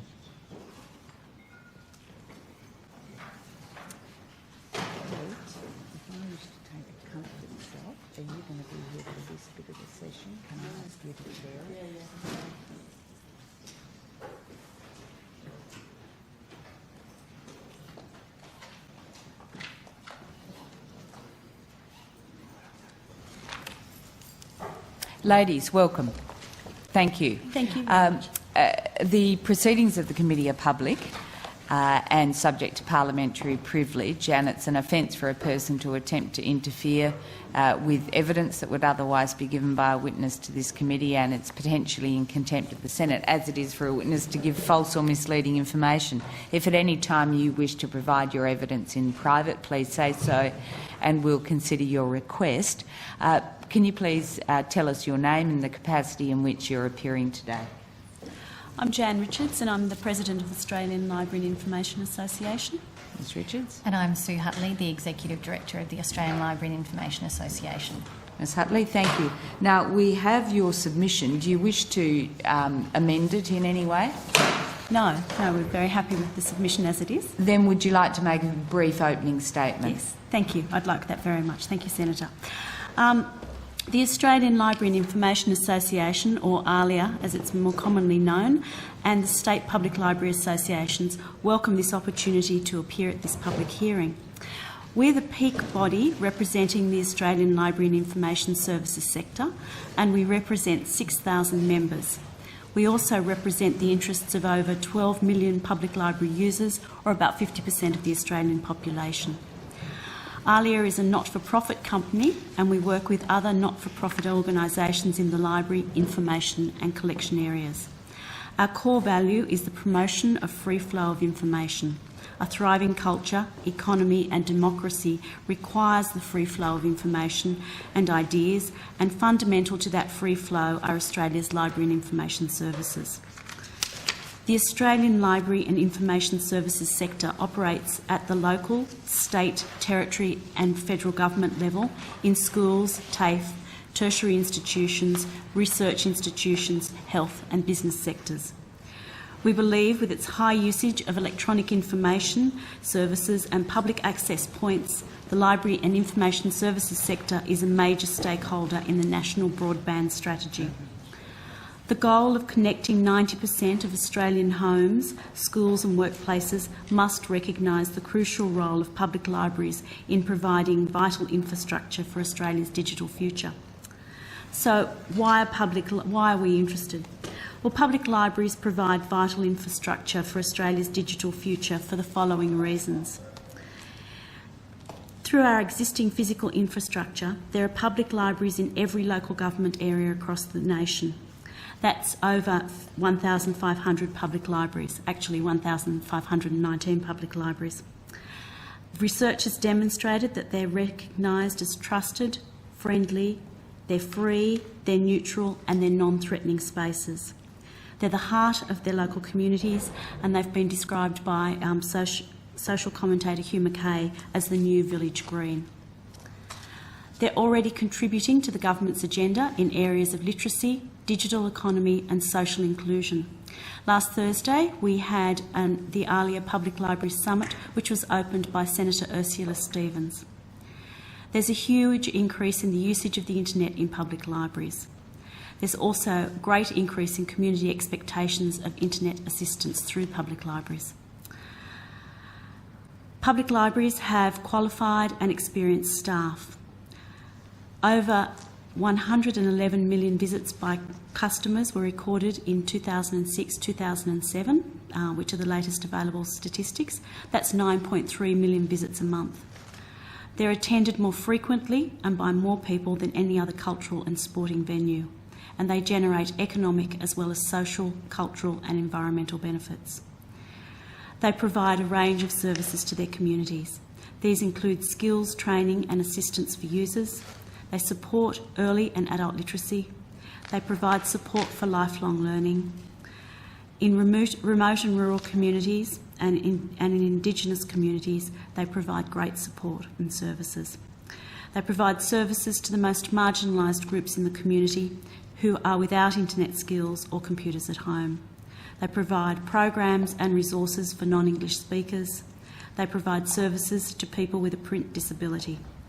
They provide access to online information resources and access to e-government services and publications. And of course, we provide books. Across the public library network, there's evidence of increasing demand for access to the internet. Since 2005, we have conducted 4 surveys into internet access, and the last survey in 2008 showed that increasing and improving access to the internet remains a priority for public libraries as community expectations increase.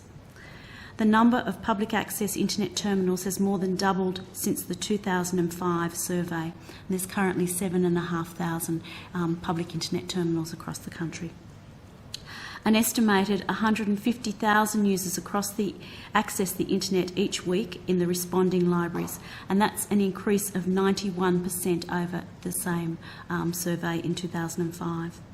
In New South Wales, a recent survey shows that internet usage in libraries is up by 41% over last year, and there is evidence that library usage increases during periods of economic downturn, and that's substantiated by general increased use of libraries in times of economic downturn.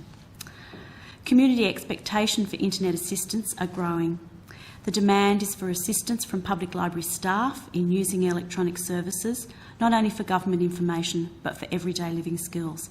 And this includes e-banking, setting up a mobile phone, online shopping and setting up an email account. Because where else can people go to get this? And a large part of this demand comes from people from lower socio-economic levels or from the unemployed and the elderly. In some rural and regional communities, the public library is the sole location for access to government services and publications. So, for example, in the Western New South Wales town of Hillston, the Centrelink fax machine is housed in the library. And of course, in many regional and rural communities, the library is the only public service that still exists. The bank has closed and so has the post office, and so the library is the centre of that community. Government agencies are sending people to the local library for government information such as social assistance forms, income tax forms, car licence renewals, to practice their driving tests online. A case study from Western Australia. A man in his early 60s came into the library with an internet address in his hand. He'd written it down from the TV. It was going to give him all the information he needed to attend a reunion of workers on the Snowy Mountain hydroelectric scheme. He's subsequently become a keen reader and a regular patron of the library. Similarly, a lot of older clients prefer to come to the library to have internet training because they see it as a warm and inviting environment where they don't feel that they're judged by someone that they see as a young techno junkie. Do most libraries actually provide tuition? Most do, yes, they do. Though their ability to do so can be limited by the staff's. There's a preconception that the staff know a lot about the internet, and they probably know a lot more than the people that they're training, but they don't necessarily feel that they have the skills to be able to do that. So we see that as a key component as well of being able to provide training to staff to be able to on-train and to remain up to date with those skills. Sorry, I interrupted. That's all right. You. Broadband is significant not just for the infrastructure it provides, but for the rich information resources which can be accessed. Access to quality online information is fundamental to a well-informed, educated, economically competitive and democratic society. The Senate Committee report into libraries in the online environment, which was done in 2003, highlighted the importance of developing government policy to improve access to information for Australians. The National Library of Australia, which is the only federally funded public library, has taken the lead in developing Electronic Resources Australia, which is called ERA, which was launched in May 2007 to provide resources such as online encyclopedias, journal article collections, health, news and current affairs through libraries of all type. Australians, however, will only be able to have broad, equitable access to these and other resources when a new federally funded model is implemented. Funding government services and information online is very difficult. A recent report, Online Availability of Government Entitled Entities, documents tabled in the Australian Parliament, noted that 10% of Australian parliamentary documents were not online. In addition, there is a lack of both metadata and a reliable government information search service. Government information needs to be available to the public for long-term access. Current information must be accessible so the public can use government services and participate in public debate. Historical or non-current information is equally important, particularly for research purposes, and must be available for legal, cultural and historical reasons. At present, agencies may only have current annual reports and other information online, limiting access by the community to information and programs of government activities beyond the current year. A permanent national archive is required for long-term access, such as the National Library's Pandora services. So we believe what is needed is funding for ALIA to act as the lead peak body in developing a national framework for funding for Australian public libraries to enable Australia's digital future. The success of the NBN will depend on cooperation among the three levels of government for Australia's public libraries. National programs to include literacy and information and computer skills, investment in quality online resources in health, news and current affairs, the environment and encyclopedias through Electronic Resources Australia as part of the National Library's funding, ensuring enduring access for Australians to government information through the funding of Pandora as part of the National Library's funding.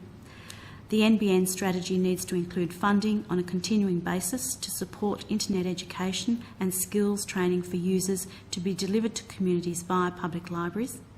And the strategy needs to recognise the needs of an ageing population and the role of public libraries in filling these needs. Thank you.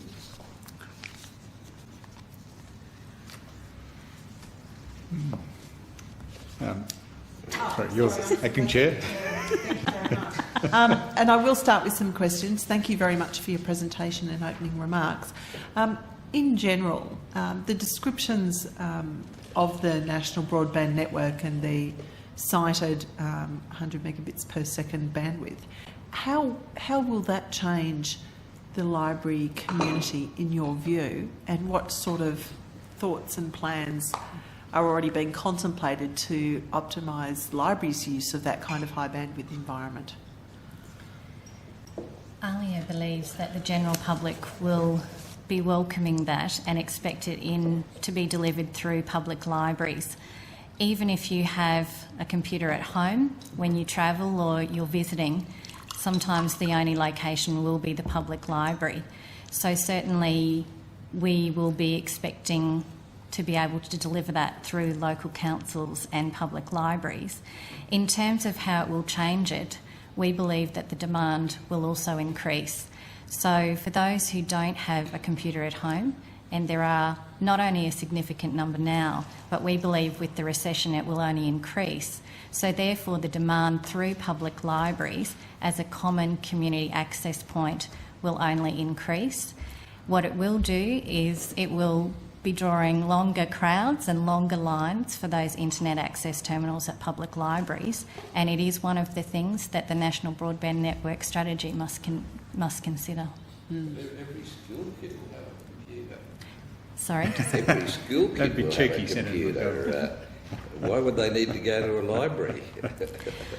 So it doesn't require an answer. It's a political comment. Yes, and we'll take it as such, Senator McDonald. You'll be glad you're in the chair, Senator. Indeed. We could reply to the comment, however, that we again see that school students, like everyone in society, does like to come to libraries to actually conduct their business in a group.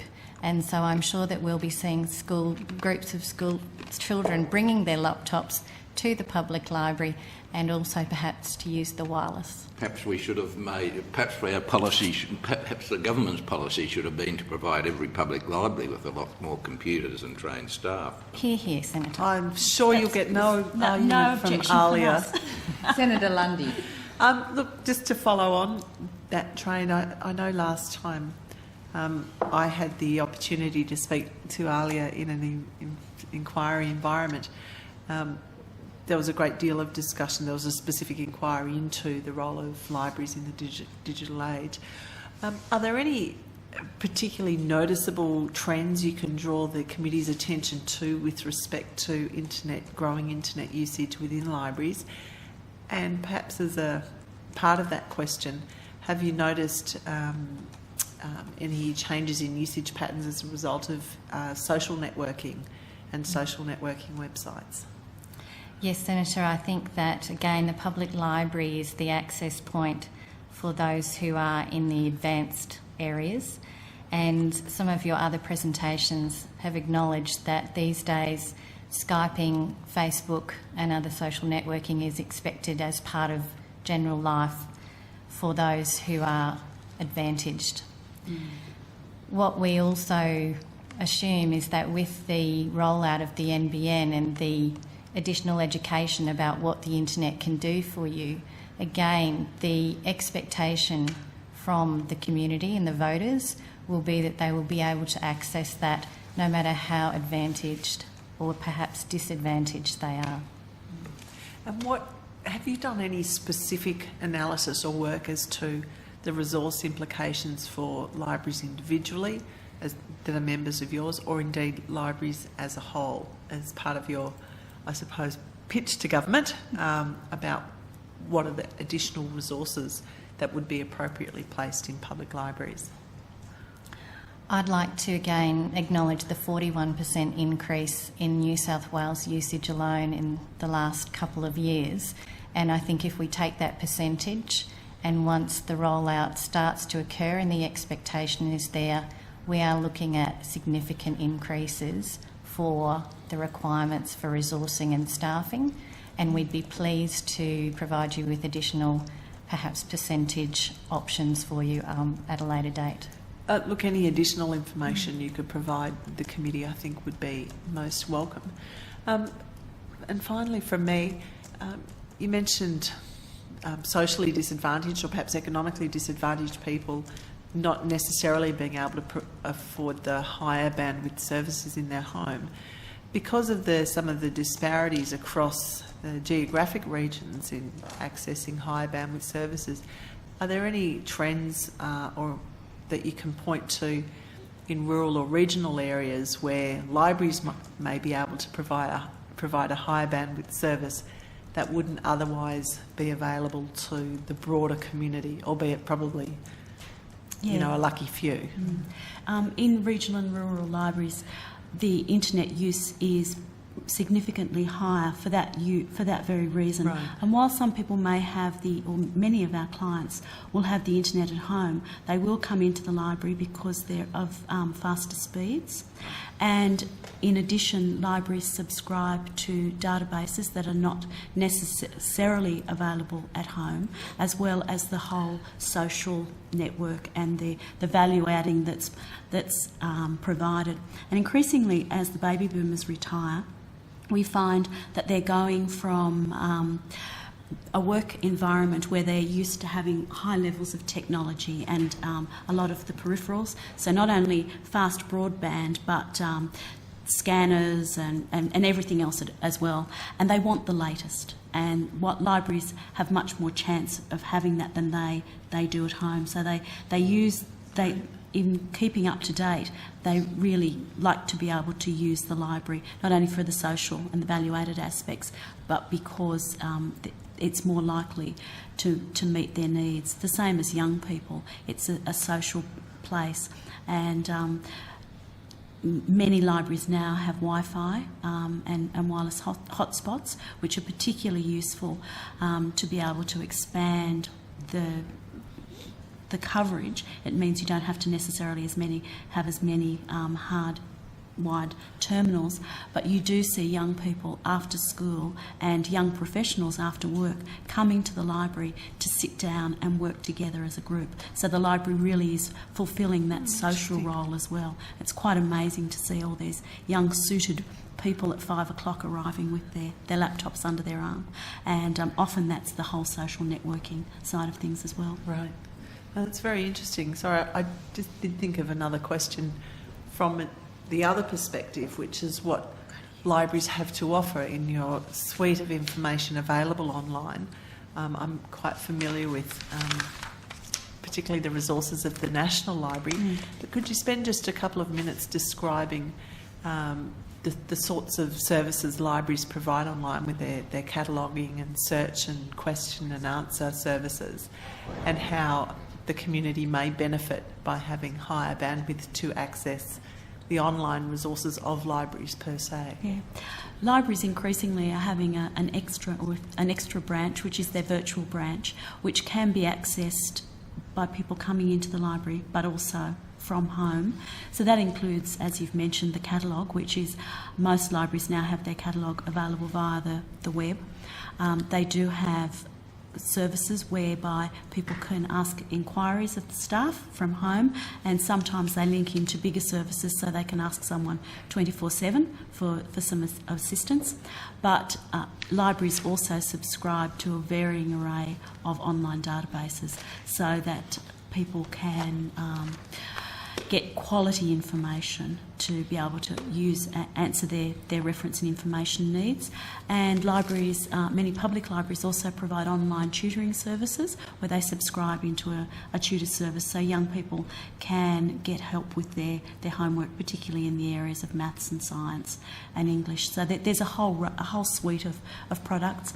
In the area of heritage and history, many libraries are building quite large databases so that their communities can access, or their community and also the much wider community can access their photographic databases and digitise images of historic records in their collections. And how do you think a higher bandwidth environment will change the sorts of things that libraries make available on the web? Currently, libraries are very mindful of, and particularly in country areas, of the time that it takes to download resources. And so many gems in our collections don't become available because it's not too hard, but we know that it will be too hard for our immediate communities to be able to access them. And so the library collection becomes very much centred on the location rather than being available to people no matter where they are. And as we know, we talk about remote communities, but sometimes there are people within our they may be a street away from our library, but because of the hours that we're open or their lifestyle, they may be quite remote from it. No, thanks very much. Thank you, Chair. Senator McDonald. Thank you, Chair. What percentage, or would you have a feel, if not direct data, of what percentage of libraries have less than optimum broadband connection at the present time? Assuming that some do have, very good. And we acknowledge that the city locations do have good speeds, if you like to say. In terms of quality, however, I think that there is acknowledgement too that local government services public libraries, and so the quality is also dependent on the hardware available at the library location.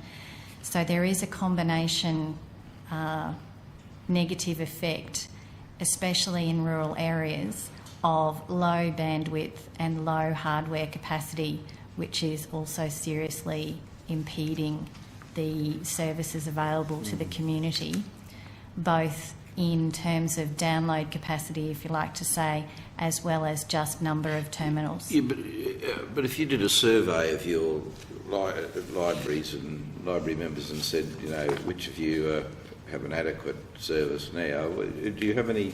I assume you don't have direct data, but would you have a guesstimate? Is that being too hard on you? Our ALIA surveys, which we've provided to the committee today, have a number of statistics.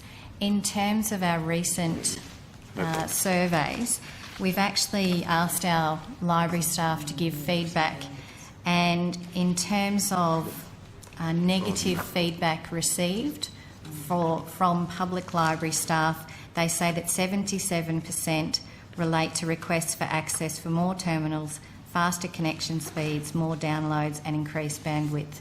So in terms of the number of complaints relating to the internet at public libraries, 77% relates to the actual speed and connection and availability. Senator McDonald might come back to that. I think he's just got hold of the only copy of that survey that you've provided today. Pending that, Senator Minchin had one further question. Just quickly, I mean, I understand libraries typically provide all your computer services for free, do you? Yes, generally we do. They're under because libraries are currently creatures of state and local government. There are differing requirements at the local level, but internet access for information is generally free, yes. It's only sometimes the value-added services that there may be a charge on. What, like printing something off? Or? Printing something off, but in some areas, email, for example, can be charged. I was about to say, people come in and just sort of free ride and use you for their email and, Depends entirely. I, in my real job, manage a regional library service in New South Wales with 5 councils, and four of them provide email for free and 1 charges. So, So it varies and it's up to each council. But otherwise, generally it's just funded out of rate, the council will fund the library and all the use of the internet in that library. Yes, and it's quite a complex issue because when a lot of those decisions were made originally, you could quite easily say this is email and this is information, but now you are required often to have an email address to be able to undertake a lot of transaction, which we see as core. So a classic example is libraries very much assist job seekers in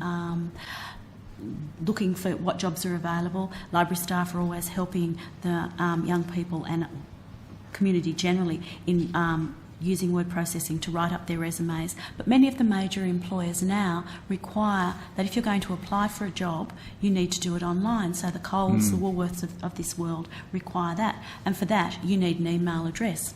Right. And so there's that whole issue of, well, then do you say to someone who's looking for work,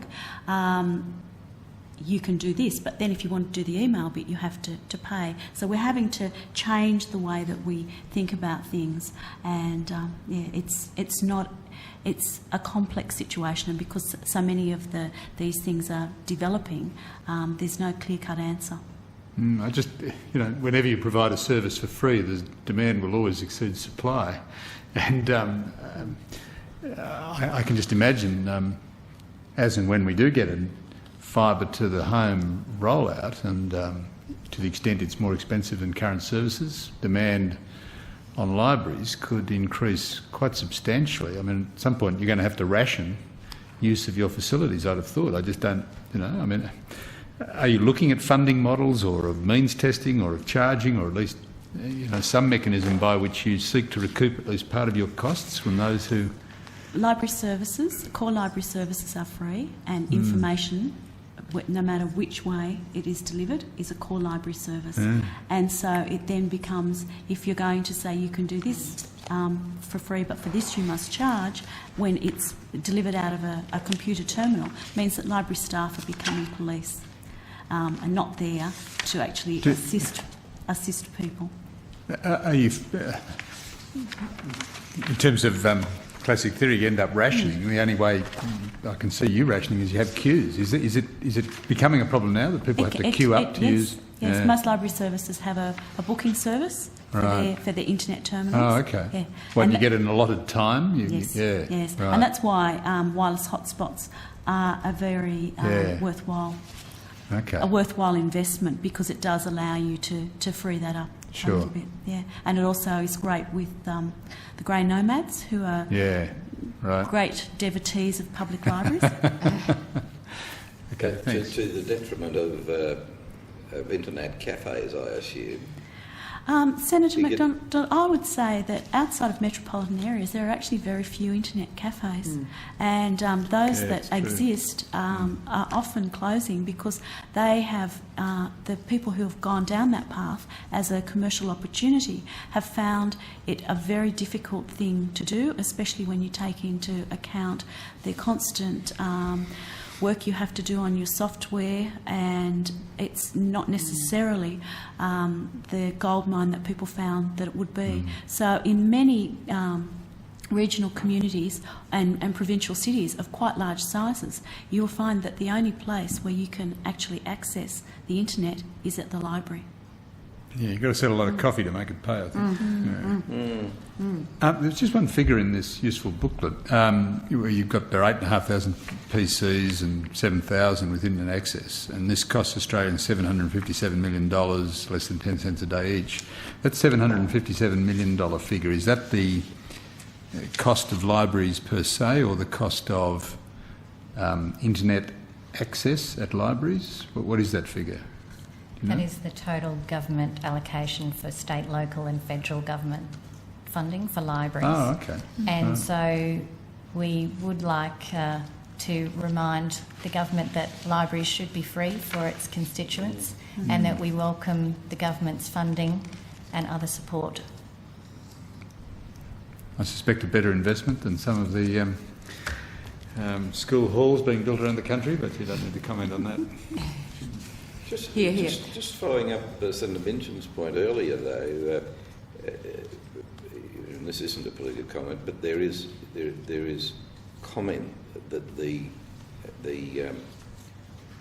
access to the broadband is going, of necessity, will have to become much more expensive, which will mean that I don't know a library yet that doesn't say it's underfunded, it could use more money. But that's going to exacerbate your budgeting problems, isn't it? If the broadband does become more expensive, you're going to provide it as a free service, and people are not going to want to pay it at home, so they're going to come down and use yours. It's really going to exacerbate the general funding for public libraries, isn't it? Yes, it is. And already public libraries, as you so rightly point out, are grossly underfunded and are having to make very real decisions now about where they put their dollars. And often it does come down to, because the internet we see as a resource, and yes, we have been able to rationalise our collections to a degree because we now use things online rather than having them in hard copy, but it means that we are having to think creatively about what we buy for our collections, and we're also having to think about make some very hard decisions about hours of opening and staffing, which staffing is the big cost in any public library or in any library, and so it's potentially restricting the community's access to that space and that information resource. Can I have one last question? If I may go first. Oh, I'm sorry. Thank you. Good. You talk in your submission, obviously, about the value to community of public libraries. The role of public libraries in building virtual communities and looking at the role of what I understand are regional development officers working with libraries towards that end. How does that work in with or alongside the NBN? Is there going to be duplication? In terms of virtual communities, I think we have already mentioned some of the developments in terms of local communities developing things like databases or historical collections, or especially Indigenous collections online that are now really giving very different access. In terms of duplications, I would like to acknowledge that libraries are very collaborative and do share resources as well. So in terms of duplication, one of the advantages of the library network is that we do talk to each other and collaborate to ensure that we are basically providing services as efficiently and effectively as possible. And so it is one of the reasons why we are making recommendations that the federally funded resources nationally through the National Library of Australia, the Pandora and the ERA, the Electronic Resources Australia as examples, basically provide national total coverage for all Australians and therefore completely nullifies any duplication. Any duplication. Okay, thank you. Thanks for your view on that. Senator Minchin, before we... Just quickly, it's not exactly in this committee's terms of reference, but I did notice in your submission on the bottom of page 4 that your association strongly opposes imposition of conditions or limitations on access, freedom of access, such as the requirement for the use of filtering systems.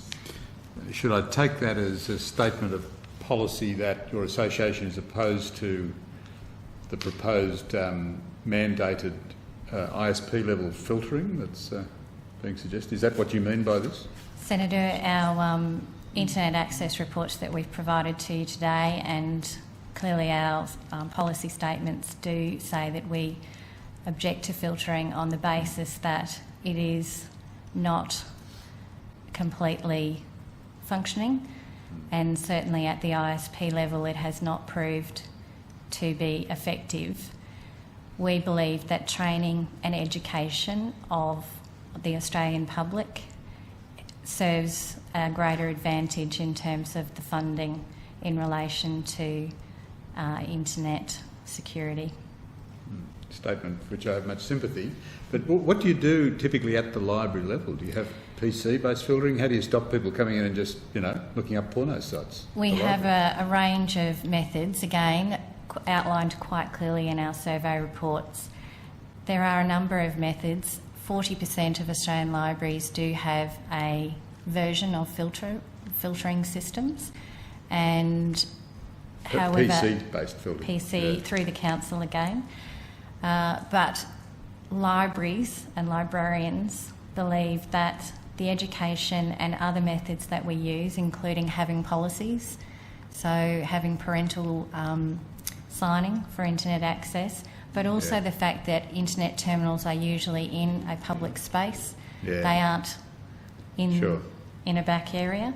They are monitored by library staff, and a range of other methods like that, we believe, provides then open access for Australians. Yeah, thanks. One further question around virtual communities. I understand your organisation's view, however, in a policy sense and as you've expressed it, but in practical terms, where, let's ask the question in another way, the regional development offices that are proposed to be part of the development of a virtual community, should they be located, for example, in public libraries across the country? How should the government unroll that in a practical way so as to ensure the meeting of your policy goal, is another way of asking the same question. So where would you put the regional development officers? You might want to take that on notice.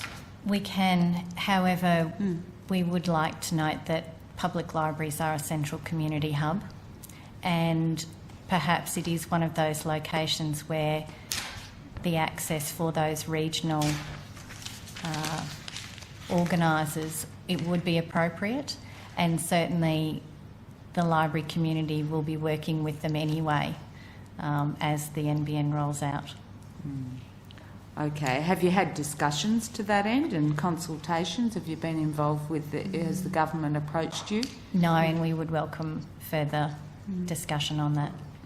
Yeah, noting your earlier proper statements that you are a stakeholder in the process.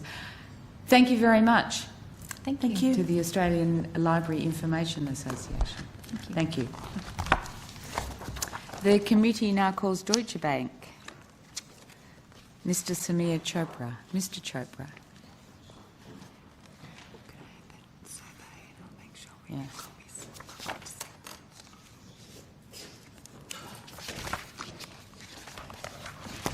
Mr Chopra, whilst you're making yourself comfortable, the proceedings of the committee are public and subject to parliamentary privilege. It's an offence and potentially in contempt of the Senate for anyone to attempt to interfere with evidence provided by a witness, or indeed for a witness to give false or misleading evidence. If you wish at any stage to provide your evidence in private, please request so, and the committee will consider your request. Can you state your full name and the capacity in which you're appearing before us today? Sure. The full name is Samir Chopra, and I'm a Director in Equities Research at Deutsche Bank. Thank you, Mr Chopra. Do you wish to make an opening statement? If I can, just wanted to provide, we've conducted financial modelling on the impact of the NBN on Telstra, including an estimate of some of the initial cost of constructing the project. Have had a look at the profit pool that the NBN will seek to replace, and also placed a value on the copper asset at Telstra. Very briefly, the NBN business case, in my view, requires about $28 billion of funding. There are 4 factors which drive this. Firstly, the cost of building this network. Secondly, the take-up rates, the access prices that you might charge on the network, and the cost of debt. Using those, we come up with a number of around $28 billion. If the NBN company does face an adverse environment, that construction cost could go up towards $42 billion, and I think that's where the government's getting their $43 billion number from. In my view, the NBN company will start generating operating profits about 5 to 6 years after operation. They'll need to raise about $16 billion of debt, with the first major tranche coming through in year 3. Finally, there's a win-win scenario here in a deal which would involve Telstra vending in their copper asset to the NBN, just the copper and the ducts, not any of the backhaul or the cable asset. We've valued the copper asset at about $8.5 billion, assuming that the company generates just over $2 billion in operating profits. If this deal was to proceed, in our view, the benefit for the government is that the copper asset will provide the government with immediate manpower, which significantly reduces the risk of the NBN construction. Just the final point on this is the big complication in all of these vending scenarios is called the cost of structural separation. We've attempted to estimate that cost, and we'd probably suggest it's around $2.5 billion. Thank you. The cost of actually physically separating it. Yeah, so the cost of structurally separating the company breaks down into 2 things. One is a one-off capital cost, and then there are ongoing costs because you've got diseconomies of scale. We've had a look at the 2 combined together, and I've estimated that the upfront cost would be in the region of about $620 million, and there would be about $260 million of ongoing operating cost that you introduce into the system. I can break this down for you if you... An interesting coincidence in figures, the $4.7 billion. Yep. Yes, it could be. Questions? I'm happy to... Sorry, just on what you're proposing here, but too short-circuited. I mean, you're suggesting that Telstra should sell its not its copper asset as opposed to its wholesale business? That's right. So we suggest just the copper itself. The copper loops and the ducts, so anything that goes from the exchange to the home, is vended into the NBN. If you look at it for $8.5 billion. For $8.5 billion, and the way we structured that is the asset transfers across to the NBN company alongside $8.5 billion of existing Telstra debt. For reference, Telstra currently has about $17 billion of debt. So what we're suggesting is $8.5 billion is assumed by the okay. So it's total consideration is $17 billion. $8.5 billion, sorry, is the consideration. Because the consideration is just the debt moving across from Telstra to the NBN company. Oh, I see. And for that, the NBN co gets the copper. They get the copper for that, The asset itself, they get copper on the one hand and Telstra's debt obligation on the other. That's right. Right. And the way what use is the copper to NBN Co? So the real use of the copper is, it's two things. One is the copper and the manpower that goes with it. So what we're suggesting here is the copper asset lets them control take-up rates, lets them choose what they want to do with the ducts if they need access to the ducts. But more importantly, they also end up with something like 6,000 employees who have built and maintained networks. So what we're suggesting is the risk of a capex blowout reduces. Well, that's what I'm getting at. You're actually talking about the whole wholesale business. You're not just talking about physically selling copper. You're talking about splitting Telstra in two and selling off the wholesale business. Are you not? You're talking about employees and all that stuff. Yeah, just theoretically where we put the cutoff is at the copper loop and the employees and the systems that go with that. But what we're saying is Telstra still keeps the electronics and the backhaul, and they keep their cable network. So I'm just trying to drill down on what the virtue for the NBN Co lies in that. They acquire all these employees and a copper. So they can, you mean from day one, start generating cash off the copper. Is that the point? Yeah, so the NBN company has three benefits. One is from day one they will have a business with about $2 billion of EBITDA or operating profit. Secondly, they can control two of the risks that they face. And two of the biggest risks that they have, one is take-up rate onto the NBN. The second one is, can I keep my capex bill down to what I'd originally projected? And what we're suggesting is the best people to do that is the current Telstra NetCo. Right. What are the advantages for Telstra in this? Yep. So the advantage for the government is something we'd value at about $9.5 billion. That's the level of risk mitigation that can occur from doing this deal. The advantage for Telstra stockholders is on the economics of it. One is they can get an earnings neutral outcome, which means they do this deal and it doesn't really affect the earnings from a stockholder perspective. You lose some on the copper, but you make it back on lower interest costs. Telstra also becomes a lower capital intensity business. They need to put less capex into their business. And I have some numbers in the note which I'm happy to walk you through. Also, their gearing halves and some of the regulatory burden disappears. The $2.5 billion cost of separation, who bears that?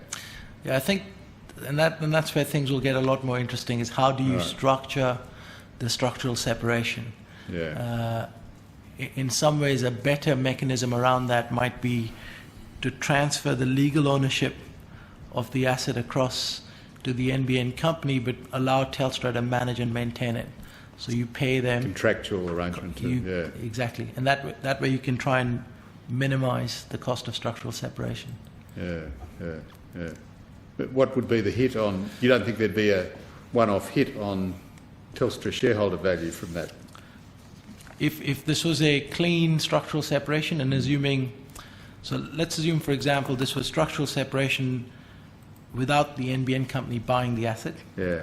Then we would suggest that the value destruction is about $2.5 billion. That's the same. Yeah. Have you translated that to share price?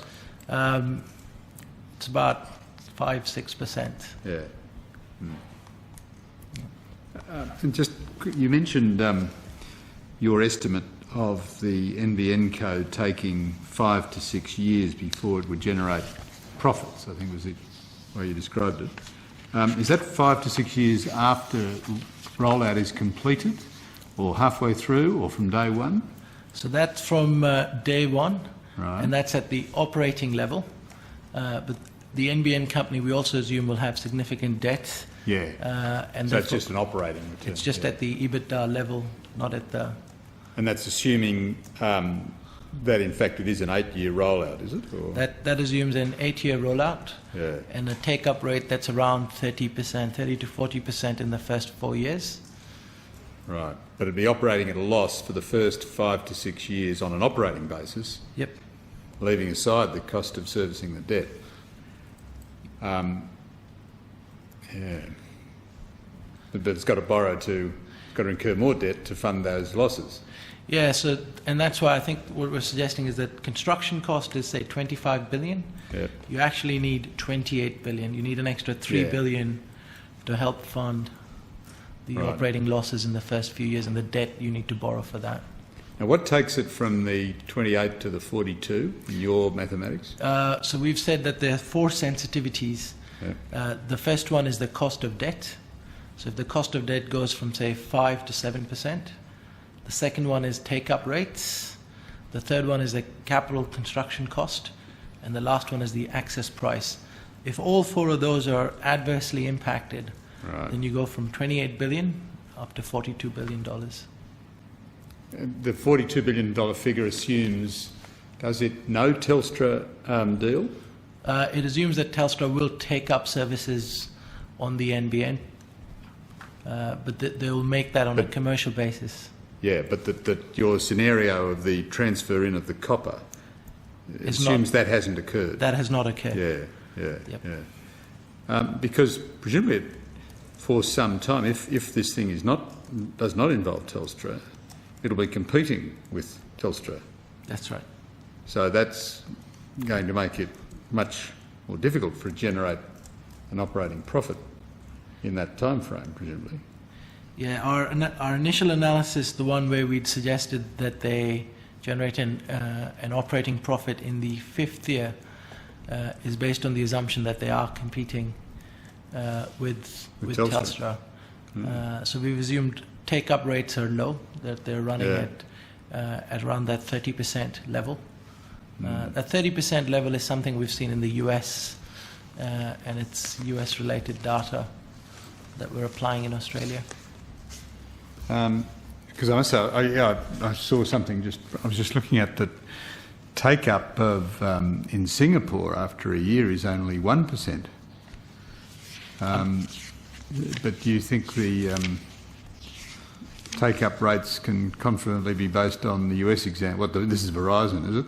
Yes, we've used Verizon as our benchmark, and their take-up rates at year 2 were running at about 25%, and currently they're running at about 30%. Okay. They have rolled it out to about 16 million homes. 16. How have you built into this and your assessment the extent to which this service is likely to be increasingly facing competition from, mobile and wireless, particularly given, I don't know what pricing assumptions you make. I mean, you're Southern Cross Equities, I assume, sir? Yeah. I don't know whether you've read Southern Cross Equities' submission, but they are anticipating that, well, they're basing, I think, on the $42 billion figure, but that the retail pricing would have to be double what it currently is, which must have considerable impact on take-up, particularly if you're competing against copper as well as mobile and wireless. Are they all factored into your assessments? So the way we've built this is the input is the construction cost and the other input is the access price. And what we've assumed is that the access price will be $30 a month for fibre to encourage take-up, and the output... That's the wholesale cost. Wholesale cost would be $30. And the output is how much money does the government need to put in to allow that pricing to exist. Yeah. Can I ask you about your views on the attractiveness of this proposal to the private sector? I mean, the government's indicating it wants up to 49% private equity in this, which we take the government's estimate and your outside estimate of $42 billion is, around $20 billion of private equity in this, in what is essentially a utility. Do you see that demand or that, investment demand there? I haven't had a chance to look at it from a stockholder perspective. What we have just built is what is the NBN model look like? We haven't assumed that there's an exit by the government at some point in time. No, the government is proposing to exit its 51% after 5 years, but it's saying in the bill phase that it will be inviting investors to invest up to the equivalent of 49% of the company, and given that it's got to find, this company has to find $42 billion. That's $20 billion of private sector investment that the government will be seeking, and to the extent that it can't seek it, it's got to borrow additionally itself. So I'm wondering if you've got any views on the extent to which this is likely to be attractive to the private investor market. I don't have a view on that, sorry. Thanks. Is it your view that it would be elementary for a project like this that you would undertake a cost-benefit analysis before embarking on investing anywhere between $28 and $42 billion? We would expect that a cost-benefit analysis will be undertaken as this construction phase is about to commence. It's my understanding that that will probably occur as the NBN implementation study group comes together, but I haven't seen any cost-benefit analysis at this stage. Well, the government specifically ruled out doing any cost-benefit analysis. Does that surprise you? No comment. Would you expect to see a business case for a project of this kind? We've constructed a business case that we think is around the NBN financials, but a business case... Your analysis you would describe as a business case? Yeah. But you would expect the government to, as the principal investor in this, to have done its own and to release it to the public? Possibly, yes. Well, would that be normal with a project of this kind, that particularly if it's seeking private sector investment, that it would involve, the publication of some sort of business case, presumably through what would normally be a prospectus or something? Would that be the way it would normally occur? I haven't come across previous PPP-style arrangements, so I'm not confident about whether a government would or would not produce the financials around. Your anticipation of take-up, that's only based on what's going on in the US, is it? It's not based on any research in Australia, market research, consumer research of willingness to purchase higher speeds for, what will presumably be some higher price? We haven't conducted a consumer study looking at Australian propensity to purchase higher speed broadband services.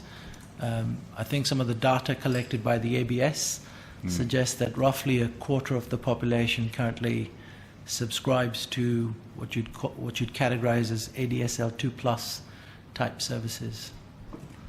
There's clear evidence that Australians are not purchasing the speeds that are currently available. There's a difference between those that are the speeds that are available and those that are prepared to purchase those products that provide those high speeds. So there's a question mark about the extent to which there is at least residential demand for 100 megabits per second, but you've not seen Australian studies or done any of your own on that question. Yeah, we haven't seen an Australian study or done our own. Yep. Okay. Thanks, Madam Chair. Thank you. Mr Chopra, is your analysis mainly based on fibre and fibre to the home? That's right. Our study is done on fibre to the home. And to what extent will the provision of wireless and satellite that the government's policy promises to arguably up to the 10% of Australians who aren't able to access their fibre to the home, to what extent does that impact your modelling and your assessment? We haven't looked at the costs associated with the last 10% in terms of what the cost of providing them equivalent broadband services might be through wireless or satellite. We've just modelled it for the first 90%. I mean, it's quite an important question, particularly for those who stand to receive or not the wireless and satellite part, but also to the extent that it influences the prospect that the first 90% might be the cheapest and easiest 90% to access. So why did you do your modelling on that basis? We've attempted to look at this from what's the impact on Telstra, and the impact on Telstra can be categorised just by looking at the fibre to the home aspect of this. We haven't looked at the last 10% of Telstra's customer base. Okay. Have you looked at consumers? Have you looked at what consumers might have to pay for this wonderful service? What we've assumed is that the access cost will be around $30. So that's the cost that a Telstra retail or an Optus or an APT might pay to get access to the NBN company, and then they would typically charge a price over and above that. And have you done any modelling on what might be the price that they would charge over and above? I would assume that the prices would be similar to the prices that occurred today. And the rationale for that being, currently the price of access is about $30 in the market. So what we've assumed is that the fibre pricing will be the same as the pricing on copper today. That's not necessarily an assumption with which other witnesses to this committee and other experts would agree. I presume you're aware of evidence that consumers could expect to pay 2, if not 3 times more than what they're currently paying for, perhaps in some cases, equivalent services and access to what they're able to have today. So what would you say, what do you say to that? Let me ask the question another way. Do you know the access cost for an Optus, for example? You're suggesting a $30. Do you know the access cost that's been factored in by others doing other computations, by those others that have come up with a 2- or 3-fold family spend for what they're getting today? No, I haven't seen what others are assuming in terms of access cost. What we've assumed is that the cost is the same as ULL. Sorry, the cost is? The same as the current infrastructure allows. So the current infrastructure, which is called ULL, has an average cost in Australia for about $30 a month. Okay. Thank you. Do you think there's, underpinning this policy, do you think that the marketplace thinks there's some sort of government reassurance that the government will do what it needs to do to deliver on this promise? And I ask that question in the context of what do you think that does to the eagerness of stakeholders to signal their intent to invest in the proposal? I think there's reasonable eagerness from the industry to engage on the NBN.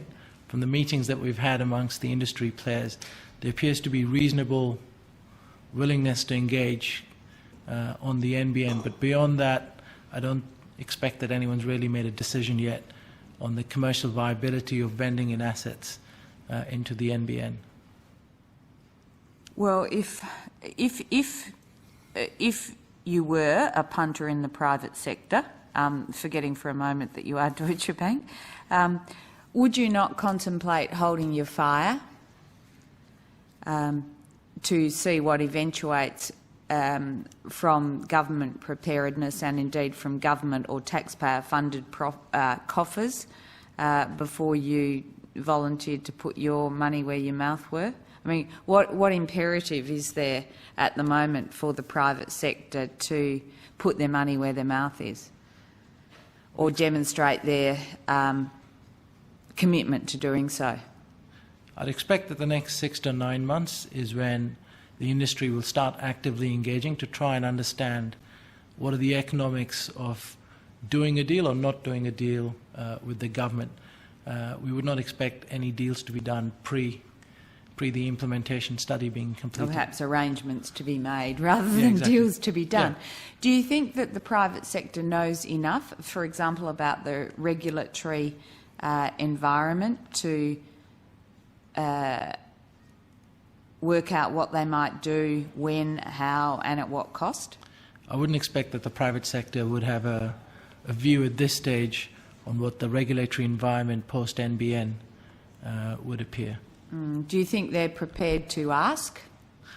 I'd expect that they would be asking. You don't know, so... I wouldn't know. No. Do you think that, from your experience, do you think that the private sector would feel free to firstly ask questions and secondly voice concerns and perhaps even criticisms in the current environment as the government proceeds? I wouldn't know, sorry. I generally wouldn't know. Okay. All right. Any questions? Any further questions? Senator Lundy? Mr Chopra, anything further you wish to add? That's it. Thank you. Thank you very much for your time and your evidence today. Thank you. Take care. The committee suspends and will resume at 3:30.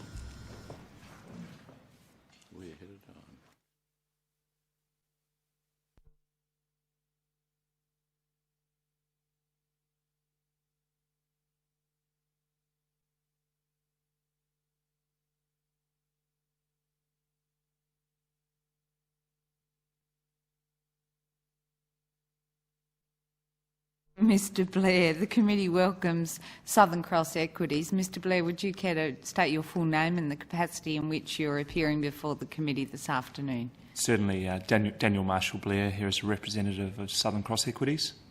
Mr Blair, the evidence you're about to give is public and subject to parliamentary privilege. It's an offence and indeed potentially contempt of the Senate for any party to attempt to interfere with evidence you might otherwise give, as it is for a witness to give false or misleading evidence to the committee.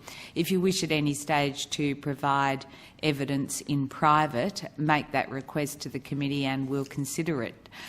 Do you wish to make an opening statement? I will, thank you, Senator. Well, good afternoon, and first, thank you for the opportunity to appear here before you today. May I just open by saying that we Southern Cross Equities appear before you to share our observations from our perspective as participants in the financial markets. By way of introduction, Southern Cross Equities is an Australian-owned institutional stockbroker with offices in Sydney and in London. Just to briefly summarise our submission, we believe the proposed fibre to the home network, the NBN, is not commercially viable based on our analysis of forecasted return from invested capital. Furthermore, we believe there is limited demand from consumers, firstly for the speeds being proposed, and secondly, a low propensity from consumers to pay above what they do today. Whilst we do acknowledge the long-term validity of the so-called transsectoral benefits, we question the commercial reality of these benefits over the medium term, and by that I mean 5 to 10 years. While taking the above factors in account, or taking the above factors together, we believe this is not a compelling investment to potential investors. Furthermore, we believe the proposed NBN is technology-focused when it should, in fact, be consumer outcome-focused. We believe public policy outcomes could be achieved if the focus was on the following. Firstly, reforming the deficiencies in the existing regulatory regime, and secondly, intervening in the market where it is uneconomic for the market to provide high-speed broadband. On that note, I conclude my introduction and welcome any questions you may have. Thank you, Mr Blair. Do you think a cost-benefit analysis would be prudent in terms of the national broadband network, and if so, why? We absolutely do. I mean, investment of $43 billion, whichever way you look at it, whichever way you structure it in terms of debt equity funding, it makes sense to perform a rigorous cost-benefit analysis. Have you made that view known through other than your appearance before the committee and the comments that you've provided to this committee? We have in our principal responsibility as in representing our clients. So, I mean, as you'd well know, our clients are institutional fund managers, and in presenting our research to them on the basis of the stocks that we cover in the market, we have made that known to them. Have you been able to glean from your clients through that process any insight as to why a cost-benefit analysis has not been done at this stage? I mean, it's a good question. It's probably not hard to give you a definitive answer, but I think there are a couple of things here. One is, there's probably a belief that a cost-benefit analysis will come as part of the implementation study, speaking on behalf of the clients. Separately, there's probably a more overwhelming belief that this is a process to really bring Telstra to the table to force the right outcome in terms of high-speed broadband for Australia, and in that respect, they're waiting for that process to play out.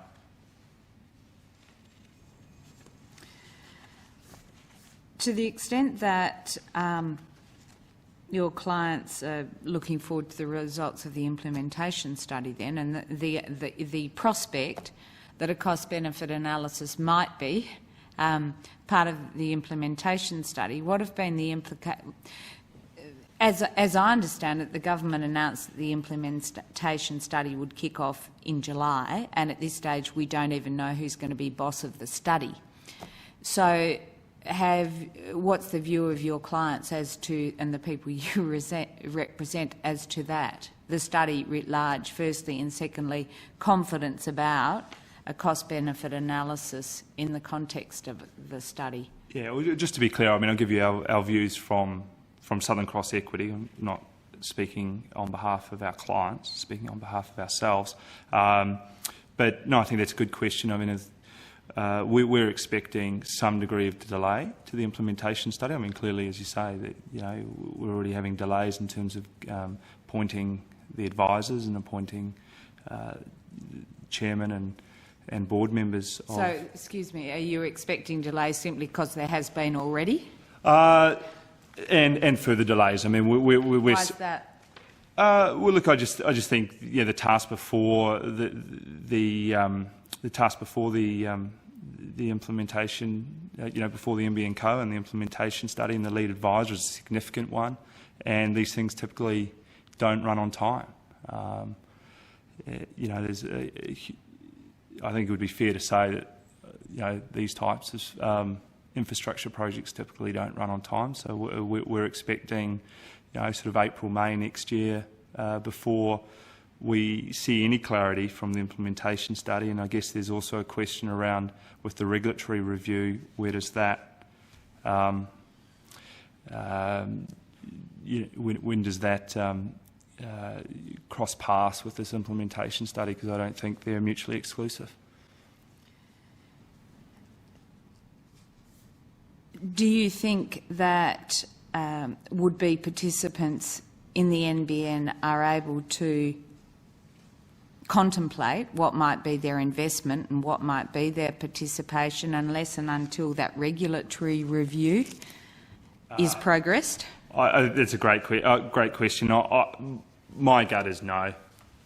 I just don't think we have enough information in front of us today for people to develop informed views around on what basis they should participate.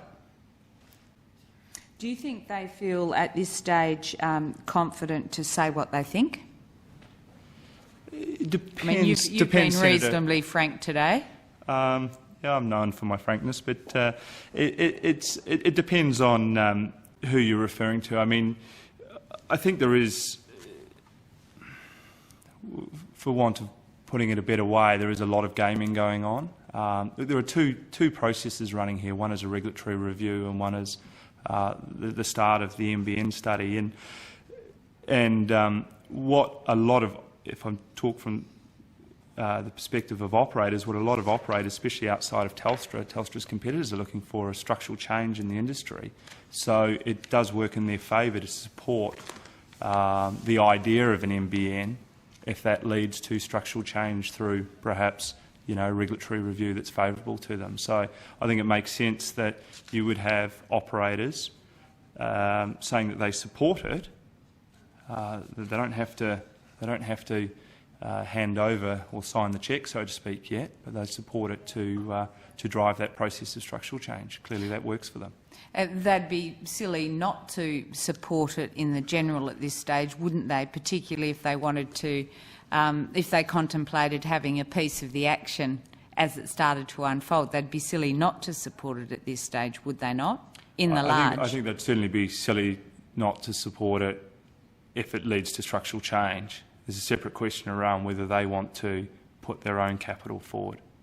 Well, put it another way, they hardly have incentive to criticise at this stage. Correct. If they want to see a piece of the action. Indeed, you'd be keeping the peace, the PEACE, wouldn't you, rather than risking losing a piece of the action, PIECE. I hope I spelled that correctly. I think I follow. Absolutely.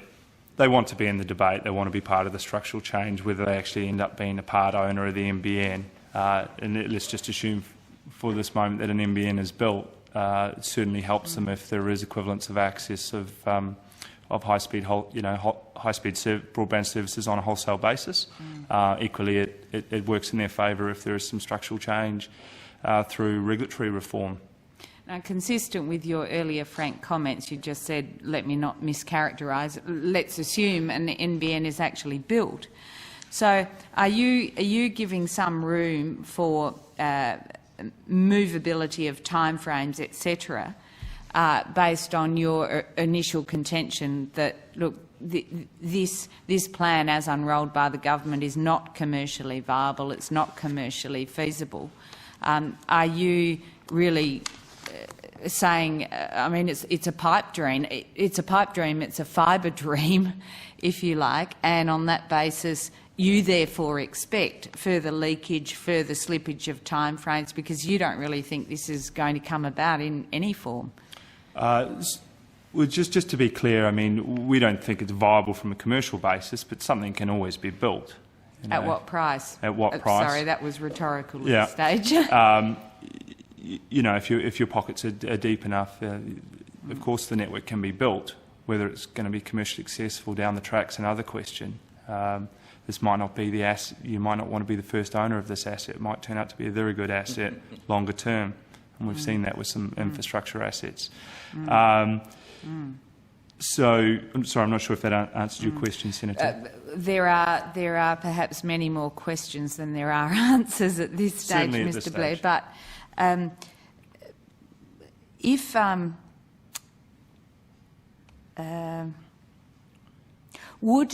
would it be advantageous for? Well, let me ask that another way. Why would would-be investors stake their claim and state their preparedness to invest at this stage? Why would they not bide their time and see the extent to which the government decides it will have to dip into the taxpayer-funded coffers to deliver either some of the infrastructure or the structure or access to services or whatever? What's the incentive? Well, I think at the moment, to the best of my knowledge, the only people that have said that they would participate are existing operators. And clearly, it's, as I said previously, it's in their best interest to participate if they believe that it will lead to structural change. They don't necessarily have to commit to any funding at this stage. I'm certainly not aware of any private equity investors outside of the existing sort of telco and perhaps slightly broader communications market that have shown their willingness to invest. Senator McDonald. Well, I don't want to interrupt you, Madam Chair, but just on the same point, I noticed in your submission you you say you struggle to see how investors will be attracted to this investment opportunity, principally because significant questions exist about the commercial viability to achieve a modest 10% return on investment. I think you said in your opening that Southern Cross Equities is your clients are mainly institutional investors. Correct. And because you have an office in London, I assume a fair number of your clients are international investors, international companies, multinational companies. The majority of our clients are Australian-based. All right. Our office in London is, put it into perspective, 4 people. It's reasonably small, but we're just... But I was just wanting,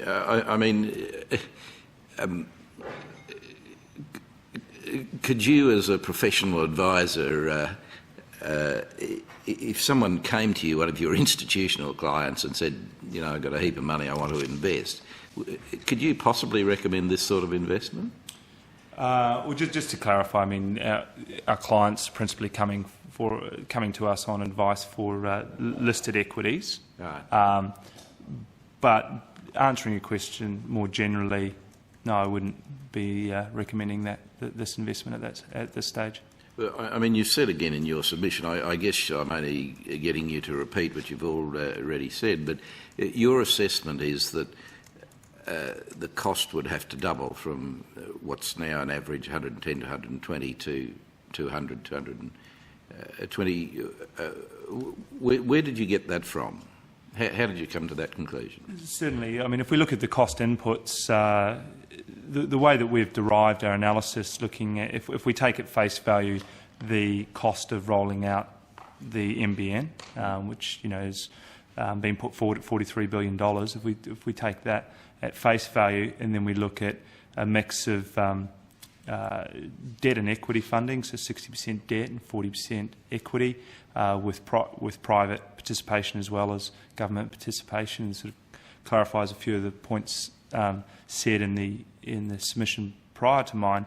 That basically means about $25 billion of debt, about in round numbers, sort of $8 billion of private equity and $8 billion of government funding or government equity, and then we look at the take-up assumptions of fibre to the home. We're assuming 50% by the end of 10 years, which would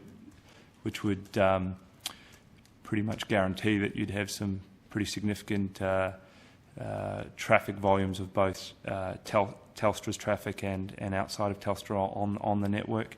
If we look at an incremental margin of 70% at the EBITDA level, then to maintain a 10% return would require that the wholesale price is somewhere around the $110 mark, and then if you're a retail provider, you've got to make a living, and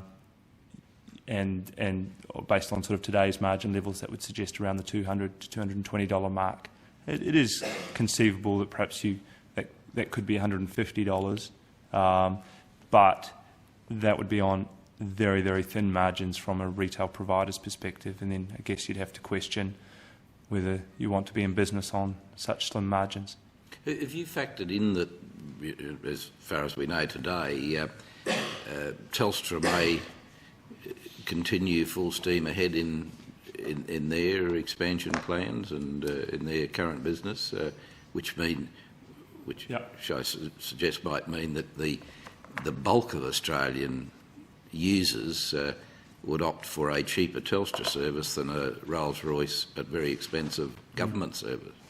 I think that's a very good point. I mean, I guess just to clarify, that analysis that I just described is really a scenario analysis. It's not something we prescribe to. I don't believe personally that you'll see 50% take up unless you have very strong support from Telstra.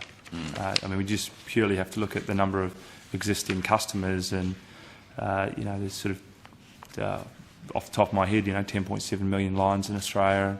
The vast majority of those are Telstra retail customers. So unless Telstra does support this, then you have the very real risk that they will compete alongside and copper the copper network can compete alongside the fibre network for a number of years.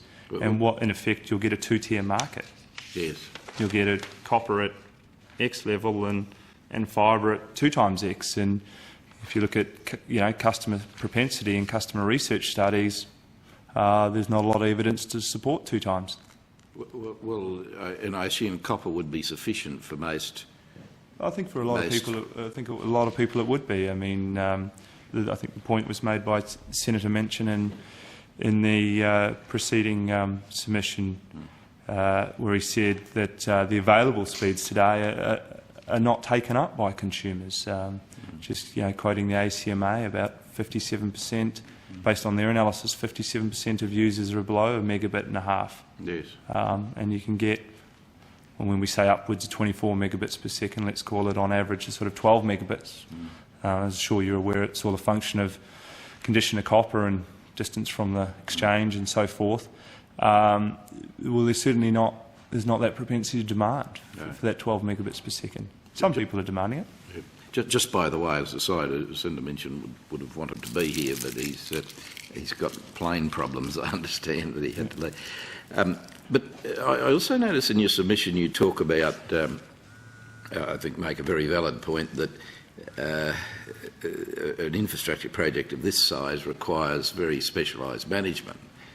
And I think you're saying, if I read your submission correctly, there's only a handful of companies that could do that in Australia. Is that the point you're making? Yeah, absolutely, and that's something that I believe. I'm an ex-operator myself, so I do have some experience in these sort of projects. But yeah, I guess what, just to clarify, just to sort of summarise that point. It's not so much. A lot of the work in rolling out a fibre network is civil engineering, as you'll well know. And there's a lot of companies across Australia and across the globe that can do that. And there's a lot of companies that can provide the electronics as well that are required in this network. But in any infrastructure project of this scale and complexity, it's about bringing all that together, and it's about and that's why I sort of refer to the program management or project management aspect of that. And there's not too many companies with that expertise across Australia. Well, being a government-run thing, we could always turn back and rely on the bureaucrats to run the business. And, they're brilliant bureaucrats. I'm not quite sure what they'd be like at running businesses. You could get me to run it, but I'm not so sure what I'd be like either. Well, there are rumours around the traps, as you've probably heard, that Mr Zitlowski, the former Telstra boss, is in the line. I mean, would someone of his standing... Let's get it right. There's an article in today's newspaper that says he might be in line. I think that's the rumour that Senator McDonald is referring to. Well, I haven't read today's paper, so I'd heard it from other sources. I think it's been rumoured in many newspapers. But does that mean you started the rumour? No, but certainly people in the industry have been suggesting to me that that's... But perhaps, Senator Lundy, you're saying that that's not true, so... I'm just asking who started the rumour. Well, if it were to be a person of Mr Swatowski's calibre, how would that be? Would he have the... Would someone like him, not necessarily him, but have the chance of pulling it together as a CEO or chairman of a board of a government company? Or is that an unfair question? Probably. Yeah. Look, I mean, undoubtedly he's got a very strong track record as a telco operator, but I'm not sure one person's going to be able to deliver this project on their own. But I probably can't comment too much on that. Can I just... you mentioned again in your submissions that, and I quote further to the above, and you're naming several of concerns, but you say this has the potential far-reaching consequences to Australian households through both their ownership of Telstra shares, you've got 14 million shareholders, and through Telstra's largest shareholder, the Future Fund, which is responsible for future pension liability of public servants. I mean, can you just elaborate on that? What do you actually what are the far-reaching consequences, the possible far-reaching consequences that you talk about? Senator, I think we're just saying there when there is intervention in the capital markets, and from our position as participants in those markets, where there is intervention, obviously it has the risk of impacting the market capitalisation of certain companies, and obviously with Telstra, it's the most widely held publicly listed company in Australia, and outside of that also its largest shareholder is the Future Fund, which represents which its responsibility is to provide for the pension liability of the public sector. I'll just finish on this, Madam Chair, if I may. Just going back to what we were talking about before, and you were making an assessment on what seemed to be well researched grounds that the cost would have to double for this to be anywhere near a commercial investment, and from your research that people aren't prepared to pay this. But quite clearly the government, I would assume if you're in the professional business you're in, you wouldn't have to be Einstein to come to those sort of conclusions, would you? No, and I don't think we're unique in coming to those conclusions either. But surely the government must be getting advice from someone to say, well, look, all the stockbrokers around Australia and international financial experts are all wrong. It is going to be a good thing. I mean, how could the government come to such a completely different conclusion than the finance industry comes to?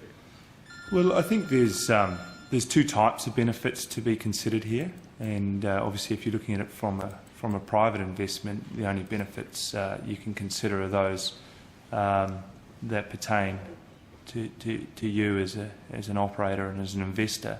But the second type of commonly referred to or quoted benefits of these I'll say so-called, but these transsectoral benefits, that there are overwhelming society and economic benefits in terms of GDP type growth.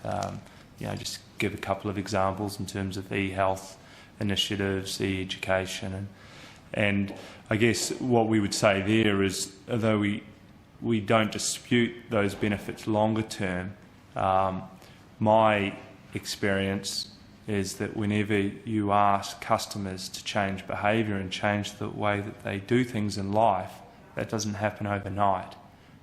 So if you're asking them to, whether it be work from home as opposed to work in the office, whether it's remote schooling as opposed to attending a school, whatever it might be, they take a long time to materialise, and therefore we question that on a commercial basis until, as I said in my opening comments, in terms of medium term. And the timing is obviously very important when you look at investments. Well, certainly, and I mean those other considerations are very valid if it was a taxpayer-funded piece of infrastructure like a road or a Alice to Darwin railway, for example.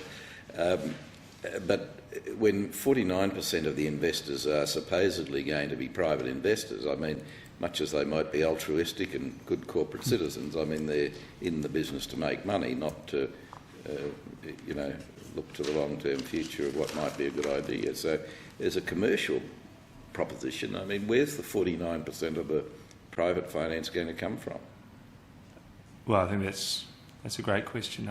I can't answer that for you because, as I said, when we looked at our analysis, and I use the term scenario analysis because that those take-up rates are not what we believe will occur. We looked at it purely from the perspective of what would need to happen for this to be commercially viable, and you start scratching your head. Anyhow, the witnesses to follow you, who I suspect are behind you at the moment, from the government, they may be able to tell us whether the government looked at those considerations and whether they seriously think that. I mean, can I just finish on this? Can you see any prospect on what you know, and I mean not a lot of us know a lot about what's exactly proposed, but can you see any prospect of getting a 49% private investment into a $43 billion government-controlled telco? Not on a commercial basis without Telstra's participation. Well, would they do it on any other basis? I mean, are there investors out there who are just full of altruism and don't want money? They're just happy to build a nation, so to speak, in inverted commas. None that I'm aware of. No. But, okay. All right. Thanks, Mr. Blair. Thank you. No, that's fine. Mr. Blair, your submission talks about the NBN being technology focused or based rather than outcomes focused. Can you explain? I think you've possibly touched on it, but tell us a bit more what you mean by that. Yeah, sure. I mean, from what we've seen in the proposal, and we've mentioned discrete lack of detail, but we're talking about delivering fibre to the home to 90% of Australians, with the remaining 10% delivered by wireless and or satellite. Look, what we would say there is that is a specific technology, and as we've seen, if you went back even 5 or 10 years from today and looked at how we would use communications and technology to run our lives, I think we would be quite surprised what we do today. We've seen a massive change in the uptake of mobile services and what we do over mobile. It's not just voice these days. So what we would argue going forward and looking out sort of 10 years is that it's not a given that a lot of, and we've got to think about this from a consumer perspective, it's not a given that consumers are going to be consuming content, applications across fixed lines and perhaps the manner that you would need specifically to make this investment stack up. You talk in your submission about focusing on, well, the potential for the NBN to distort the marketplace, and you refer to the government intervening in areas where it's currently not commercially viable for the private sector to invest in and produce some sort of a national broadband network.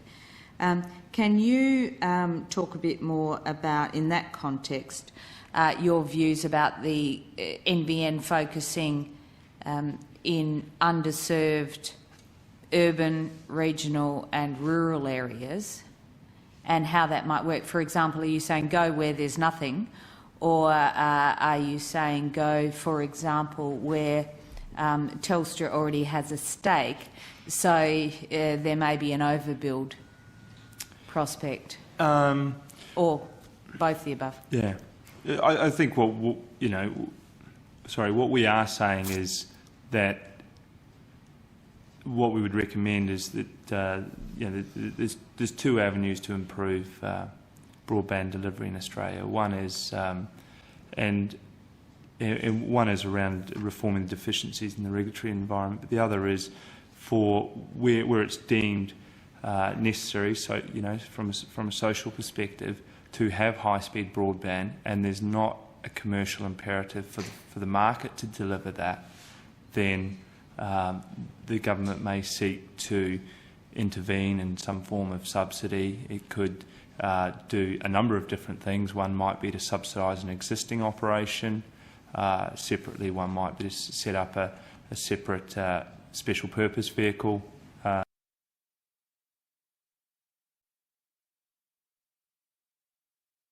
And from your research that people aren't prepared to pay this. But quite clearly the government, I would assume if you're in the professional business you're in, you wouldn't have to be Einstein to come to those sort of conclusions, would you? No, and I don't think we're unique in coming to those conclusions either. But surely the government must be getting advice from someone to say, well, look, all the stockbrokers around Australia and international financial experts are all wrong. It is going to be a good thing. I mean, how could the government come to such a completely different conclusion than the finance industry comes to? Well, I think there's two types of benefits to be considered here, and obviously, if you're looking at it from a private investment, the only benefits you can consider are those that pertain to you as an operator and as an investor. But the second type of commonly referred to or quoted benefits are these I'll say so-called, but these transsectoral benefits that there are overwhelming society and economic benefits in terms of GDP type growth. Just give a couple of examples in terms of e-health initiatives, e-education, and I guess what we would say there is, although we don't dispute those benefits longer term, my experience is that whenever you ask customers to change behaviour and change the way that they do things in life, that doesn't happen overnight. So if you're asking them to, whether it be work from home as opposed to work in the office, whether it's remote schooling as opposed to attending a school, whatever it might be, they take a long time to materialise, and therefore we question that on a commercial basis, as I said in my opening comments, in terms of medium term. And the timing is obviously very important when you look at investments. Well, certainly, and I mean those other considerations are very valid. If it was a taxpayer-funded piece of infrastructure like a road or a Alice to Darwin railway, for example, but when 49% of the investors are supposedly going to be private investors, I mean, much as they might be altruistic and good corporate citizens, I mean, they're in the business to make money, not to, look to the long-term future of what might be a good idea. So there's a commercial proposition. I mean, where's the 49% of the private finance going to come from? Well, I think that's a great question. I can't answer that for you because, as I said, when we looked at our analysis, and I use the term scenario analysis because those take-up rates are not what we believe will occur. We looked at it purely from the perspective of what would need to happen for this to be commercially viable, and you start scratching your head. Anyhow, the witnesses to follow you, who I suspect are behind you at the moment from the government, they may be able to tell us whether the government looked at those considerations and whether they seriously think that... I mean, can I just finish on this? Can you see any prospect on what you know, and I mean not a lot of us know a lot about what's exactly proposed, but can you see any prospect of getting a 49% private investment into a $43 billion government-controlled telco? Not on a commercial basis without Telstra's participation. Well, would they do it on any other basis? I mean, are there investors out there who are just full of altruism and don't want money? They're just happy to build a nation, so to speak, in inverted commas. None that I'm aware of. No. But, okay. All right. Thanks, Mr. Blair. Thank you. Interrupted you. No, that's fine. Mr. Blair, your submission talks about the NBN being technology-focused or based rather than outcomes-focused. Can you explain? I think you've possibly touched on it, but tell us a bit more what you mean by that. Yeah, sure. I mean, from what we've seen in the proposal, and I've mentioned discrete lack of detail, but we're talking about delivering fibre to the home to 90% of Australians, with the remaining 10% delivered by wireless and or satellite. Look, what we would say there is that is a specific technology, and as we've seen, if you went back even 5 or 10 years from today and looked at how we would use communications and technology to run our lives, I think we would be quite surprised what we do today. We've seen a massive change in the uptake of mobile services and what we do over mobile. It's not just voice these days. So what we would argue going forward and looking out sort of 10 years is that it's not a given that a lot of and we've got to think about this from a consumer perspective. It's not a given that consumers are going to be consuming content, applications across fixed lines, and perhaps the manner that you would need specifically to make this investment stack up. You talk in your submission about focusing on, well, the potential for the NBN to distort the marketplace, and you refer to the government intervening in areas where it's currently not commercially viable to for the private sector to invest in and produce some sort of a national broadband network. Can you talk a bit more about, in that context, your views about the NBN focusing in underserved urban, regional and rural areas, and how that might work? For example, are you saying go where there's nothing, or are you saying go, for example, where Telstra already has a stake, so there may be an overbuild prospect, or both the above? Yeah, I think what we are saying is that what we would recommend is that there's two avenues to improve broadband delivery in Australia. One is and one is around reforming the deficiencies in the regulatory environment. But the other is for where it's deemed necessary. So from a social perspective, to have high-speed broadband, and there's not a commercial imperative for the market to deliver that, then the government may seek to intervene in some form of subsidy. It could do a number of different things. One might be to subsidise an existing operation. Separately, one might be to set up a separate special purpose vehicle to invest in those areas, but of course those options would need to be worked through. Okay, and how do you think?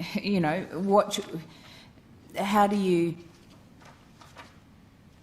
Given the potential scenarios and outcomes, what would be the further consequences of that for what you say is the potential for the NBN to distort the marketplace?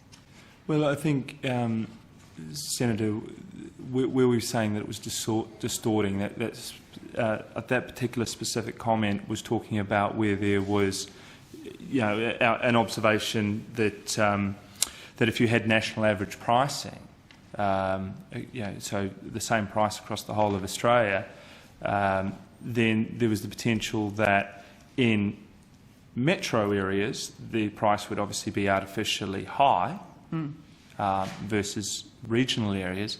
It created a risk, and it might be a risk that the market and the government and operators are prepared to bear, but there is nonetheless a risk that an entrant could enter the metro market, the commercially viable market, and underprice, for argument's sake, the NBN Co. Obviously, that would have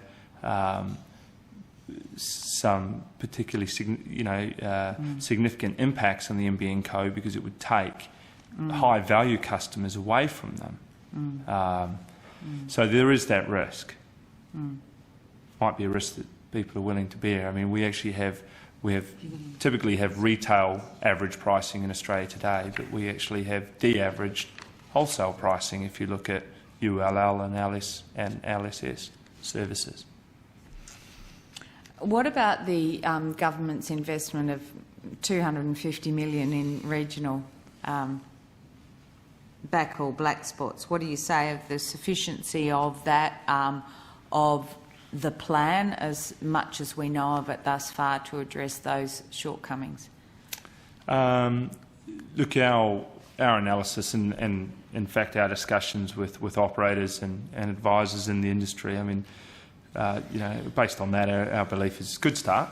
because we would actually say that if you do want to achieve high-speed broadband in some of those regional areas where it isn't commercially viable, then again, based on discussions that we have had, that building out a regional fibre backhaul network would be a logical step.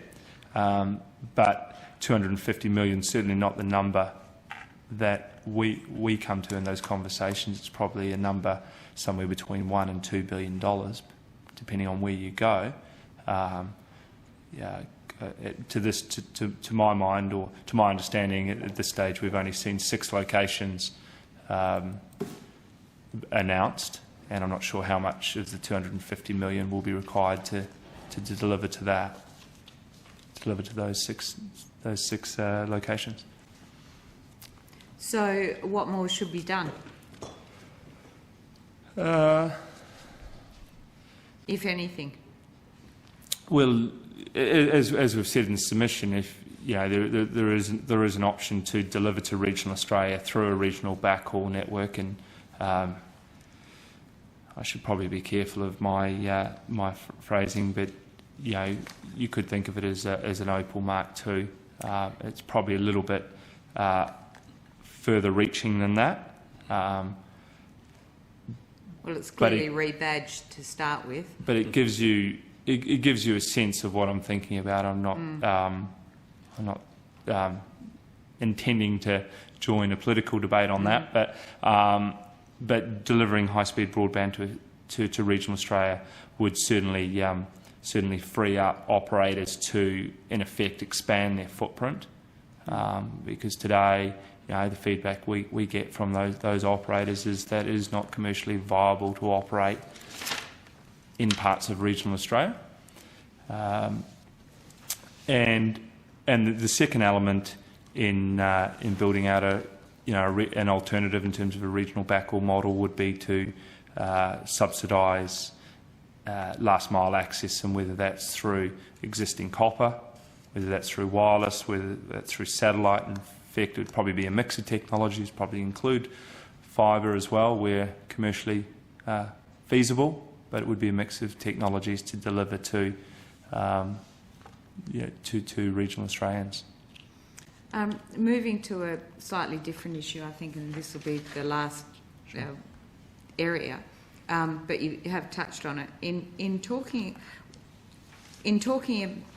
making your comments about the challenges, I suppose, the government faces with the realisability of this proposition. Excuse me. To what extent are you factoring in consumer demand?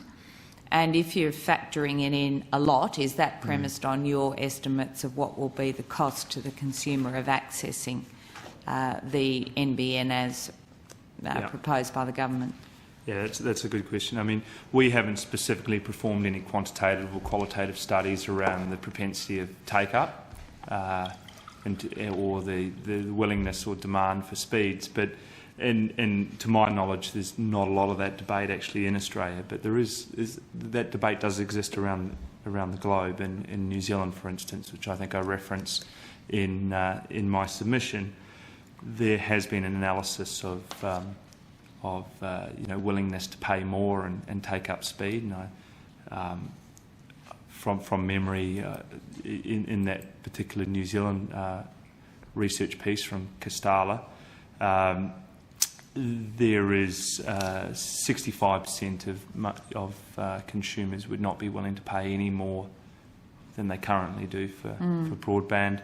The other probably 2 data points that we would look to are one, the ACMA research I mentioned before, and other similar research which shows that currently consumers are not taking up available speeds. And lastly, the second point would be just in speaking to operators, where we talk to operators quite regularly, and they're saying to us, where you start asking customers to pay more, they will, there is no evidence that they are in fact willing to. One final question around that.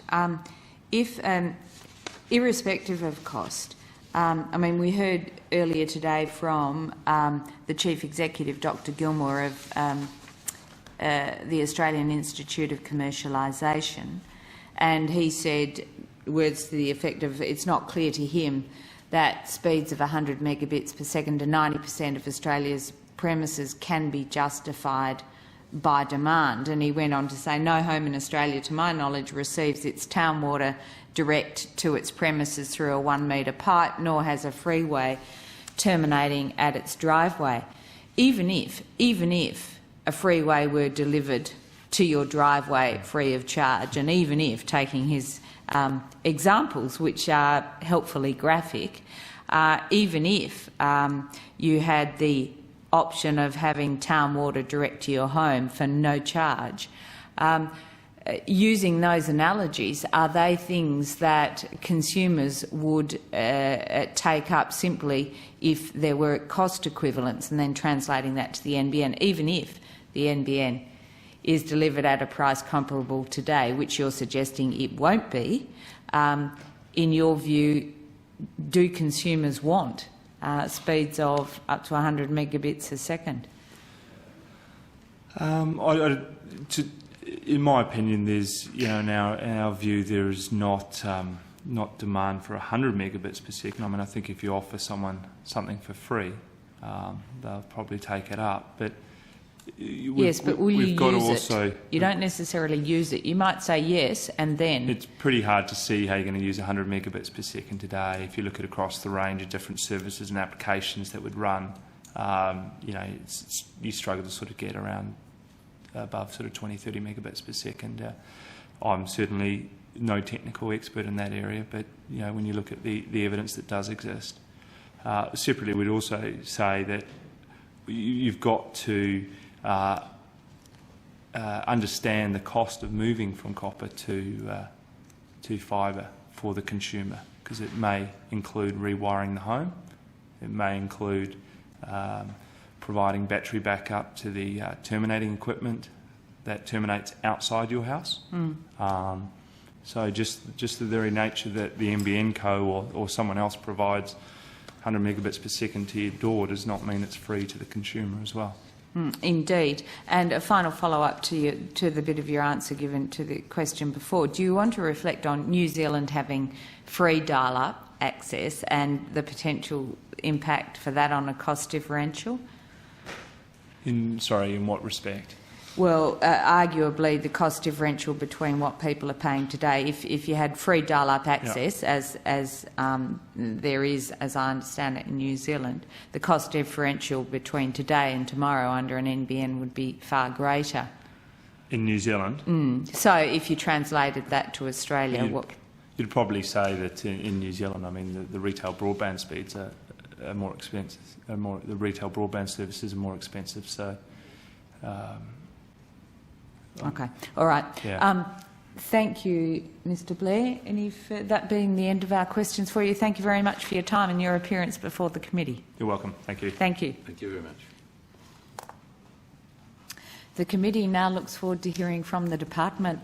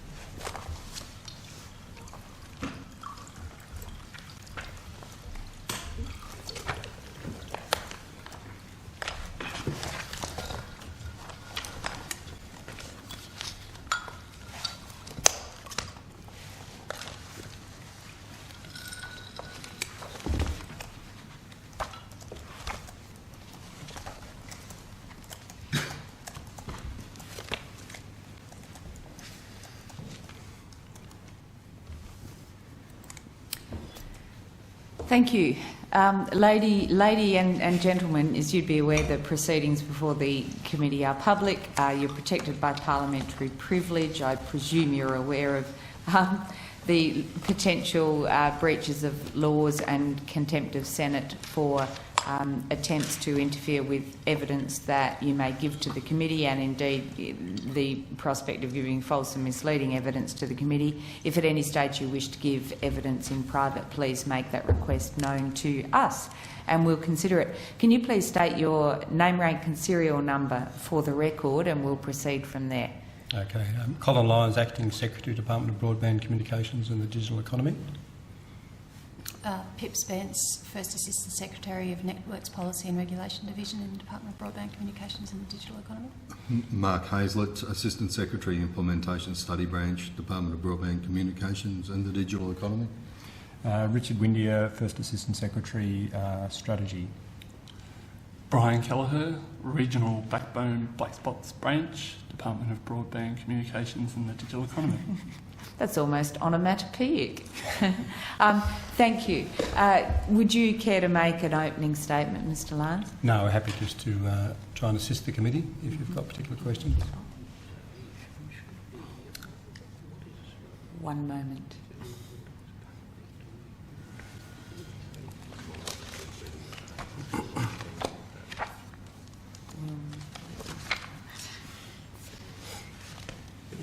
Well, the first question would be, do we really know more than we've read in the papers about what exactly is being proposed? And asking you what we know perhaps is not an appropriate question for you, but could you just sort of perhaps give us a summary? You know, I guess it would have to be a very, very brief in the circumstance. I guess you could go on for hours, but a brief summary of what we as the public currently know is proposed for this, because I'm not sure, Madam Chair, that we've ever actually had that. I'm happy to provide a brief sort of conceptual outline and then to answer any further questions. So, I mean, some of this will repeat what you do know, but the government has announced that it's going to establish a company to invest in a high-speed national broadband network. It's announced that the company will invest up to $43 billion in that network. It's announced that it's looking to attract private investment into that network. It's announced that it would retain at least a 51% ownership stake in the company. So there'll be a maximum of 49% private investment, that it expects that it would take 8 years to roll out the network, that it expects that that after a further 5 years it would be seeking to fully dispose of its interest in the company. It's indicated that it intends it to be a wholesale-only network, so it won't be operating in the retail market. And that to preserve the integrity of that wholesale-only decision, that the government will be looking to impose appropriate caps on private investment, particularly by telco companies. It's indicated that's after the 5 year when they. Oh no, it would establish caps on private investment that would be ongoing, but they would be established before any private investment into the company. So in the interim phase, before it fully privatises, the government would accept up to 49% private investment. That 49% would itself be subject to appropriate caps. It's indicated that the $43 billion is based on the up to $43 billion investment is based upon preliminary estimates. It's indicated that its objective is to have 90% fibre coverage of the network, and that the remaining 10%, its objective is that would be served by a mix of wireless and satellite technologies. It's indicated that it recognises there are a number of difficult issues to be worked through in that process, and that it would embark on an implementation study that would report very early next year on a range of commercial, technical, legal, policy issues, all of which are very much interrelated, and some of which you would have been, I understand, discussing before the committee. Very early next year, Mr Lyons, is that still contemplated to be February 2010? February next year. And in terms of the implementation study, if I may interject just there, was it not contemplated that that would start early July? Early this month? Yes, well, we're embarking on the implementation study. We've been through, in part of that process for the implementation study, is to appoint a lead advisor. Do we have one yet? We're in that process. The decision has not been made or announced at this particular point in time. Where is the process of the decision making at, given that you can't start an implementation study in early July if you haven't got someone to do the gig or dance the dance yet? It's at the final stages of decision. What does that mean? Can you give us any more detail? No, not particularly, no. Is the leader going to be a man with a name that's difficult to spell? Oh no, there's a difference between. Well, I suppose what I should have said in parallel to that is we're seeking a lead advisor that would, and there'll be subordinate advisors as well, to provide us advice on this range of commercial issues. But at the same time, the government has established NBN, a company that is at the moment 100% Commonwealth owned, of course, and it's currently the directors of that company are Commonwealth officials because it's in the interim phase. The government is looking to decide upon the establishment of the full independent board of independent directors of the company, and the government is in the process of making those decisions, and that their decisions to be made and announced by the government in terms of the board. Will the implementation study be overseen by an interdepartmental group? There will be groups of officials that will be working together with this process. You'd expect the Department of Finance, Treasury, and Prime Minister and Cabinet, Department of the Prime Minister and Cabinet will be consulted, and there will be working group arrangements. But the direct contractual arrangements for managing the lead advisor for the implementation study rests with this department, with the Department of Broadband.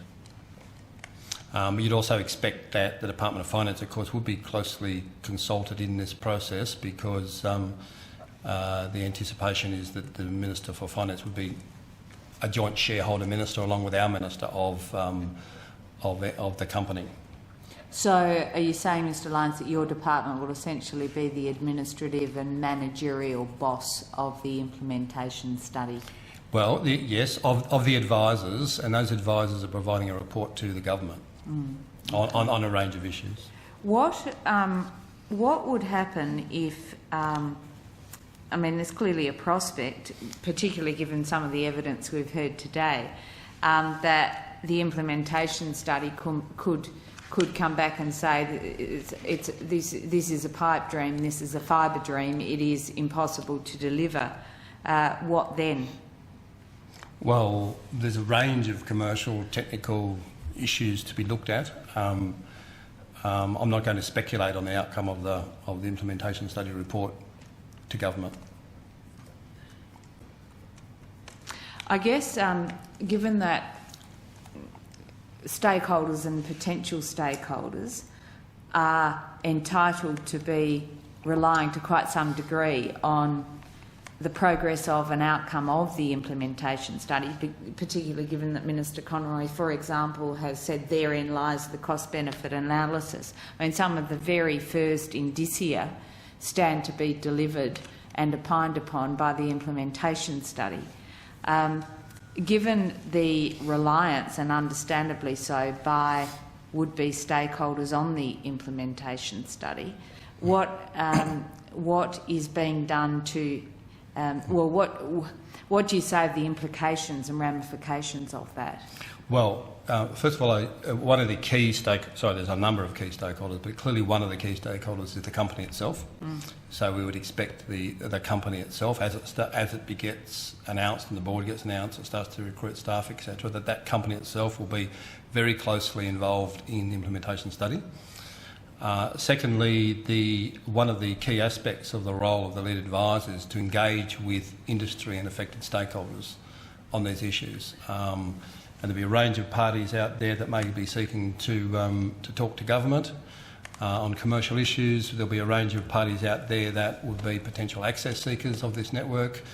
There'd be a range of, I know the Communications Alliance is looking at a range of sort of standards making and other sort of issues where it would want the industry to work together to look at issues in the industry's mutual benefit, and we'd strongly encourage them to do that, and the implementation study will be wanting to get out there and talk to industry and to these participants on a range of issues. Well, returning to the cost-benefit aspect and the cost-benefit analysis that Minister Conroy has spoken about in the context of the implementation study, will a cost-benefit analysis be conducted as part of the implementation study, or has the decision been taken that almost irrespective of the risks and the costs, the National Broadband Network will proceed? Well, the government has made a commitment that it sees that having a high-speed national broadband network using fibre and other next-generation technologies is going to deliver a significant economic and social benefit to Australia. But I think it also recognises that there are a number That's what it says. there's a number of detailed, and that's the government's commitment, that there are a number of detailed issues that would need to be worked through.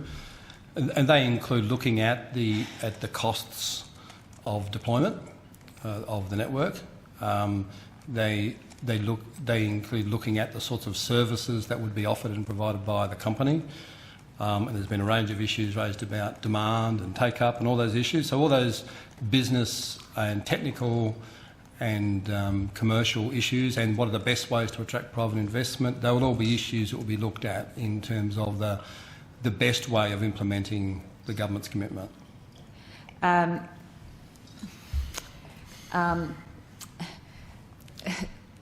That kind of, if I may, Mr Lyons, that kind of begs the question, because you're saying it will look at the best way of implementing the government's commitment, which is another way of saying the government's going to find a way, come hell or high water, to implement its commitment.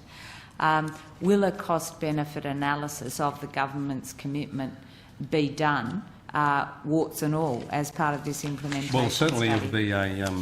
it'll certainly be an independent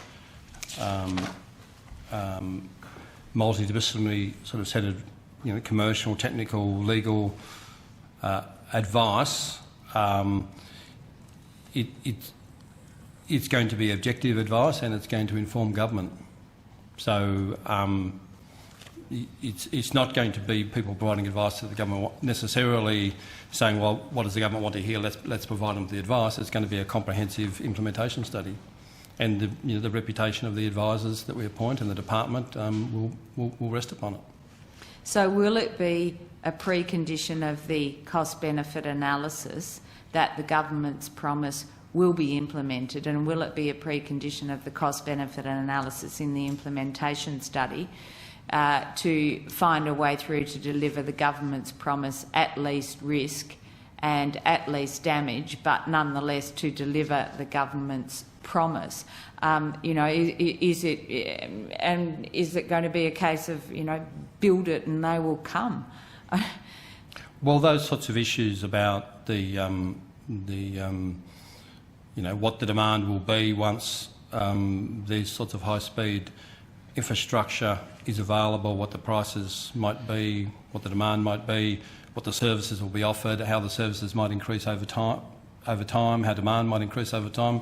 All those issues will be looked at objectively, and the government will get objective advice.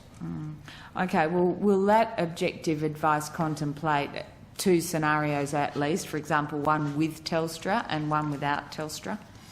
Well, I wouldn't want to go into the details of the issues that to be looked at, but clearly they're both clearly options. Clearly there are scenarios, and clearly there'd be a range of scenarios looked at by advisors. But I wouldn't want to comment on particular scenarios. I mean, the government has indicated that it wants to seek private investment from and potential participation by a range of players in the industry. Telstra is clearly one of those players, but I don't think the government has indicated that it wants to only speak to one side of the industry.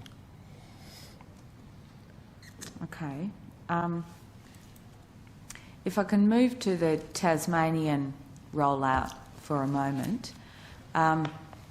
It's my understanding that the contemplation is that in Tasmania about 80% of the rollout will comprise aerial cables. I don't think there's any been particularly decisions made or announcement about that. I don't think those details have been determined. I'm not sure what basis you're Well, let me ask it another way. What is the contemplation in terms of the Tasmanian rollout of the composition of aerial versus other? I think the final decisions of that haven't been on the proportion haven't been made or announced. I think the general principle is that the government will be looking to place cable underground where that's cost effective and practicable to do so. But it's until the full rollout agreement is determined, we're not in a position to provide any sort of further details on the proportion of overhead and underground cabling. All right, thank you. In respect of the Tasmanian rollout, Mr. Windy, you've fallen off. I've just noticed, but don't worry, we know who you are. In terms of the Tasmanian rollout, there's been some speculation that the Tasmanian NBN company will be at least part owned by by NBN Co. Is that right? Yes, NBN Co. The company is intended to be a subsidiary of NBN Co. On what basis has that decision been able to be taken, given that, as I understand it, there's not yet a board, and as you've said, Mr. Lyons, there's not yet a chairman of NBN Co. So on what basis could that decision have been taken already? The government has made a policy decision that it's the sole shareholder in NBN Co. That in the case of Tasmania, the partner for delivering the outcome in Tasmania is Aurora Energy, and negotiations have been held with the Tasmanian government and with Aurora Energy. It was considered the best vehicle for, in this particular case in Tasmania, for implementing the Tasmanian rollout was through an arrangement with an entity that would involve the scope for participation, appropriate contribution by Aurora Energy into that investment. So when will, given that we've kind of put our toe in the water with the Tasmanian NBN Co and part ownership, when will the structure, the role of the Tasmanian NBN Co and the details of its governance be made available to the Australian people? Well, I think the government has indicated that it intends to make those announcements shortly, but those announcements and the timing of those announcements are a matter for the government.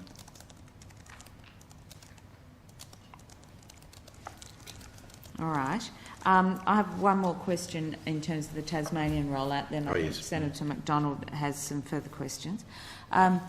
It's my understanding that the tender documents in respect of returning it to the aerial cable component of the Tasmanian rollout, it's my understanding that the tender documents for the Tasmanian rollout contemplate a portion of aerial rollout higher than non-aerial. Is that a misunderstanding, a misreading, or...? Well, I think perhaps the contextual explanation might assist there is that you are correct that Aurora Energy did release a tender for fibre optic cable. The majority of that fibre optic cable that's called for in that particular tender is overhead cable that will use for backhaul purposes in the stage 1 rollout. So the government's indicated that there will be a stage 1 rollout as part of the Tasmanian agreement process. So the backhaul will be fibre optic transmission links that run on poles along highways to regional areas with a limited impact on visual amenity. So the bulk of the cable associated with that particular tender won't be installed in built-up residential areas. Okay. Thank you. Senator McDonald. Thank you, Mr Lyons.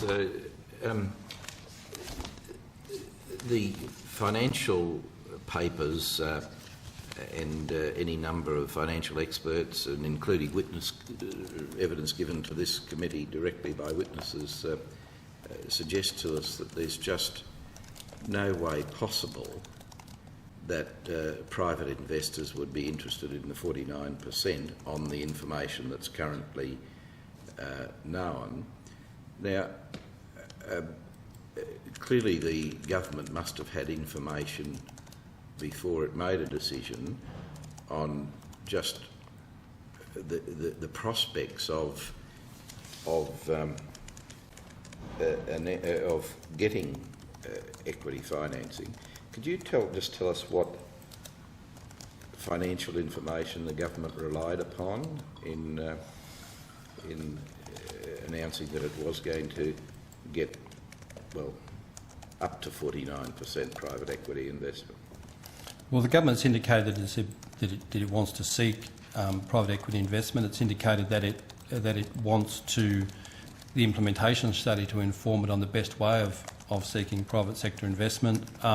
Since the government's announcement, there has been, I think the minister's already indicated that there has been a fair degree of interest expressed by telecommunications companies in potentially participating in or investing in the network, and that an implementation study is the best way to look at that process and to get an informed advice to government. And I think my understanding is there's been a range of different views expressed upon the extent to which private investment might be attracted. I understand there are people who have expressed views one way, but I understand that there are a range of different views. I think the implementation study is the appropriate forum to test those views and to have someone appointed by the government that can go out there and have those discussions and go and undertake that detailed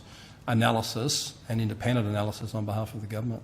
But Mr Lyons, I'm not terribly clever, and certainly I don't understand the world of high finance, but you don't have to be terribly astute to work out on the figures that it's simply not an economic proposition, in spite of what you say. And yes, there have been comments about telcos getting involved, but they would only be interested if there's something in it for them, and clearly it's not a return on a financial investment. There'd have to be some deal struck to, in some way involve them or issue shares in lieu of confiscated assets or something on which they may have no option, or little option. But I come back to my question. What advice did the government rely upon in floating this proposition? I mean, again, you say that there are different views. Well, quite frankly, I've only seen comments that, without malice and without any particular barrow to push, but it just doesn't stack up. And so, perhaps if you could just tell us what advice was given. In terms of who gave or how the advice was given. I suspect you won't tell me what the advice is, but in terms of the announcement, the government made an announcement based on preliminary estimates of the cost of building a network, and that in the context of that, it indicated an objective for the network to operate on a commercial basis. And that in conjunction with that, it would seek to attract private investment. That does not include, I think, as is clear from the various comments the Minister has made since the announcement, that there is any detailed financial analysis that supports a business case one way or the other in relation to the operation of the network. So that, the sort of advice you're asking about would constitute that detailed balance sheet advice that the Minister has quite clearly stated the government had not sought at the time of its announcement. But your department must have. I mean, the Minister just didn't wake up one morning and say, well, let's pick a figure. Yeah, 43 million. That's what it's going to cost, and yep, this is how we're going to pay for it. As he had his shower in the morning. I mean, he must have got advice from the department, or if not the department, and that's the basis of my question. Who or what was the for? I'm not asking for the terms of the advice, but I'm asking, perhaps let me be more direct. Did the department give advice to the Minister on the ways of being able to fund this, I'll hold myself from saying ridiculous proposal, but this proposal? The department has provided advice to the Minister and the government in relation to preliminary estimates of the cost of building the network. Mm-hmm. In relation to the sources of that funding, that advice comes from a combination of the sort of sources available to government in setting budgets and in determining these things, so that there is involvement by the Department of Finance and Deregulation and the Treasury. And clearly the government has has set aside funds for the funding of infrastructure projects and the Building Australia Fund. Well, that's the 51%. I mean, if they want to put their infrastructure money into that, that's a decision for them. But it's the 49% or up to 49% that I'm interested in. So don't take us on a different tangent. I accept about the 51%. But I take it from what you're saying then that your department was not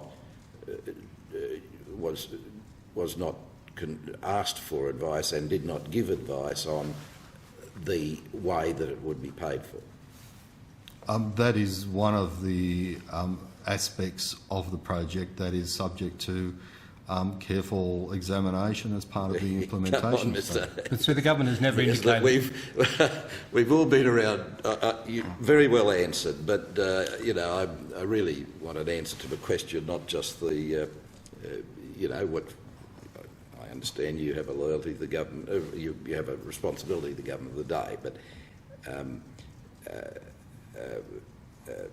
that response doesn't answer my question. Sorry, Senator, but just I suppose it might be repeating things, but the government has never said, to my knowledge, that a comprehensive business case had been established for this study, had been completed before it made its announcement. It made its announcement on the basis of what it believed to be the social and economic benefits from the project, what it believed to be its understanding of preliminary cost estimates, and that it wanted these issues, these commercial issues, including ways of attracting private investment of up to 49%, to be worked through as part of an implementation study. You don't get up.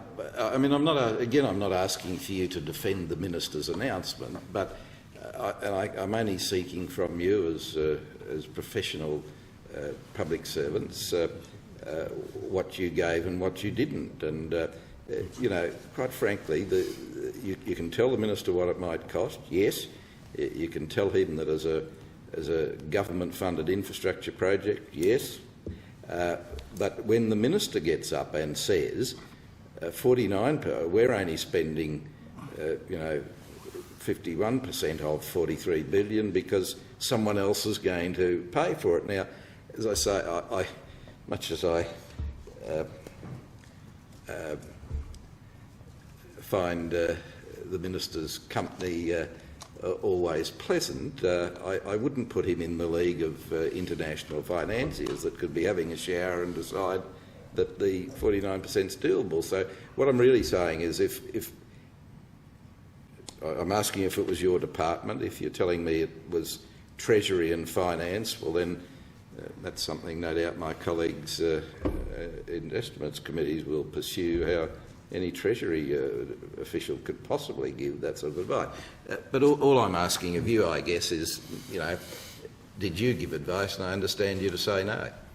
Well, what we're saying is that there was no concluded business case of that level of comprehensive analysis that you're talking about is actually the subject of the implementation study. Okay, and was the advice to not give advice on the private equity funding, but to get it from an implementation study, did that come from the department? Well, the department. I don't want to reveal the nature and content of advice, but clearly the department and other departments did provide advice to government on how best to implement the government's our policy framework, and an implementation study provides the opportunity for not only having an independent advisory process, but also a way of engaging out there with participants and with industry on what is a range of issues that can't be considered in isolation. So a range of very complex and interrelated issues to come up with the best, most comprehensive answer. Well, I understand that your department didn't give advice on how the 49% would be raised. Correct me if I'm wrong, but you've seen, obviously, newspaper reports and again evidence given to this committee that to get any sort of commercial return, the cost would have to at least double, and I've had other people tell me that even doubling is a ridiculously small amount. But you've heard those assessments. Did you look into those? I mean, have you got contrary advice to that? We were aware there's a range of variables, but whether the price. What the price to consumers would need to be is going to depend upon the costs of the network, the extent to which existing infrastructure can be used as part of the network, the sorts of services that the wholesale-only operator is going to provide, the level of functionality that will be in that service offering for retail providers, the demand for different types of services at different structures and different levels, and the demand, how demand will increase, the extent to which demand will increase over time, in fact, during the rollout of the network. So, for example, we know that there's an increasing demand for bandwidth from consumers. We know that the demand that people had 8 years ago for internet is significantly higher now, and we know that it's going to increase significantly. But they're the issues, those interrelated issues that I referred to. They're going to be looked at as part of the implementation study. Well, that's all very true, Mr. Lyons. But the figures that are non-contestable are, as I understand it, 43 billion and 51%. I wouldn't say that the 43 billion was. The government has indicated that it will invest up to 43. That the company will invest up to 43 billion, based upon preliminary estimates. There's a contingency in that, and that's exactly one of the issues that will need to be worked through as part of the implementation study. The costs of the fibre, the wireless and the satellite deployments, and the extent to which existing infrastructure, backhaul and other local access infrastructure can be part of that equation. Well, we're all hoping that for the first time ever, an assessment on infrastructure spending will be, the assessment will be high rather than low, and that it won't. But I appreciate it's still to be done. But whether it's 43 billion or 40 billion or 35 billion. The 49% is still, or the up to 51% of government ownership, and the rest coming from somewhere, which isn't going to be given philanthropically, I assume, needs to get a return. And by the way, it's not a minimum of 49% private investment; it's a maximum of 49%. Maximum of 49%. Well, yes, it might be less than that. But let me go. I asked you about. Whether you had done the costing, or whether you had any different figures on the cost that might need to be proposed to get a 10% return on investment, at least for the private investors, forgetting about the government investors. But let me ask you this. Have you done any work have you done any surveys or polling on whether the majority of users in Australia are price conscious? I mean, do they go where they go principally for price, or is price the secondary consideration? And I guess the question is, first of all, have you done any assessments on that? No, Senator, we haven't. Okay, well then what do you say to, again, public comment and, again, evidence given to this committee that the majority of users will go according to the money they pay? Do you have are you in a position to reject that, or to give a different view, or I don't suppose you are if you've done no work on it. Senator, what do you mean they will go according to the money they pay? Well, it's a price-sensitive business. I mean, if people now, as I understand it, and I'm no expert, but you can get a much wider bandwidth now if you're prepared to pay, but most people go for the cheapest option, which is a narrower bandwidth, because for most of them, of course, they don't need very wide bandwidth.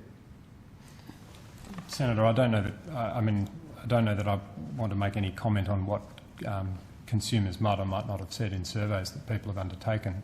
I would point out, I suppose, that I think there are possibly other factors that come into play. One of which is for any particular type of service at a particular bandwidth, there may well be decisions people make that go to the quality of the service or the reliability of the service or the nature of the service offered, rather than solely the monthly price figure. Sure. Look, universities, teaching institutions, health institutions, hospitals, very big corporate business may require huge bandwidth and be prepared to pay for it.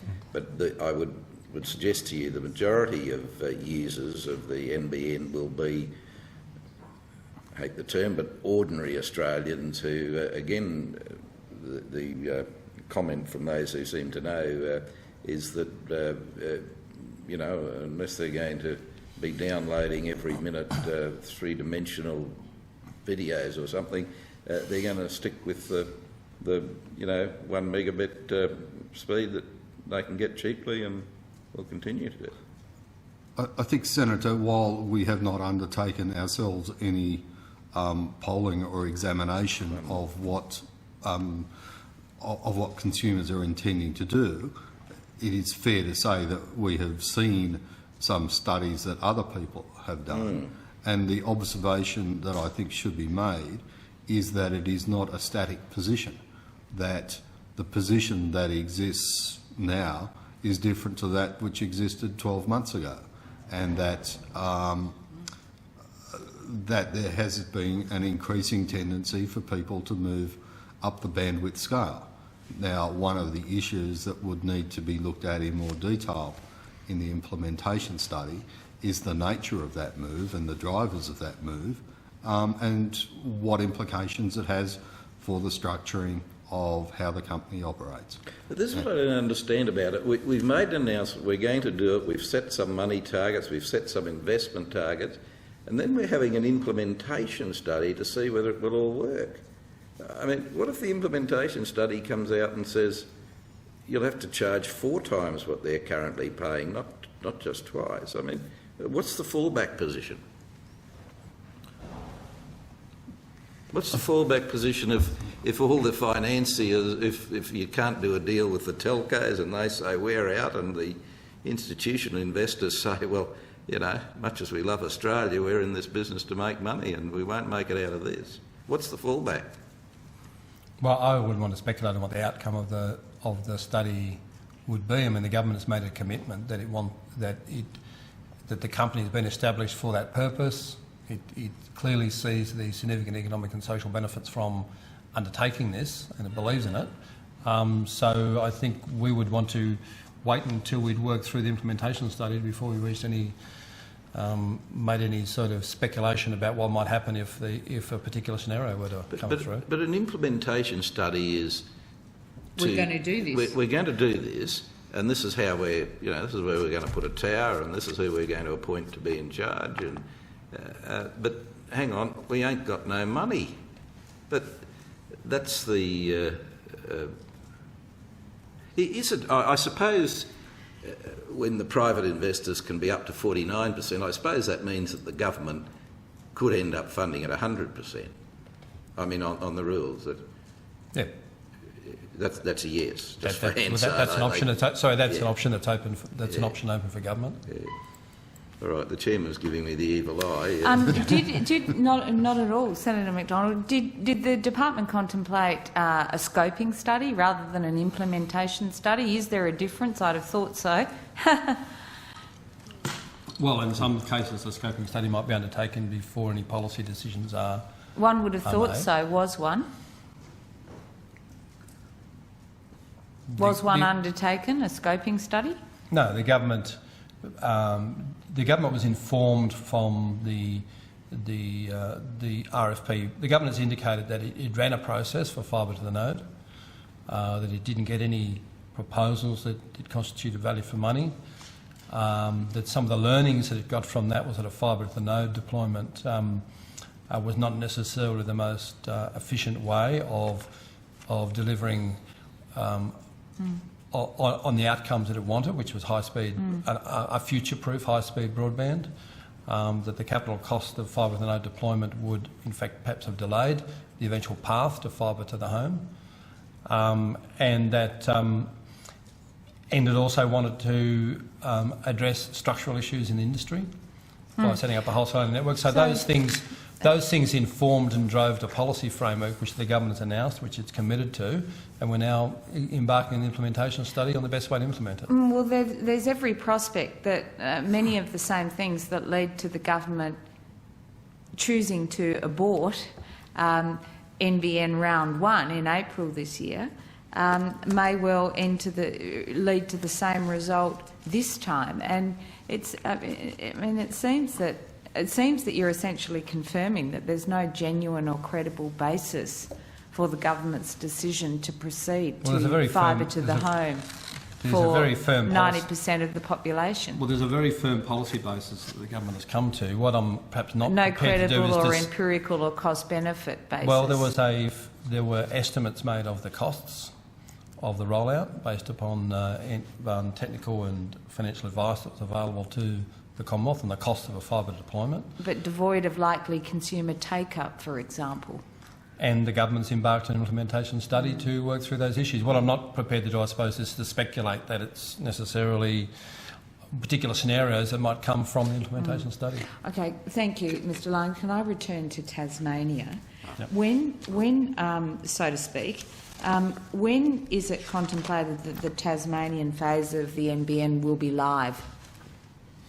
Well, the government has indicated that will be announced shortly, so I'd leave that for government to make those announcements. Okay, well, why, if the Tasmanian government's proposal was considered comprehensive enough to be, if you like, the first phase of the NBN prior to the results of the implementation study being known, then why doesn't the government just get over it and get on with it and say we're just going first in Tasmania, but it's going to be the same for the rest of the country? Well, first of all, so why is it not a template? The government built upon the Tasmanian proposal and indicated, I think, in its announcement that it was entering into, in the light of the Tasmanian proposal, it was entering into negotiations with the Tasmanian government. The scope of what the government wants in Tasmania is bigger than the scope of the original proposal from Tasmania. So it's a matter of there are ongoing negotiations, and the government believes that Tasmania is a good starting point for the network in the light of an existing proposal, but that's not to say that there needed to be proper commercial negotiations between the Commonwealth on the one hand and the Tasmanian government and Aurora on the other Those negotiations have been undertaken, and I'll leave it to the government to make any announcements about the conclusion of them. And have those negotiations countenanced the extent to which the design and governance and operations of the Tasmanian rollout will be compatible or not with the NBN on the mainland? It certainly addresses those issues. There was a memorandum of understanding entered into between the Commonwealth and Tasmanian Government on the principles and processes for the sort of and how the parties will work together for the deployment of the national broadband network in Tasmania. It sets out sort of commercial principles that will drive the finalised agreement, and certain principles in relation to the governance of the company that will be established as the vehicle for the partnership for the rollout in Tasmania. But the details of that memorandum MOU are commercial, and I'm not in a position to, and I don't have that information available. All right. Well, given the relative imminence of the rollout in Tasmania, what's the expectation about wholesale prices, and what can Tasmanian consumers expect to have to pay? Well, and when will they be told? Well, that'll be a matter for announcement at the appropriate time. The government will. The agreement will deal with those issues, but the general principle will be that that Tasmania will be part of the national broadband network, and as such, there will be appropriately part of the national pricing that will need to be worked through for the network, and that network will also be subject to regulation by the ACCC in terms of its pricing. So it'll need to complement and be part of the national broadband network, but it'll need to also be starting up with some access pricing to drive it forward. So when will we know how much? Well, that's wholesale prices. There will, of course, need to be decisions made on the retail prices by the actual. There'll be a decision for the retail providers. I'm not in a position to announce anything. That's a matter for the government to announce. Okay, thank you. I've got a couple of questions about regional backhaul, and if I may, is the department, thank you, you've kind of ignored our going over time. Is the department prepared to stay till 5:15? Sure. Yeah. Thank you. Thanks. In terms of, and then I'll go to Senator McDonald to wrap up. In terms of the Blackall Black Spot program and the 6 locations announced recently by the government for that program, does Telstra have capacity in each of those locations? Do you know? Yes. And so what has been done to ensure that the government's plans won't essentially amount to an overbuild on top of what Telstra can already do, an unnecessary overbuild in this context? Rowan, would you like to? There's, excuse me, Senator. Mr. Kelleher, there's 2 parts to my answer there. First, government's interest in this program is to deliver competitive infrastructure into the location, as it sees that that's an important element to achieve service outcomes to business and residential users in those locations. Evidence provided through the consultation process, evidence collected by the Glasson Review and other reviews pointed to the obstacle of backhaul as being a major impediment to delivering competitive services in those communities. I think the previous speaker at the table also indicated that that was presenting an issue for commercial service providers to deliver new services and increase their footprint into regional Australia. So that's part of I'm talking to the government's objective there. The second point I wanted to touch on is also the particular route that this infrastructure would follow to that location.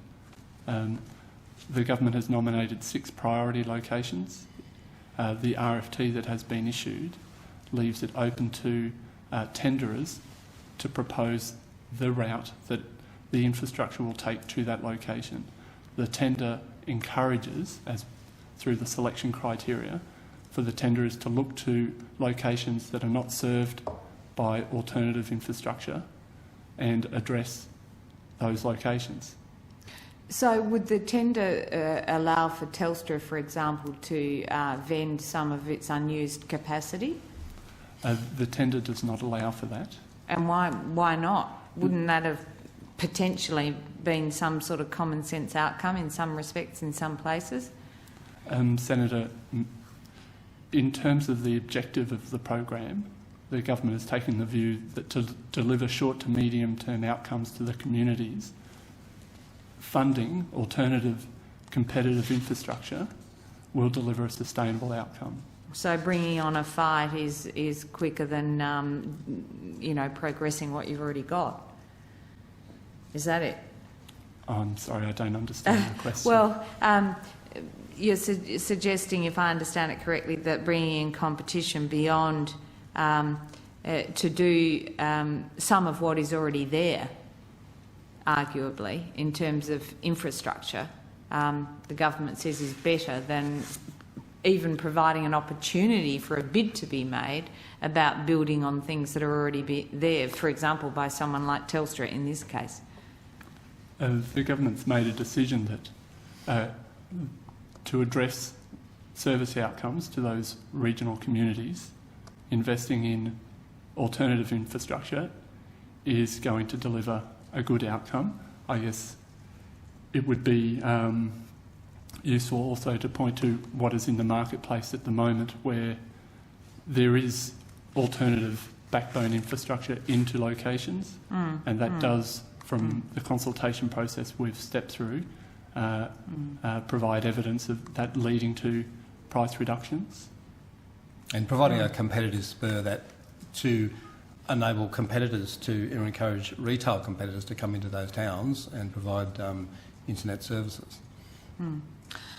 Okay, it still seems somewhat at odds with indeed just closing off even the avenue for a Telstra to contemplate vending in some of its existing assets. But one further question about regional blackhaul. The town of Mount Gambier in my home state of South Australia was in the minister's priority list in April, yet Mount Gambier is not part of the final list. Now, my understanding is that NextGen has, in any event, already rolled out some additional capacity into Mount Gambier, but why was Mount Gambier on the April list and not on the final list? Well, I think I'll ask Brian to add to this, but my understanding is that the Mount Gambier was part of an indicative list, not a priority list, that the minister indicated, of locations where there wasn't competitive backhaul. That the final locations were selective consideration of more than 60 submissions. The short list was based upon the extent to which the location was already served by competitive optical fibre links, potential population that could benefit, the presence, the likelihood of getting service outcomes in those markets if you did proceed in those areas, and the extent to which fibre backbone might, in fact, be if it was going to be deployed without government assistance, then there wouldn't be inappropriate for the government to fund it. So, first of all, it was an indicative list. Secondly, there was a more exhaustive analysis undertaken, submissions received, shortlisting, and shortlisting priority decisions made. I think it's just one other point. The government has said in announcing the first 6 locations that this is the first 6, and then it would consider further locations depending on allocated funds. And I think the other point I suppose to make in terms of some of the previous testimony on this issue that I heard when I was in the room was that this isn't the government saying that this is the backhaul for the national broadband network. This is a targeted program to deliver both an economic stimulus and service outcomes to communities, and also to provide potential. It will then become part of the national broadband network. But by no means is it the backhaul solution for the national broadband network. The national broadband network company itself will need to establish a backhaul network, and this is simply a start, not the end of that network. Okay, thank you. Senator McDonald to take us to a close. Two very quick questions. Is legislation required to set up NBN Co Limited? No, NBN Co Limited has been established under the Corporations Law as a Commonwealth-owned company. At the moment, as I said before, it has officials as shareholders. The legislation that's required is legislation to regulate NBN Co. So not for it to exist as a private entity, but for it to... the government's indicated that it wants to provide confidence to investors of what the rule, and to legislate the rules for caps on private investment, to declare what those rules are so that they're well known and fixed in legislation, and there's a certainty for potential investors, and also to provide public confidence that when NBN Co gets established, it's not going to turn into an unregulated monopoly. In fact, it will be subject to ACCC oversight from the outset. So the legislation is subject to scrutiny by the independent regulator from the day it starts to roll out its services.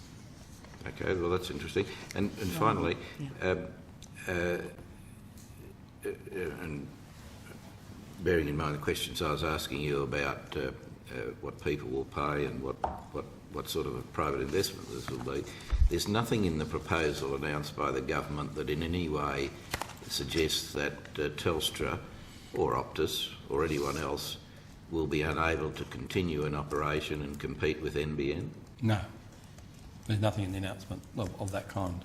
Okay, and in the advice given by the department to the government, did you take into account the fact that Telstra, which has practically a nationwide network now, certainly amongst the major centres,